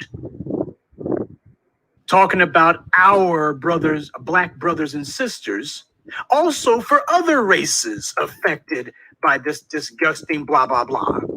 You know, you want to make sure that we include everyone else, because if Black people are supposed to be benefited by something, well, you got to make sure that everybody else is included too. We're going to shoehorn everybody else in, whether they're affected or not. Now, whoever it was who wrote this bile, they decided that they didn't have anything to say about the police. How the hell is it supposed to be about raising money in order to raise awareness of racial profiling by the Livonia police, and they don't even mention the police? This is supposed to be their freaking Facebook group, and they can't mention the police in their own Facebook group when this is apparently supposed to be, to hear the white media tell it, the reason why they're doing this. While this Livonia anti-racism group didn't have one solitary word to say about the police, couldn't even mention the police on their own Facebook page, they had lots to say about the protesters, you'll notice. Namely, they want only well-behaved protesters. Now, this is already playing into anti-Black protesting dogma. This is already playing into an anti-protest line. That's exactly, they're supposed to be standing with Black people, and yet they're already playing to the idea of, oh, these Negroes are so out of control. Don't have anything to say about the police, but you got lots to say about these imaginary rowdy protesters. Oh, and by the way, you better not disagree with them. They spend most of the copy on their own Facebook page lecturing imaginary rowdy protesters. But you notice that they don't lecture the police. They don't have any, whoever this white person was who wrote this, they don't have any lectures for the police, who apparently, to hear them tell it, are the entire reason that they were doing this in the first place. The entire reason that this Livonia Citizens Caring About Black Lives group even exists is because of police racial profiling of Black people. And yet no lectures for the cops. Not lecturing the cops about how you need to be law-abiding and respect people. And the cops, if the police want to create problems, you need to leave. If the police want to throw accusations or use offensive language, they need to be fired. If the police want to disagree with what the public says is proper law enforcement, please leave. See, they're not writing that on their Facebook page. Nothing about the police.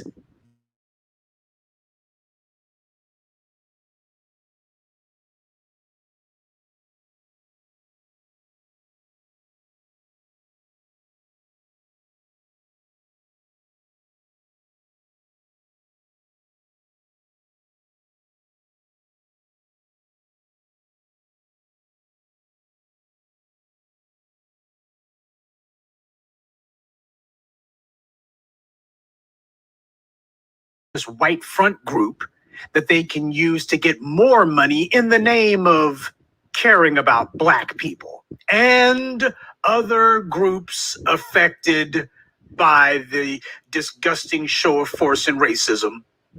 Yeah, we're caring about black people and other races affected. This is the typical left-wing white supremacist hustle, trying to finesse themselves some money, all in the name of helping black people. That's what this is, the same old con. And no, it was no coincidence that this comes about at the same time that we're doing this. Because what's happening here with this group in Livonia, this phony group, which to me is clearly a left-wing white supremacist sock puppet organization. It suits the white media's agenda because once this do-nothing Livonia group got their billboard money, they put up a billboard that doesn't mention the police.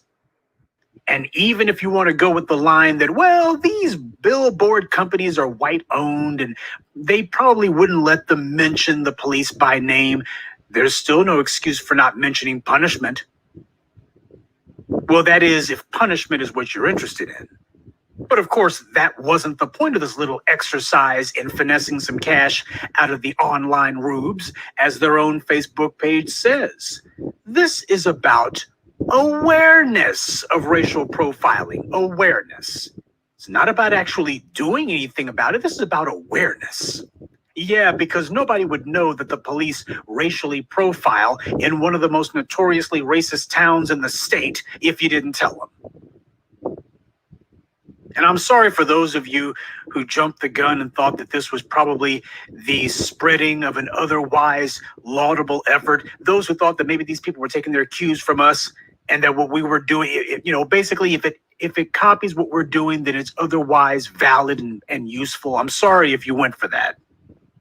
You see, a billboard like this isn't useful because it doesn't prompt people to do anything. We're trying to get people away from that whole garbage about, well, we need awareness and it needs to be a focus on reform. And no, there needs to be a focus on punishing. Full stop. We ain't looking for no awareness.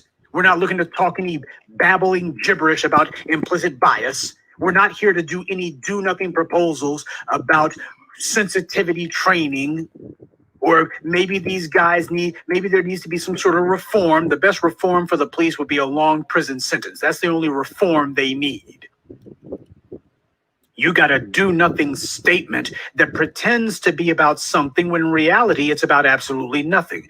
All this is meant to do is to lay the groundwork for this white sock puppet group's next billboard or whatever other pathetic scheme they cook up, which, by the way, will demand a lot more money. Oh, this one was wanting $1,800. Their next one's going to be a hell of a lot more than that. They use this as a chance, as a way to get themselves some publicity from the white media and hopefully get their names on the map. This is typical left-wing white supremacist hustling for dollars 101. This is how they do it. You do something small, something that's not going to cost you any money, something that's not going to hurt you, so that you can get them, so you have an excuse for the white media to come sniffing. You can go ahead and tell the white media, hey, come cover what we're doing, come cover what we're doing. And once you're on TV, or once the white media covers you on a few outlets, preferably some nationwide coverage, then all of a sudden you're a brand name. Your name's got a little bit of cachet. You've gone from being nobodies to somebodies overnight. And all of it for something that absolutely means the opposite of what people think it actually means. This is about getting publicity for their little group, which they think is going to enhance their fundraising, because that's what the real goal here is. They're not actually going to do anything. Black people know the rules of racism. I don't care if they got some black front person out there. Black folks, they know the rules of racism. They know how to not ruffle the feathers of some casual racist, read white moderate. They know that even so-called white liberals, they are just as hypersensitive to anything that looks like a black person exerting control over a white person. If you're a black person calling yourself punishing or otherwise inflicting consequences on a white person, look what happened in Texas. Greg Abbott sends out an order to the whole state saying, ain't going to be nobody's businesses open, no beauty parlors or anything. But all it took was the image of a black judge punishing a white woman. And you have the governor say, I am reversing my own executive order. The lieutenant governor said, now I'm going to pay whatever court cost she's got, whatever fine she's got. And you got the governor saying, let's open up the whole freaking state. I'm reversing my own order. And now you look at Texas today. Bright idea, wasn't it? So the lesson that every black person understands inherently is if you call yourself trying to punish a white person who has committed some act of anti-black racism, your white leftist liberal pal will all of a sudden reveal themselves to be a closet conservative. At least where the subject of black people calling themselves inflicting consequences on a white supremacist is concerned. So what black people will do is when they're in the presence of people from the dominant society, they'll dance around the issue. You never speak too directly about white supremacy or some wrongdoing that a white person has done against a black person. You don't talk too directly about that. You always tiptoe around the point. You never come up the middle. You use oblique language and you never call for punishment. You don't ever do that. You don't make it seem like as black people, we demand that if somebody who comes from the dominant society harms us, that we have the right to see them punished to our satisfaction. Oh, no, forgive. They just need retraining or something. They just need a little bit of a couple of pamphlets about implicit bias. You instead stick to what you know these low-key white supremacists tell you to do. What they say is the appropriate response. You talk some empty gibberish about sensitivity training and implicit bias and other meaningless terms. Black people know that this is inaction. They know that this is the wrong thing to do, but they also know that the casual racist will smile in their faces and the codependent black bootlick gets to feel smart by having these left-wing white supremacists pat them on the back for using some made-up, ridiculous-sounding words, which are nothing more than a fancy way of saying, don't punish the white supremacists for harming black people. You see, the members of the dominant society, they understand how to, as Steve Bannon put it, separate the signal from the noise. They understand how to do that. You got a black person who's sitting here talking some mamby-pamby, empty gibberish that clearly shows that they're looking for a white supremacist to be their friend. They're like, okay, you ain't going to be a problem for us. On the other hand, you got some black folks talking about punishment, prison time, make this a hate crime, talking about what should be done to punish white supremacist anti-black violence. Okay, that's a problem. You don't need to be talking like that. They'll tell you real quick, we got to get you off of that. You're going to lose white allies, you see. So there you got it, family. Christian Cooper isn't the only black person out there eager to willingly embolden white supremacist attacks on us. A billboard is meaningless without a call to action. Awareness alone, that's a non-event. Okay, you told people there's racial profiling, but you didn't say by whom. And even if they correctly guess that it's the police, you didn't say what to do about it, or even that action needs to be taken. You haven't even said that anything needs to be done, much less what to do about it. So you got people on the street, they're going to be passing by as they read an advisory that black people are being racially harassed. And I guess what they should conclude from that is try to lay low, because it doesn't say to do anything else. Family, you need to learn to recognize controlled opposition when you see it. Some group comes out of nowhere who you never heard of.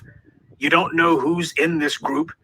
You don't know what they're about. You have no track record to examine. They don't challenge white supremacy or even use the term white supremacy. They don't tell you who it is that they're opposing, just some empty talk about caring about black people and other races who are affected. How the hell do you not have all red flags going up? How the hell do you not look at that and see the scam from the jump? I believe in message amplification as much as the next person, but you don't have to be affiliated with the black media or be one in order to be helpful to our cause. But that's the problem here. When established power is up against a movement that has successfully seized the initiative and defined the terms of the discourse and has captured the public mind, power knows that it would be useless to argue against the newcomers, these up-and-comers under these circumstances. The public has been swayed, and it would simply be too difficult to try to push directly against that. So power instead tries to use a judo move, try to take the momentum that's been built up by the opposition and redirect it. You can't stop the momentum head on, so don't try. Instead, try to find a way to move it in a different direction, divert it. And that's where you use Trojan horses. You start off with a message that seems to be in agreement with the opposition, so that the people who are listening to your opponent, they're hearing this message from you and thinking, oh, this is the same thing, isn't it? Okay, I can trust this. And once you got them nodding their heads and going, okay, that's what you say here, this billboard that just says some vague, empty talk about racial profiling in Livonia, that seems to make sense. You let their imaginations fill in the blanks, because you didn't say anything about the police, but hopefully they will intuit something about that. And once you've got their noses open, they go to your Facebook page, and what they see is this is about all other races of people. And they see that you're lecturing anyone who takes the hard line against white supremacist violence. And you're not saying anything about the police. Oh, but there is a link to the crowdfunding page that you do have. A message that on the surface seems to be in agreement with what people want, but diverts them, that is not helping us. But before long, though, you're going to have everybody no longer demanding punishment or even thinking about it. Instead, they'll be settling for the same old empty rhetoric about retraining and implicit bias, etc., ad nauseum. You know, there's a whole lot of black folks who are just so desperate to be liked by these white supremacists that they'll actually go along with a sellout like this. To them, these white supremacists are potential sexual access, or at least a member of the dominant society who they can hopefully become buddies with. Hey, the bootlick is not above being friend zoned. They'll settle for that if they have to. And most of the time, that's all they get. What they get is the lackey zone. You don't get to be in the friend zone. You get to be in the sidekick zone, and there's plenty of kicks coming. Even in the case of Christian Cooper, he's a homosexual, but the very fact that the person who tried to have him killed has the same last name, no doubt made his heart go pitter-pat. Far as he's concerned, this is a win for him. You may be outraged about what happened, but as far as he's concerned, this is a come-up for him. This is a social come-up. Haven't I always taught you about that? White supremacy has two forms of rewarding or incentivizing those who it wants to co-opt. It shows up with some money, but most of the time it doesn't have to do that. White supremacy will show up with some psychic benefits. Lyndon Johnson talked about that in the 60s. You go ahead and tell the poorest white man that he's better than the richest black man, and he'll give you every penny in his pocket. Psychic benefits go a long way under white supremacy. Far as Christian Cooper is concerned, he's gone from being an anonymous nobody bird watcher to a well-known black face in New York. And while he doesn't want sexual access from Amy Cooper, he no doubt now figures that he'll have a lot of sexual access from white male members of the dominant society. He places his sexuality at the top of his list of priorities. All he can think about is how every LGBT in the city, well, every white LGBT in the city is going to know him. Or if they don't recognize him off top, at least if he introduces himself, he'll have a familiar face and he'll have an interesting story to tell. And for him, that's more than enough. He literally is endangering his own life, and he is encouraging racist attempts on the lives of millions of black people. Also, he can try to use this moment of media exposure to boost his dating pool chances. I guess Tinder and plenty of fish weren't doing it for him, huh? You see, to him, Amy Cooper did him a favor. That's how he sees it. Why, if it wasn't for her, he wouldn't be in the place that he's in right now, where you got all of these potential bedroom buddies. No doubt that he's thinking, oh, as far as he's concerned, he's just counting how many members from the dominant society he's going to be able to hop in the sack with. That's what he's thinking about right now. See, we think about how many black people get harmed or killed as a result of people like Amy Cooper, and the only calculation that Christian Cooper is doing is how many potential white bedmates he can get out of all this. Oh, to him, Amy Cooper did him a solid one. She did him a favor. What the hell's he got to be mad at her about? Man, this is the best thing to happen to him in a long time, probably ever. As he sees it, if she gets in trouble, then he goes from being the friendly black LGBT who just wants some white bedfellow to being a black radical, black troublemaker. How many white people would want to jump in the sack with that, huh? So you see what's most important to this guy, and it's not survival. This is why it's so dangerous to allow the white media to start shoehorning other groups' interests into our struggle. Why it's unacceptable to allow the message of Black Lives Matters to morph into Black Trans Lives Matters or Black Feminist Matter or what have you. You see, the agenda of these other groups, their agenda is not ours. Our goal is to be free from white supremacist attacks. And their goal is to get sexual access from as many non-black people as possible, even if they're blatant white supremacists. Remember, Milo Snuffleupagus openly brags that his partner is black. We know that Milo Snuffleupagus is a lifelong white supremacist. I don't know, maybe Christian Cooper is auditioning to be Milo's next bussy buddy. I don't know. But one thing I do know, when you run around showing weakness in the face of white supremacy, you don't just make a target out of yourself or out of the black people in your immediate area. You make a target out of all black people because the white media loves to run with that. That's the narrative they want to push. This is the way that black people are supposed to respond to white supremacist violence and aggression. You're supposed to respond with bowing down and being meek and deferential and excusing it away, and you don't hold any grudge and you're fine with it. Why? You're not upset about it at all. That's what this is meant to do, to condition black people to give the wrong response to white supremacist aggression. So family, you be real careful before you let the white media call itself encouraging you to take up for someone. See, we can go ahead and make it a point that Amy Cooper needs to be held up as a poster child for why it is that these racially based 911 calls must be punished harshly. But as far as Christian Cooper is concerned, this guy's playing with fire and he's going to get burned. You see, we can go ahead and oppose the white supremacists without calling ourselves supporting some black flunky who clearly has other things to do with his time than to ensure his survival. People who run around making targets out of us by encouraging white supremacist attacks and white supremacist aggression, these people are not with us and we're not with them. And speaking of not with them, when you have white sock puppet groups who are trying to figure out a way to copy what we're doing, you got to stay vigilant, man. You got to stay vigilant as hell. The white supremacists, the dominant society in general takes its cues from black people. We got the pulse. Our culture is vibrant. Theirs is not.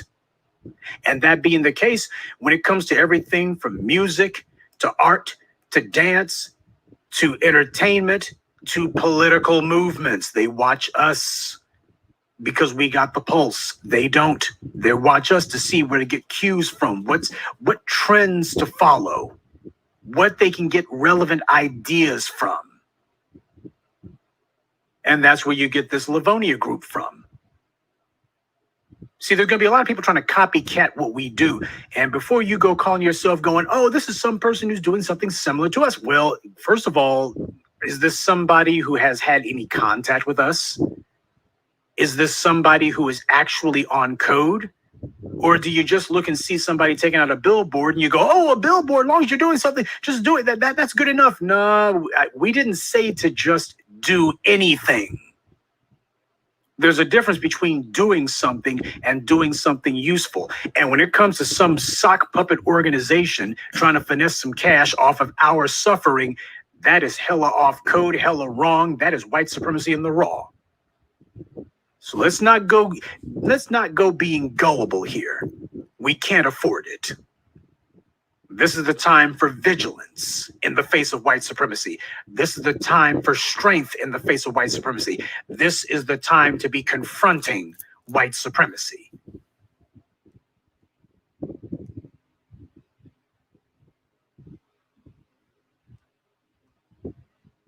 Ordinarily, when I start a video essay, I would begin by telling you that if you're not already subscribed to my channel, do so now. But it's going to be a little bit different with this one.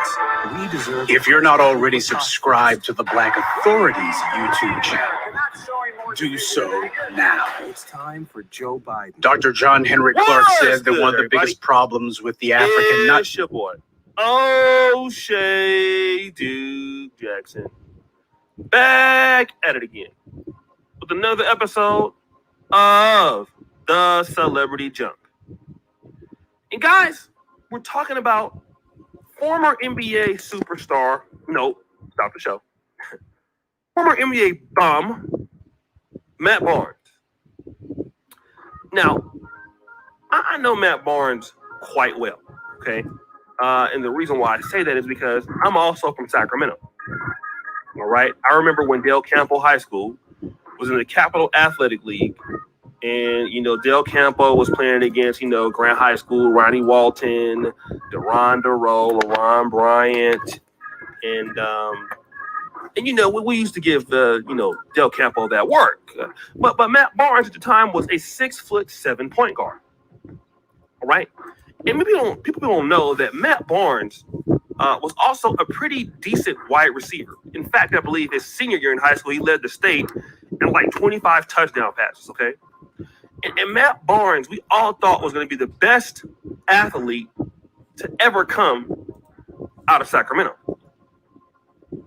It just so happens that Matt Barnes is probably the biggest failed prospect to come out of Sacramento. And when Matt Barnes, there's a lot of hype about him. I think he picked the wrong sport. He should stay with football. Matt Barnes ended up going to UCLA. And then we found out Matt Barnes is not that good. All right? Matt Barnes can't play. He could never play. And that's why he was relegated to pretty much being a bum the majority of his NBA career. All right? And here's the situation. People talk more about Matt Barnes now than ever. Like, when he was playing, nobody gave a shit about Matt Barnes. All right, Matt Barnes is a bum. I hate to say that, okay? And Matt Barnes is a liberal leftist, and he's always crying. I mean, shut up, dude. All right? Just shut up. Are you? You're a bum. He's a bum, all right? Now, shout out to the brother, because he's a better podcaster than he was a basketball player. Okay, maybe you should have went to school for journalism, Murray, because you can't play. Well, anyways, shout out to Barnes, though. He's my bro. Here's the situation, okay? Matt Barnes is also a simp. Now, when he played for the Knicks, at the time, he was a teammate of Derek Fisher. And Matt Barnes, he loves Stotts. Okay, let's just be real. But Matt Barnes loves Stotts. Okay? And then he lost Gloria Govan, to Derek Fisher. All right? And, he was always, he got arrested for domestic violence, driving on suspended license. I mean, Matt Barnes is a bum. Okay? Then after which, he ends up getting with this other chick who also says that he's crazy. Now, I mean, again, I'm not going to disrespect his, kid's mom, but I mean, obviously Matt Barnes is not that bright, so he goes after a certain type of chick, and then, NBA players are not that smart, so, he gets with the Nance, okay? And then, I'll leave it up to you for you to say she's pretty, but also you know, he had problems with her too. So much so that she put a restraining order on his ass. Again, because Matt Barnes is a bum. And he seems to like, you know, chicks that are thotty-youngs, in my opinion. That's what I think. I think that Matt Barnes, he likes a certain type of woman who's, you know, kind of thought it up. All right? That's my impression of him. All right? Hindi pala totoo.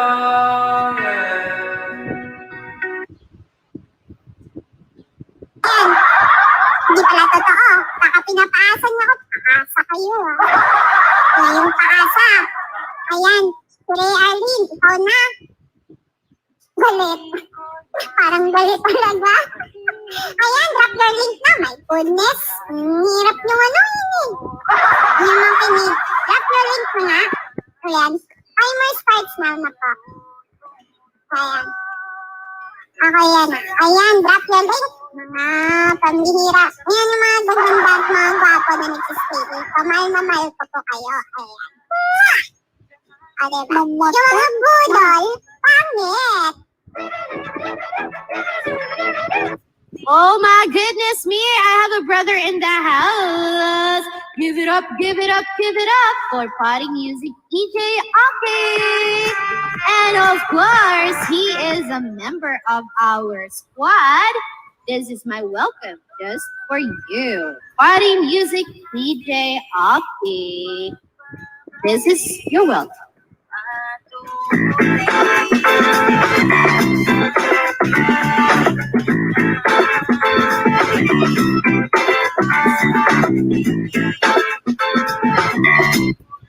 Ayun. Welcome, gang gang. Hey, what's up, Party DJ Aki in the house, y'all. Thank you so much for joining me, Party Music DJ Aki. We're just helping some of our friends, okay?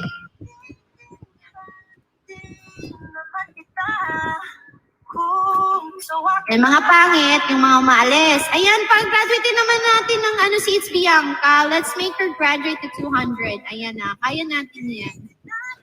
Siya, baliktarin na lang natin, host. Gawin kayo natin pababating na natin kung mabudol pa sa halik na paangat, pababa na lang. Ayoko kaya gumaya kay Seri. Hey, OMG! Party Music DJ Aki, my brother from another mother and father. What's up, bro? Ayan. Thank you so much for your love drop. And because of that, this. Wait, not this. This is just free. Thank you so much for the love drop. And right after this, I will be flexing you so that we can promote your channel. Love drop alert! Love drop alert!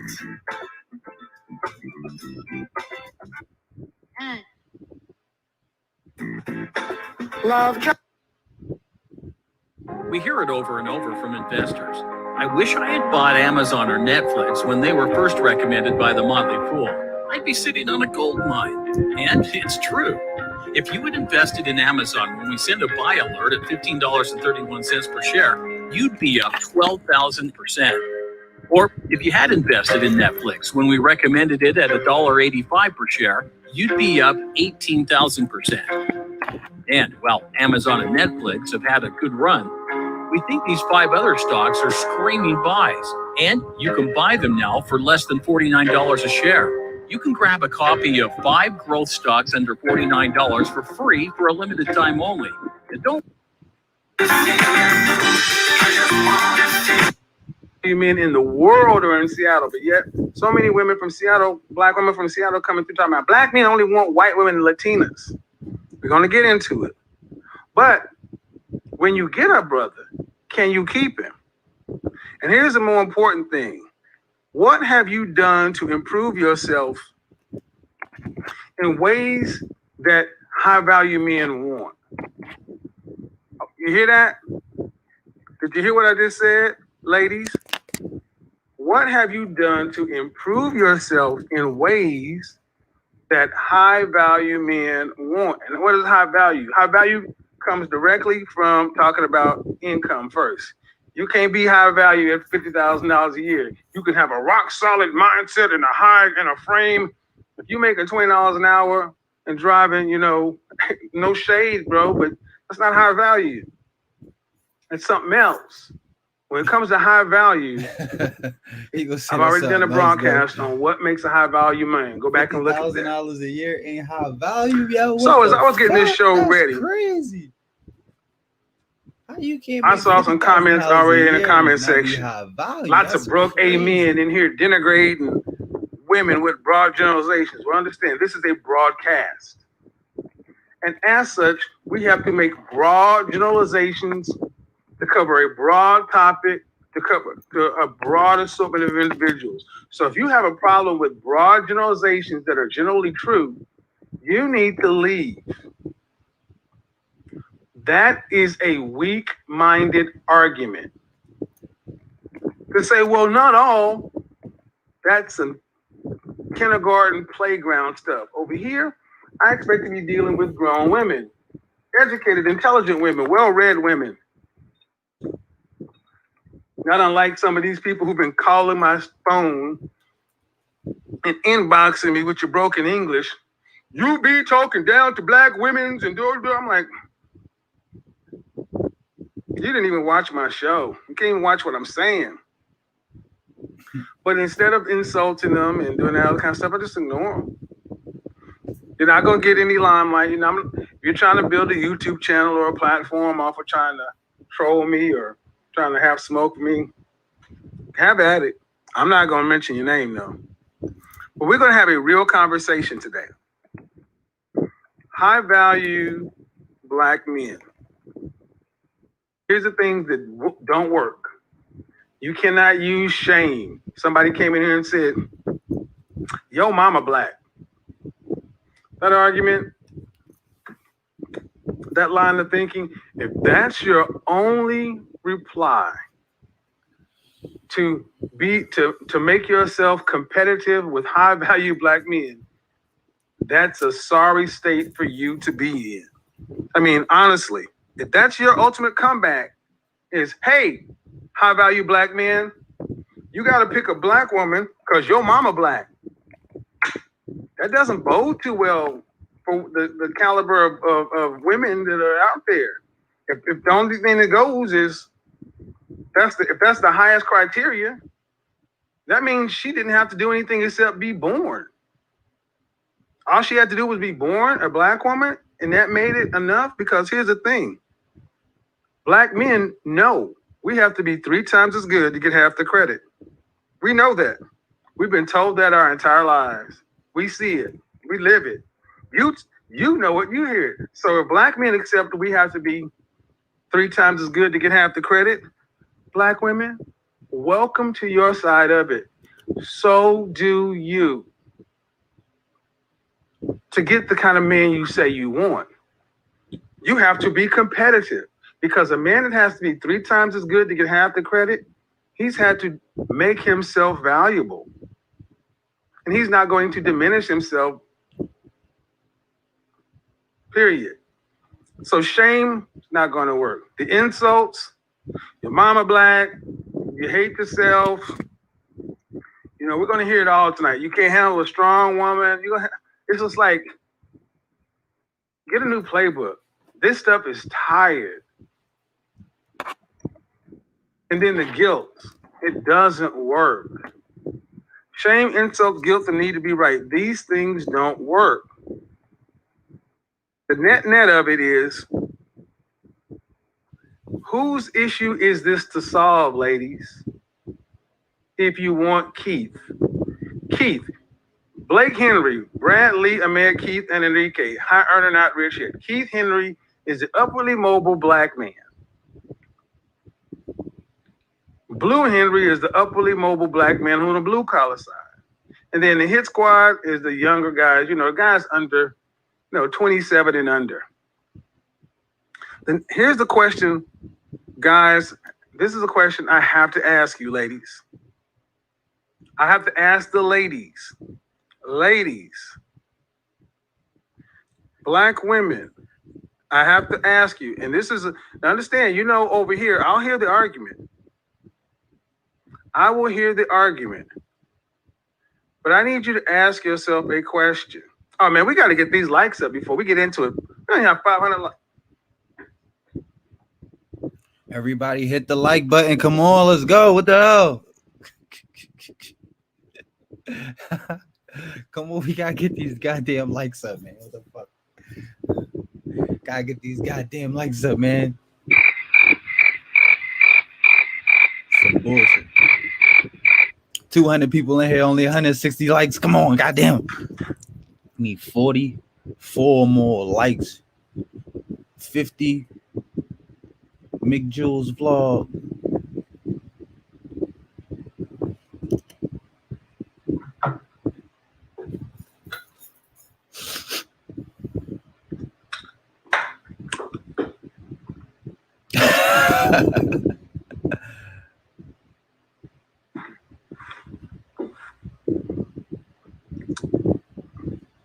I don't know what y'all think this is.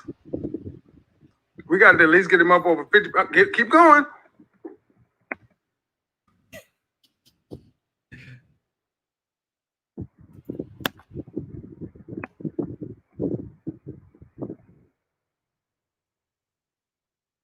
Keep it going. Like it, like. Now I've got to get my copyright infringement. Fuck all that. Fuck that music shit, boy. Tripping. And it comes from an attitude standpoint. It's not as though you're not educated, intelligent. It's not as though all the things on paper, but attitudinally. I've said it before. When I was around Black men in corporate America, I was personally asked to not bring my spouse back to company functions because she was so difficult. And this is not an uncommon thing. I use that as an example to ask the question of any of the women that you've heard calling in, talking about they want, especially over the last week. Just listen to the attitude and say, is this how would the average guy think of this woman? The colorism show, any of these shows, because here's what it comes down to, ladies. You cannot like what men say. A lot of women don't like some of the things I say, but at the end of the day, unless you're planning on marrying a woman, it doesn't matter what you think. The consumer, the purchaser, the acquirer of the product that is a Black woman is a Black man. The end consumer of the product of women is men. And in the market, you got to go ask the consumer what they want. And that's one of the things that's been so missing in all these men are from Mars, women are from Venus. They've been asking women what they want for the longest. No one ever thought to ask men. Men are saying what they want now. And here's the question. Can you give it to them? First off, do you have it to give? Are you going to give it to them? And are you going to give it to them willingly? That's what it comes down to. So this is when things like a colorism thing came up, because when you have women who, women like these women who are not competitive for the kind of men they want, instead of just saying, I'm not competitive for the kind of men I want, and either doing what it takes to become competitive and give the kind of man that you want what he wants. You're trying to get him to change what he wants. You're trying to make him feel bad for wanting what he wants. You can either give him what he wants, or you can go to another store. That's where we're at. Next. Now, I understand that a lot of sisters aren't going to like some of the things I'm going to have to say. But as a Black man who spent his entire career in corporate America, I heard this for 20 plus years. Black man get rid of his woman and get a white woman to move up. It wasn't waiting to exhale. It's been a popular trope in Black America. But is it true?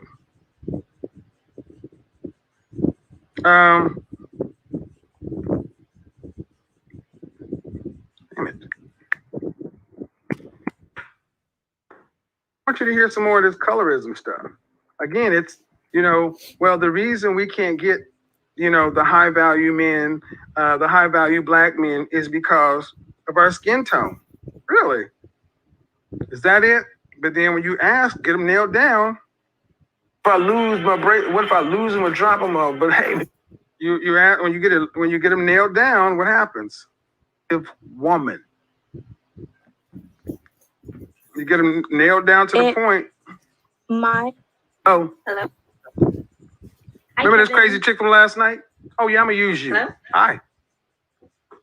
Hi, Kevin. I've called your show before. I know that you got pretty angry with me a couple of shows ago. This is an uncompetitive woman. But I wanted to speak about the colorism topic that Juliet. This is an uncompetitive woman who was called into my show 5 or 6 times. She's disguised her voice. She did. But I know it's you. You've been on my show 4 times, and you're only supposed to call in twice. Understand what I mean? This is an uncompetitive woman. She can't get she thinks she should be able to get a high value man, and she's average. She's average. And that's not an insult. We got to stop making average an insult. And thinking that she's going to call over and instead of booking her time with me to get her a one-on-one consult, she doesn't want to do it the right way. Again, why am I using her as an avatar? Well, a high-value black man has to do a lot of stuff he doesn't want to do. He has to play the game. There is a right and a wrong way to do it. You cannot become high value and be antisocial. Ain't no fucking lie. And I've said it before, we got too many antisocial leanings in our community, and we got so many of our women who want high value men, but they don't even want to do the minimum. I spoke to this woman at length. And instead of just taking the advice, she calls back to get some more stuff free and more stuff free. This is the woman that comes to the food court and tries to get full off of the individual chicken nuggets. This is the woman that goes to happy hour and tries to get full off the chips and salsa. This is the woman, and then when you call her out, she'll, I'm so sorry, I didn't know. And then this is the woman that will actually call up to the restaurant that's having happy hour, find out which manager is on duty, and go there on the days in which the manager that told her to leave ain't working. Dan is there on Tuesdays and Thursdays. Okay, I'll go up on Monday, Wednesday, and Friday and eat free chips. That's this woman. She will force you to have to call her out, and then when you say something, and just triple on through life like I just deserve a black man because I want him. But here's the thing. This is an uncompetitive woman because when she went out with a Hispanic man, he talked to her like, it's not just the black men. You can't get a man.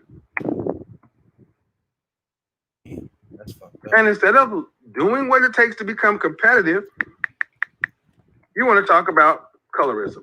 Get brought up. I think that colorism is an issue within the Black community.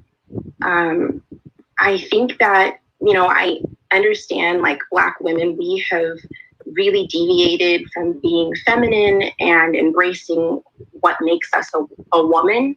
And I get that. But I think, I think right now in this show, I don't know, I don't want to put words in your mouth, but I think you might be downplaying colorism and its effects on Black. I did understand. If you watched my show last night, I had people calling into my show saying thank you. But again, when you're a loser, uncompetitive, everything has to be a reason. And I'm going to use this to a greater spring point. Understand that you're downplaying colorism as if that's the reason. See, A lot of black women feel like black men who want to be with others, that when they go to other women, they do it because they're self-hating and you can't. Maybe. Let's go ahead. Let's do this. Women and their marriage prospects, because Julia, I think, lives in Seattle. Obviously, I live in California, and All right. Okay, here we go. Okay. I'm not downplaying anything. Hello? I have dark-skinned clients. I have dark-skinned women in my group. How's your dark skin prohibited you from finding a husband? In my case, I don't think so. Okay, but I said finding a husband. Oh. When was the last time? How many times have you been engaged? I've never been engaged. Okay. When was the last time anybody ever seriously talked about marriage to you? My last boyfriend. How long were you guys together? We were together for a year. Right. And why did it end? It ended just because he was moving and it just didn't. Right. It just didn't work. You couldn't move with him, right? See, Erica? Yeah. See, notice one of the questions I had is, a lot of women, sisters today, will wear the extensions.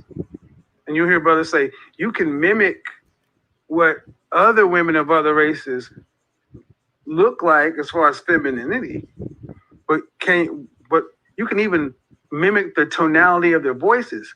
But why can't you mimic their attitude? And here's the thing, it comes down to say whether or not you really like black men. You may want us, you may love them, but do you like black men? And at the end of the day, colorism, what she wanted to talk about, has not stopped her. It's not her skin color. It's attitude. Attitude. Again, this woman has called into my show multiple times. I've been professional, cordial, but upon the third time I said, ma'am, you need to stop. Don't call my show anymore. You need to book your one-on-one session if you want any more advice from me. I'm not going to give you a session. You need to book. That was, and she said, oh, I'm going to go ahead and book that. I'm going to go ahead and book my time. I don't care whether she booked or not. And here's the thing, ma'am, I don't want you to book anything. If you try to, I'll refund your money. I don't want you as a client. I don't want you as anything. Because there's a right and wrong way to do things.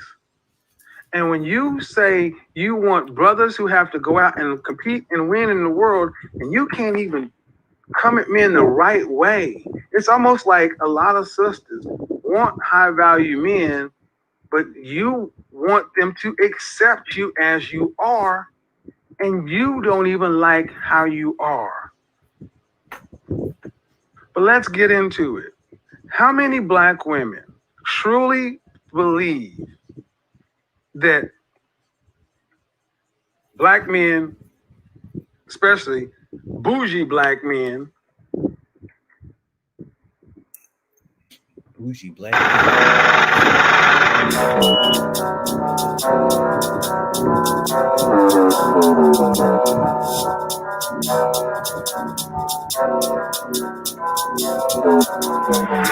Bullets gon' shatter a ligament, talking the book, but they chat. They catch them and stick them in chain. A box for the medicine, young folks just speak for the nice, little spit it in. At the ready, you see.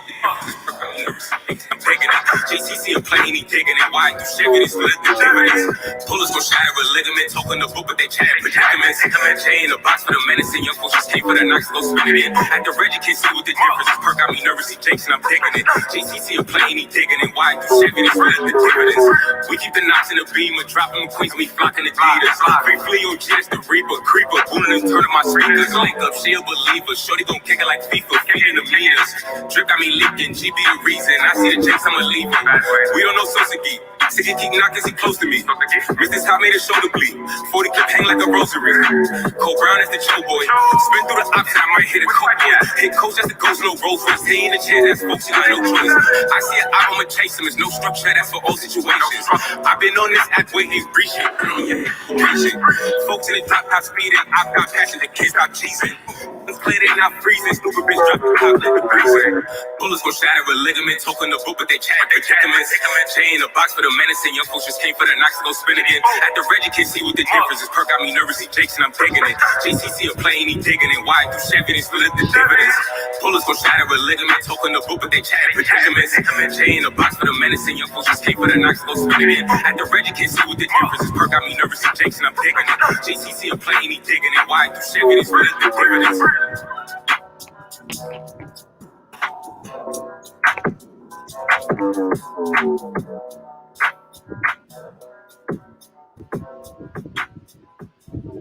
In the bike, I'm mad, magic in the door with a stash at. My booties, they spinning shit, no, they ain't missing shit, that's what they want to. I'm insane! I'm so good! We were in a losing fight. Everyone was losing all the time. And then I clutched it as Zenyatta. It's the best moment of my career.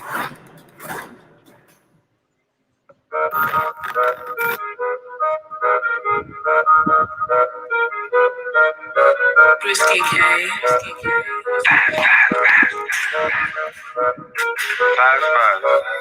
Run up in the spot with a breeze shot. We in the rental with 3 straps. Fast in the toilet where we at. 30 fat don't make you lean back. Pull up, we exhaust the extortion. Naughty maxed up for a portion. Don't make my shooter go Fox. I spin it, end up in a palm box. Got some hats in the X, we got mob ties. Richie pull up and let shots fire. Bitch, we got knocks when we outside. Better be lucky you got five. Told him watch out for the get back. I went to jail, it's a setback. Amiri and Gucci shit mix match. I'ma get money, just sit back. Me, Chris, and Valencia on all handshake, get shot. You step on this landscape. Treat y'all up on my fan base. Kick me to touch it, Welly and Jace. I cannot end up in last place. Ain't no still for your moolah the campaign. You will get popped like some champagne. Hurry girl left in a Rory with fast gang. They know it's for sprinting them avenues. She gon' kick me a piece when she mad at you. I only did what I had to. Houdini would cause my deposits is magical. You could tell these ain't no average. You got talking like a lateral. Like why they brought all them ratchets to? Why they moving so tactical? Like who that, you that, woo back. My niggas don't do that, shoot that. Y'all got guns, don't use that. True fact, shoot back. Y'all don't do that. I'm on T for the piece with 2 straps. Chris about to toss out, move back. Don't come with a stick like a pool rag. You stab, shoot, that's what they used to do. I don't fuck with sports, I love cash and a penalty. Jacket people, my man's your enemy. Put the chop in my hands is a killer spree. I had to pop a little perk for the energy. I don't fuck you not a fan of my verses, you're catching. Got the knock up pants, her purse, her jacket. Pull up on you like fuck you, Jack. Never fight with a fool, just back with the ratchet. G hit a 6, better pick a few. MIS stay on time, quick to get at you. Chris the lead on the scene is getting critical. If you smoke my dead, then I'm killing you. Stop a beat and go flock at the dammers. Bitches fucking and sucking the scammers. I ain't spinning my block with no hammer. Last nigga got shot up on camera. I pop a perk, now I'm off beat. Amiri, I throwing an off-white. We doing foul free offside. I got the 40 and short from court side. Go broke down, robbing the dice game. And we take no chance, we dig when the lights game. Got a bad little bitch to see light skin. Walk in the party, we getting them pipes in. Had to feed bro for that weapon. That's his first, it's my second. I ain't worried about a sentence, but my will post it in second. It's either clear or independent. How about the foreign? I'm staring and bending. Weapon passed to her best friend, G's by Mary, Tesla the engine. Weapon passed to her best friend, G's by Mary, Tesla the engine. Your man got shot, now he walk with a limp, little bitch shit. Pop said I walk like a pimp, God giving me top. Y'all fuck up a friend, right? Pass me the chop, throw the gloves on my hand. Then that boy got shot, I took all his pants, had to dip on the cops, that was part of the plan. Little nigga moving hot, shot him and his friends, free all of the bros, free out the pen. Little nigga moving hot, shot him and his friends, free all of the bros, free out the pen.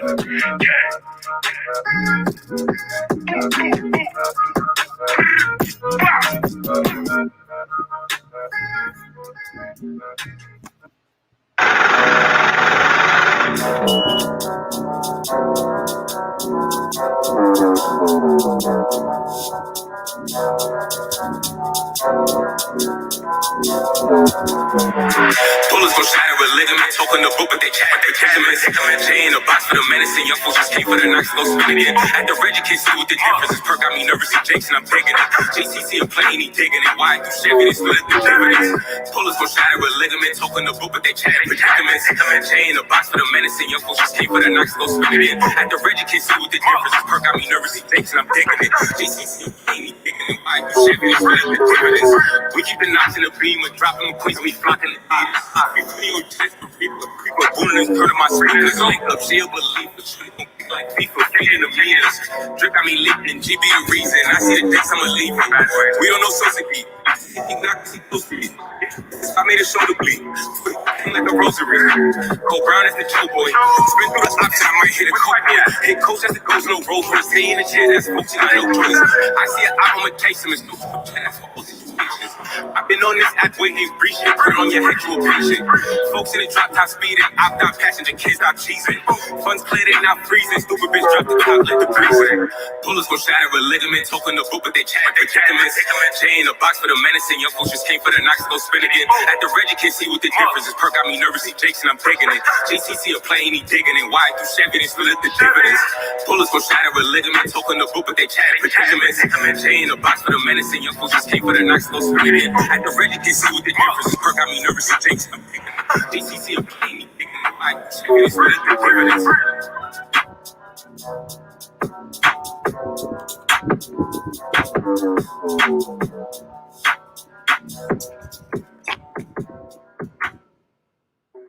In the bike, I'm mad, Mac, kicking the door with a stash at.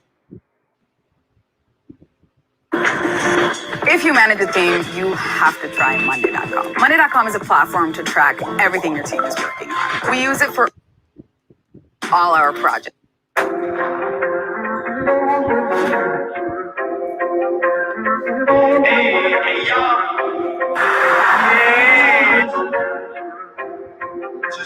I don't have it, but I believe in my brother. Test, I get you out the way. So I don't even feel a way. But when we catch a killer, me ain't gotta pay.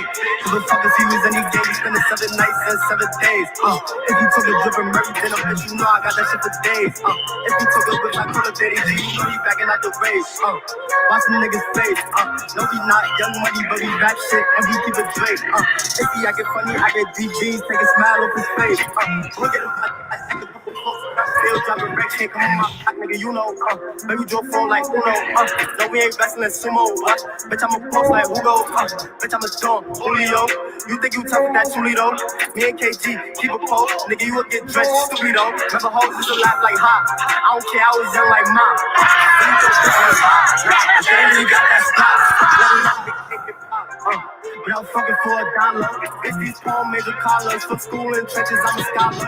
Over this trip, that 40 whole 12, so I need 2 clips. They jail in the show, so I need 2 fish. Tell Phil suck dick, I'm the big 2-6. Hey y'all, stretch shit, no business. 2-6 about business. Hey y'all, whole way, no fitness, no Uber. Tell Lil bro, lift them up. Don't me, I ain't talking about big. Niggas ain't game, and these niggas be weird. Paranoid bitch, I might shoot if you scared. I was that broke, my vision is clear. Told T when it's hot, when it's cold, my clear. Niggas took a piece, but ain't got no beard. And people moving niggas like man. I'm finna shoot a nigga, no kid. I got these questions, I wasn't there. But I don't know, this is my year. God is the only man I fear. Ain't talking money, I don't even wanna hear. I don't even care, keep glizzy coats, I don't need pairs. Leave a nigga right there. For my brother, test, I get you out the way. So I don't even feel big. They ain't gotta pay. Who the fuck is he lose any day? We spending 7 nights and 7 days. If you took a drip and murder, then I bet you know I got that shit for days. If you took a whip, I call up Daddy G. You know he backing out the race. Watch them niggas face. No, we not young money, but we back shit and we keep it straight. If he acting funny, I get GBs, take a smile off his face. Look at him, my dick, I jack a couple folks, but I'm still driving race.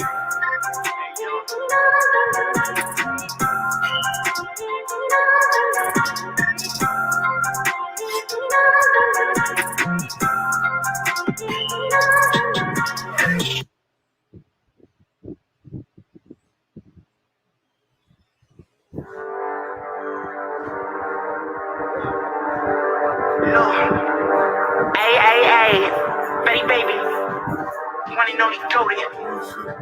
Bitch, hey, motherfucking Bel-Air, G-Dub, in the motherfucking spot, bitch. Betty baby. Yeah. Wow.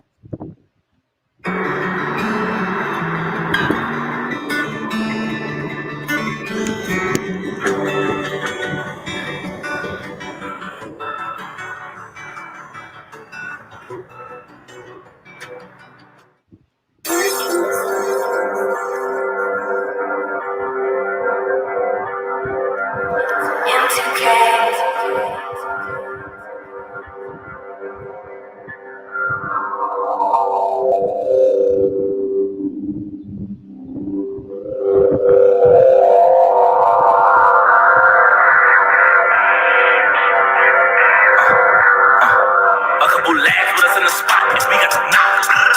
Sitting on me, so I'm situated. I know them niggas hate it. All my niggas come through, we shake the pavement. We shake the pavement.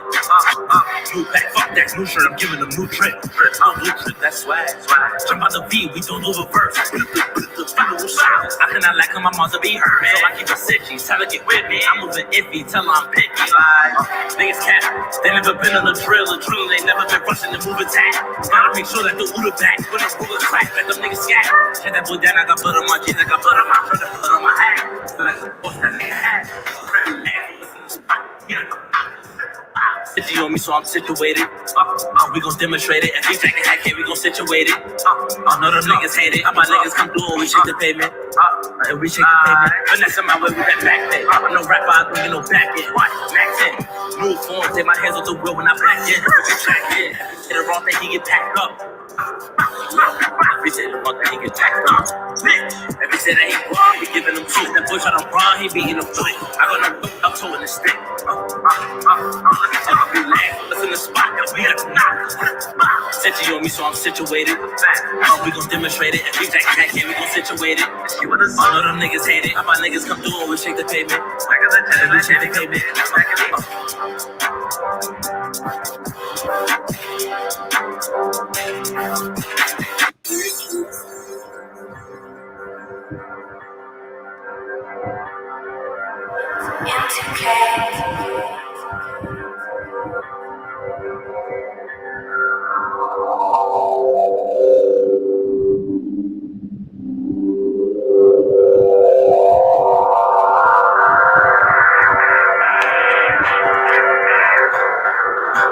A couple lads with us in the spot. City on me, so I'm situated.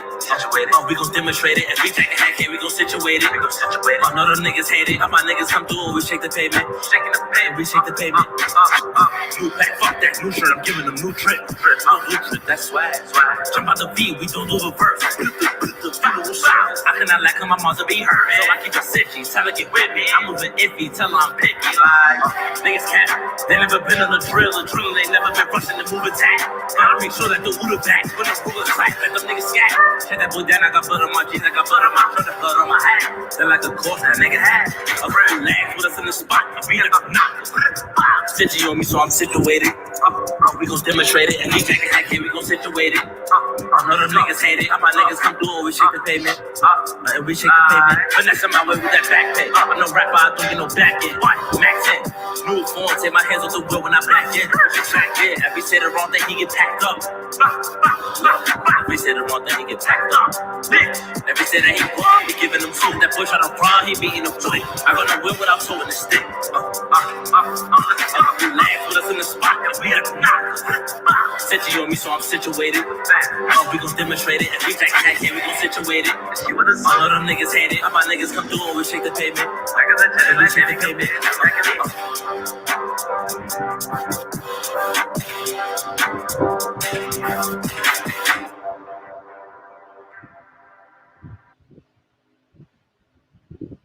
In this short series with Invesco QQQ, we'll explore what innovation means now through the eyes of entrepreneurs around the world. Keeping in shape while being stuck at home has been a struggle for me. Shut up.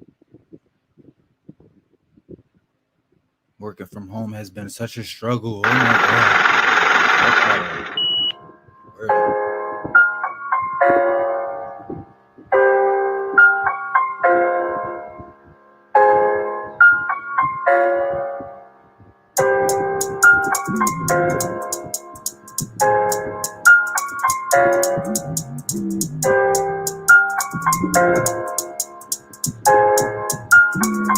Fast way. Money on tables, I got killers on my posse. Uda unstable, think drilling a hobby. He just gon' air out the lobby. Digging the jakes and then shaking my body. Watch how I treat a thotty. Dripping a track and then make a deposit. Make a deposit. Make a deposit. My body. Money on tables, I got killers on my posse. Uda unstable, think drilling a hobby. He just gon' air out the lobby. Digging the jakes and then shaking my body. Watch how I treat a thotty. Dripping a track and then make a deposit. Make a deposit. Make a deposit. My body. Tell her to sell me the back end, baby, my drink in the stack shit. Your whole gang know for the lack until Daddy TP, I'ma clap him. We in the field, we active. GT with me, too savage. On Bristol with Chris, I was stacking. GT with me, too savage. Outside, watch out for red lights. Go make a right and then turn off the headlights. Might get a bag if the head right. Make a U-turn if you showing some sign of life. I make a promise he down tonight. Bullets explosive, they blown like dynamite. Drive out, but I might hop out. Tell him free chase to 10 on the cop out. And I told Fleet not to cop out. Tay was medicine soon as he lock out. Mr. Chody, I seen him in downstate. Piece from the G and break bread with the pound cake. Free J-List spray, he was heavy on pound stage. Finna y'all catch your obby, get shot, hit the box and then call and see what the town say. Free J-List spray. Big folks, big steppers. Let me show you my profession. Hit tape for the reference. Tell him quick, fast, hurry, check it. Christian Dior, my essence. Stupid nigga lack for a beverage. It must have been good how they left him. Couple of G's and they reckless. Stop it, go. We had to check in. I'm with Siggy Revolvo 6 on my side. Got 7. Drive. Money on tables, I got killers on my posse. Uda unstable, think drilling a hobby. He just gon' air out the lobby. Digging the jakes and then shaking my body. Watch how I treat a thotty. Dripping a track and then make a deposit. Make a deposit. Make a deposit. My body. Money on tables, I got killers on my posse. Uda unstable, think drilling a hobby. He just gon' air out the lobby. Digging the jakes and then shaking my body. Watch how I treat a thotty. Dripping a track and then make a deposit. Make a deposit. Make a deposit. My body. We don't know Soseki. He knocked as he close to me. This is how I made his shoulder bleed. 40 clip hang like a rosary. Cole Brown is the chill boy. Spin through the opposite, I might hit a coke boy. Hit coach as it goes, no Rolls Royce.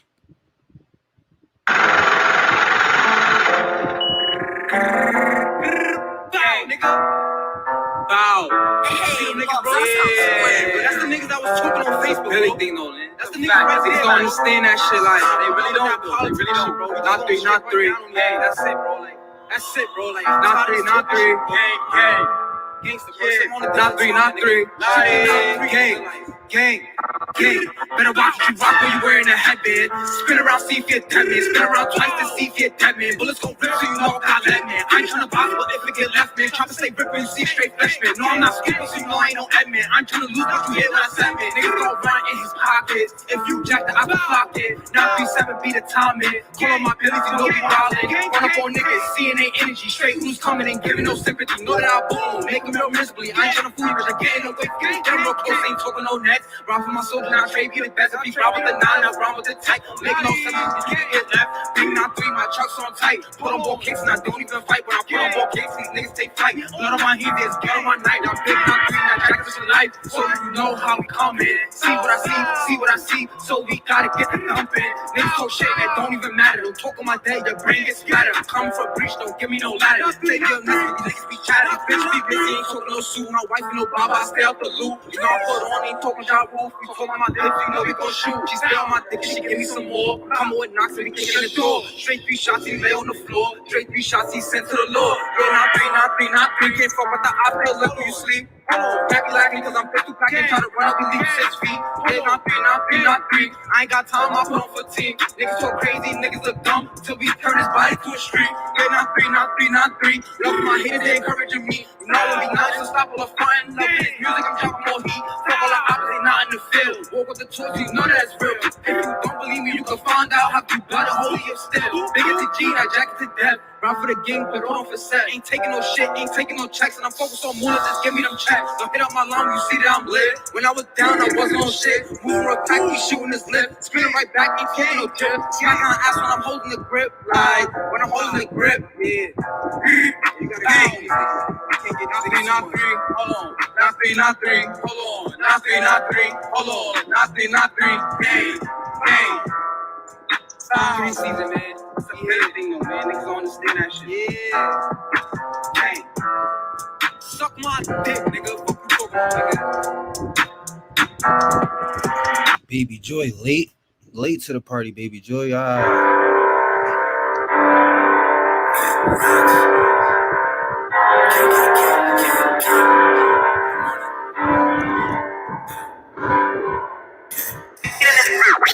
Get lit up like a circuit. They say I got money and change, but to my day ones, I'm still asleep Christian. There's moments when I back it out, I can tell that he getting all nervous. If I catch him on the strip, you know my body, I'm clearing the surface. When I write the check, it's in cursive. When I get respect, bitch, I earned it. When I'm with your bitch, she gon' trick it. She jiggle my pose and she work at the circus. Your bitch on my telly be beating her belly, then I'm gonna be her on surface. Give me the vibe, I need that. She hit my line, I'm not gonna read that. Squeeze will be ready, he feeding the squeeze that. This box is simple as 2 steps. Rule number 1, don't forget what to do next. Woman just got me a new tech. Shoe my right if he starting to move left. Go to your right, be my new flex. You know I'm rushing, I like to play roulette. I'm finna knock off this dude's head. He on a shirt, a hoodie, a crew neck. I got a Uzi and no, I don't play, boy. You flexing BBs, you move the same boy. Told him it's clipped, I'ma catch you today, boy. I'll never switch cause I move with the same boy. Gang.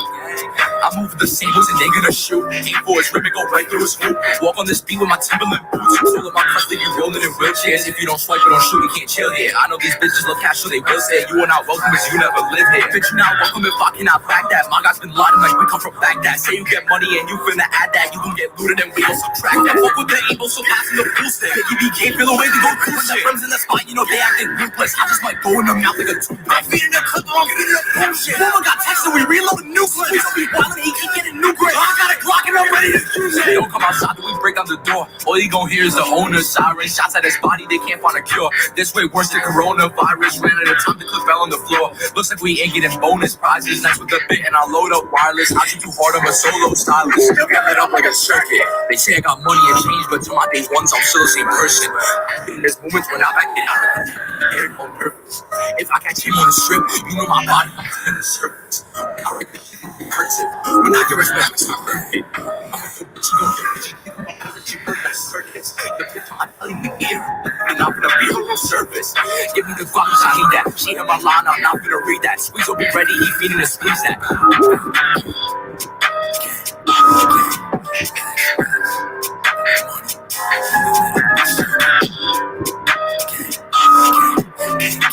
Shooters up in the field for the green in the bay. Send 12 to his back. Watch it out like they Aaron. I'm dripping the design of my jacket Montclair. And if he jacket smoke, I know it's never clearing. The devil be on my shoulder like a parrot. But I'm watching face with a god, they be staring. When I make the word disappear, transparent. I make him turn red like he getting embarrassed. Show to the ceiling like bitches on FaceTime. How could I let the ops take mine? Squeeze will be sending